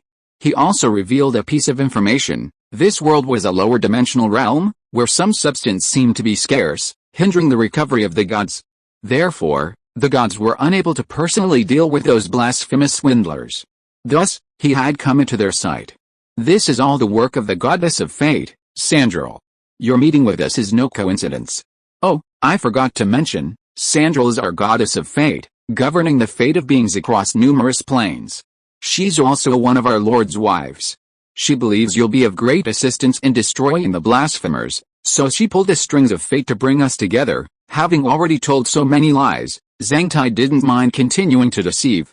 But Jenny, for one, simply believed them. The arrangement of the goddess of fate? It seems so. After hearing Zhang Tai's words, Jenny thought to herself. For the time being, you should study in Manhattan. You need to understand our divine realm and the various gods. Once those blasphemers are dealt with, and the Lord regains his memory and mastered his original power, perhaps we'll be able to return to the higher dimensional world. At that time, we'll need an agent in this lower dimensional world. The truth was, though, it's just about having Jenny attend a brainwashing course first. However, this statement needed to be circumscribed. You can use the knowledge you've learned from those blasphemers and pass it on to the believers here. After all, dealing with them requires force. Of course, we'll grant you some divine artifacts to make you even more powerful. In the future, you'll be warriors of God.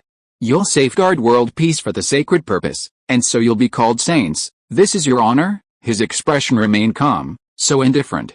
But in his heart, Zhang Tai was constantly complaining. Damn Song Hu, creating the saints? Isn't that a bit too outrageous? Damn it. If you keep this up, won't you even create the 180 saints of the zodiac? Zhang Tai genuinely complained about the concept of the saints. However, everything was a template given by Song Hu, and he could only act according to it. Saints are saints, so to speak. It's also an internal advancement. Someone will come in and remove the shackles from your hands and feet. From now on, you'll be ours. For the sake of your parents' souls, I think you should know what you must do next. This move was quite ruthless, offering a sweet treat followed by a threat. Jenny, of course, knew what she had to do. Zhang Tai didn't need to remind her.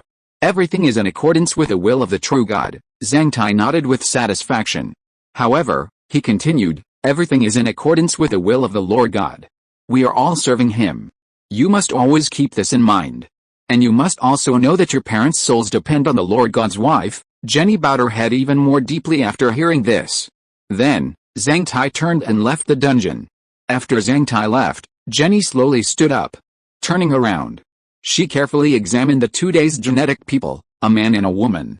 It was definitely her father and mother, exactly as she remembered them. While Zhang Tai was here, Jenny had been suppressing her excitement. Now that Zhang Tai had finally left the dungeon room, Jenny was able to let out all the suppressed emotions she had been holding back. Father, mother, Jenny's eyes welled with tears as she threw herself into the dazed male Jean's arms, hugging him tightly as if he would disappear in the next moment. She had already experienced this as a child, and now, no matter what, she didn't want to experience the feeling of losing a loved one again. That feeling was truly unbearable.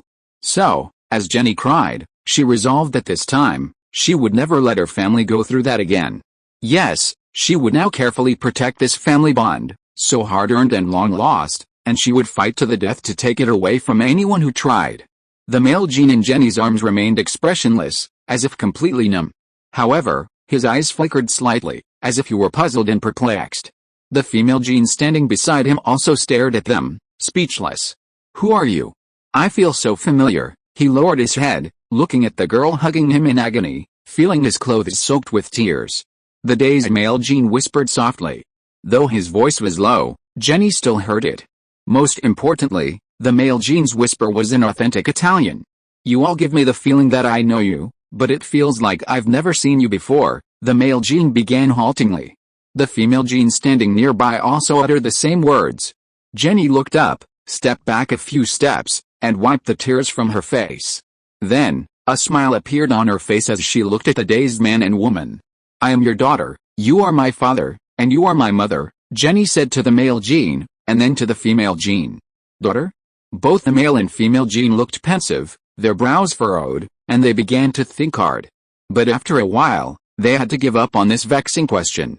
No matter how hard they tried, they couldn't recall such a thing. However, this girl, who laughed and cried, truly gave them a familiar feeling, a feeling that was inexplicably close to them. "I feel like I have a connection to you." "It's strange," the male Jean said seriously, looking at Jenny. His expression was earnest, and so earnest that it made people laugh.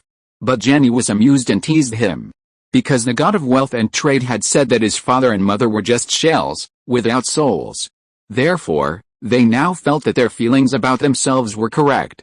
And from this point of view, this man was indeed their resurrected father. At least, Jenny had no doubts now. There was no reason for him to deceive her, to use such a troublesome method, let alone such a shocking and inconceivable method. The female Jean nodded slowly upon hearing this. Yes, a familiar feeling, clang. The female Jean supervisor approached the door. She raised her hand and knocked on the large iron gate. Jenny turned, saw her approach, and smiled. Jenny knew she was coming to remove her shackles. Sure enough, the female Jean supervisor who had been watching over her for so long walked in front of her, knelt down, and used the key to unlock the shackles. With a clang, the heavy chains dropped to the ground. Jenny felt her hands and feet suddenly lighten.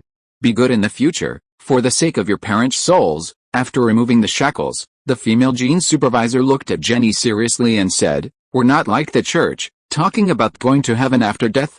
There's no paradise in this world. Even the divine realm has wars and struggles. It's not peaceful there." Jenny nodded.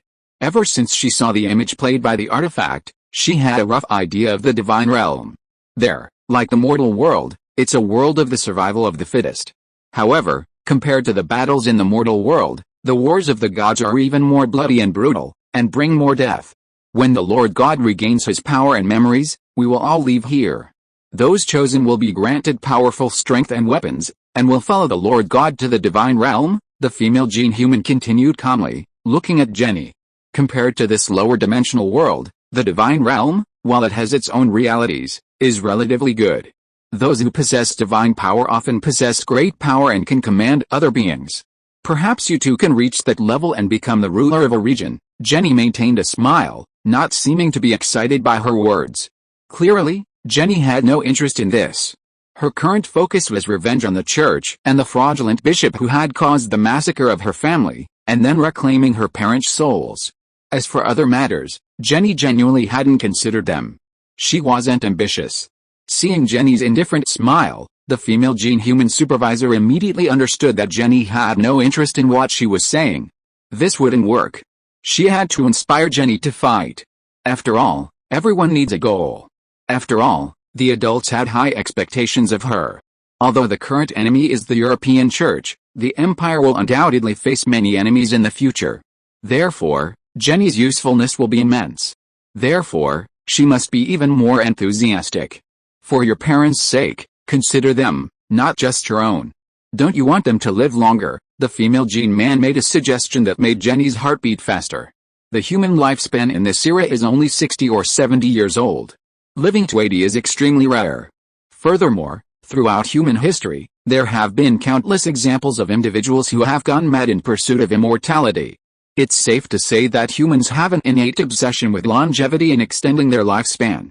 The female gene man's suggestion wasn't directed at Jenny, but at her parents. This struck a chord with Jenny. Of course, she wanted her parents to live longer, so she could live with them for the rest of their lives. Life is short, spanning only a few decades. Decades can pass in the blink of an eye. Having experienced the pain of losing a loved one once, Jenny cherished her resurrected parents deeply and longed to enjoy a little more lasting affection. If possible, she would certainly hope for a lifetime. Do you have any suggestions? Jenny asked respectfully. Do your work well. If the High God is pleased, granting your parents longevity is not impossible. I'm just a humble servant, lacking even godhood, so I can't do anything about it. But I see the Lord's care deeply about you, and I think you should have such an opportunity. Lifespan, can it be granted? Jenny murmured. The female gene human supervisor nodded. The gods can't do that, but they can grant life, for they hold the secrets of life. As for the length of life granted, that depends on your merits. How long have you lived? 150 years. Thank you for your advice and suggestions. You're welcome. After the question and answer, the female gene human left the dungeon room. As she reached the door, she turned back to Jenny and said, "You can now move freely. Once you get up there, a servant will take you to your quarters.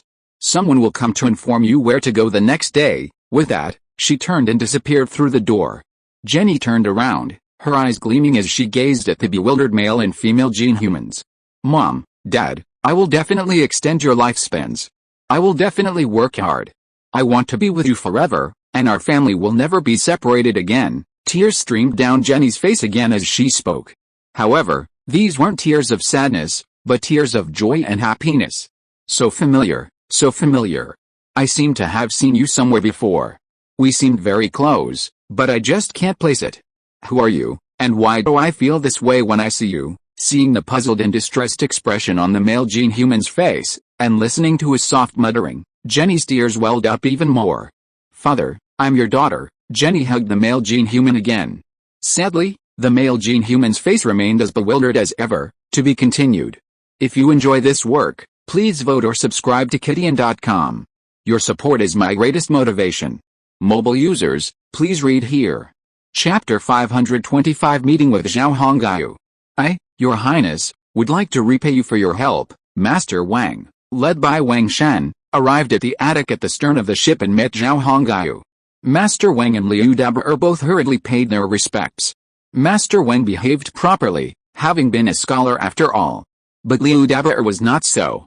He first raised his hands and clasped his fists in a bow, then, after seeing Master Wang kowtow and bow, then kneel on the ground, he quickly imitated the gesture himself. His manners seemed a bit comical, and quite out of place. If it were the Ming dynasty, such behavior would surely be ridiculed. But with Zhao Hongyu, they didn't have to worry about such things. Zhao Hongyu and his people didn't care about these etiquette things at all. Zhao Hongyu raised his right hand and said, "No need for so much formality. We are all descendants of Yan and Wang.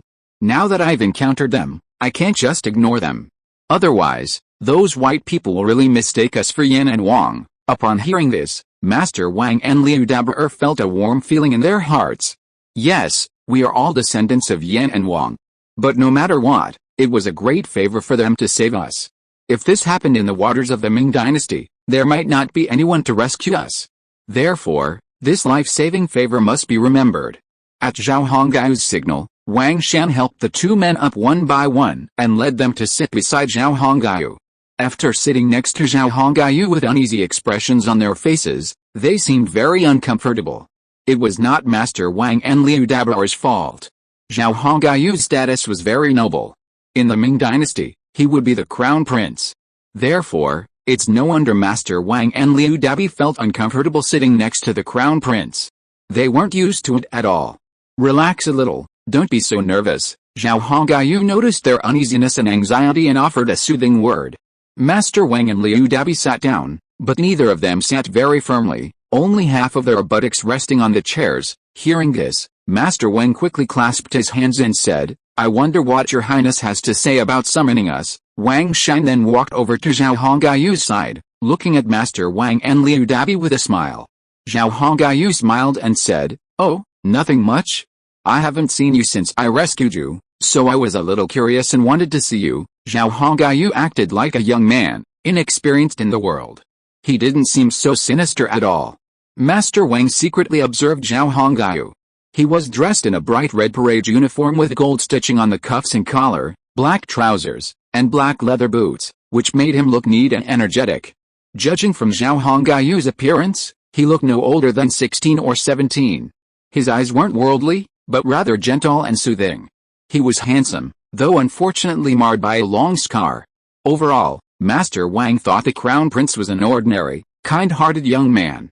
Considering the historical records of the Zhao Song dynasty, it seems that the descendants of the Zhao family were not particularly powerful emperors. This young man must have inherited some of his ancestors' influence. Liu Dabi was also secretly observing Zhao Hongyu. However, his thoughts were completely different from Master Wang's. Initially, upon seeing Zhao Hongyu's attire and his handsome features, Liu Dabi felt a touch of disdain. As for gigolos, the heroes of the Jianghu always held a certain disdain. However, when he saw the long scar running down Zhao Hongyu's face, the thought was instantly banished from his mind. It seems he's not the gigolo he'd thought he was. He must be a man of courage. Although Liu Dabi and Master Wang were secretly observing him, Zhao Hongyu had already noticed. Haha, don't you two think this scar on my face spoils my image a bit? Zhao Hongyu raised his hand and stroked his cheek, laughing.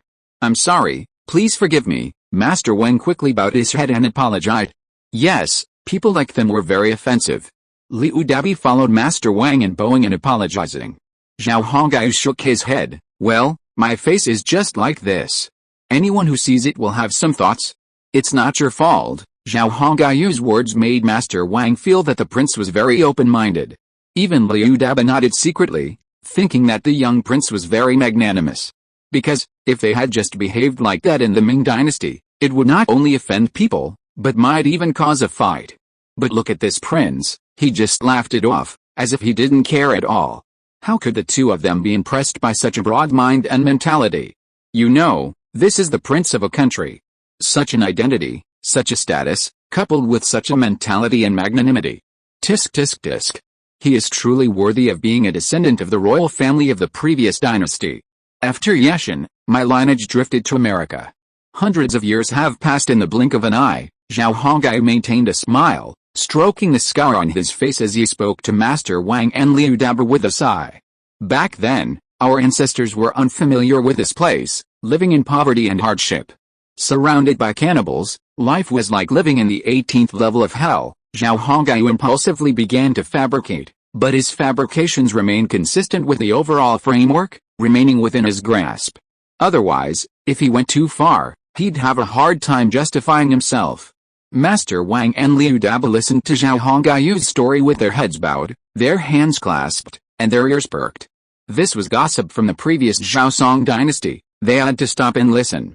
Later, it would be something to brag about. Everyone has a gossipy streak in them, and they love to hear new things. This has been true from ancient times to the present. Here, we battled the heavens, fought the savages, and ultimately conquered a vast expanse of land, finally securing a place for the descendants of Yan and Wang to thrive. However, sacrifices were inevitable in this process, even among our royal family, Zhao Hongyu said, observing the reactions of Master Wang and Liu Dabi. As descendants of the royal family, we've been sent to the battlefield since childhood, sharing the hardships and joys of the soldiers. Only in this way can we maintain the empire's valor and survive in this chaotic continent. Zhao Hongyu's words were simple, but Master Wang's ears felt different. Master Wang seemed to sense the blood and sweat of Shishan, the brutal and bloody battles.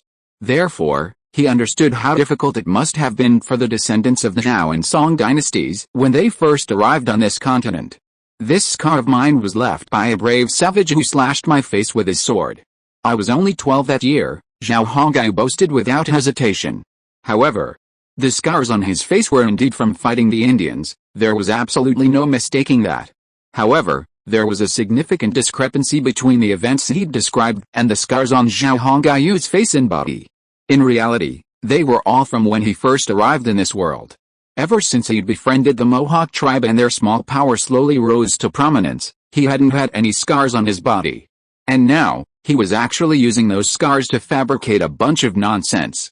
Wang Sham stood behind Zhao Hongaiu. Chengdu, who was desperately trying to suppress his laughter, was having a hard time. Zhao Hongaiu seemed oblivious and continued his boastful story. At that time, our Zhaosong Empire had already been established for a century, and the extermination of the savages was nearing its end. But those savages were incredibly cunning. They actually united, forming a nation with a population exceeding several hundred. They also joined forces with the white British across the sea to fight against us. Zhao Song, he fabricated a bit of nonsense, then combined it with the British colonial wars in former Pennsylvania, and Zhao Hongaiu began his deception. Master Wang and Liu Daba listened intently, such gossip was rare. At that time, our Zhaosong Empire was still fighting Spain and the Dutch, and the entire nation could not muster many troops. And yet, the savages assembled an army of 200,000 men, and with the hundreds of warships and 50,000 expeditionary forces sent by the British, they marched towards us in a mighty force. If things went wrong, our Zhaosong Empire would be doomed. Zhao Hongai couldn't speak in the elegant language of the ancients, instead, he spoke in plain language. This behavior earned Liu Dabao's favor. Master Wang, though somewhat surprised, was relieved after careful consideration.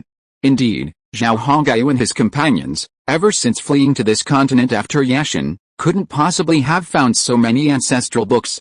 Back then, escaping was paramount. Upon arriving here, they immediately began fighting the savages, battling heaven and earth for survival, and laws and principles became less important. Therefore, after generations of this, the Zhaosong dynasty became distinct from the Ming dynasty, which was perfectly natural. Damn savages, damn white-haired people, Liu Daba couldn't help but curse when he heard Zhao Hongaiu say that they were nearly finished. After cursing, Liu Daba finally reacted. He raised his hand and scratched his head embarrassedly, looked at Zhao Hongaiu apologetically, smiled foolishly and apologized. "I'm so sorry, please forgive me, I couldn't help it." Zhao Hongaiu smiled indifferently. It can be seen that this brother is a man of temperament, there is nothing to blame. And you are right, those savages are indeed hateful, and the white-haired ones are also very annoying. Your Highness, I wonder what happened in the end. Master Wang was still waiting for the next part, but Zhao Hongaiu and Liu Daba started talking. He was listening to it with fascination when it was interrupted, but it didn't work. So, Master Wang didn't care about much and asked a follow-up question. Novel Network. End of this chapter. Thank you so much for reading until the end. Don't forget to give it a like. Looking for more exclusive content and immediate access? Subscribe to our Patreon. Remember, every like, subscription or donation encourages us to continue. Thank you all, see you in the next video.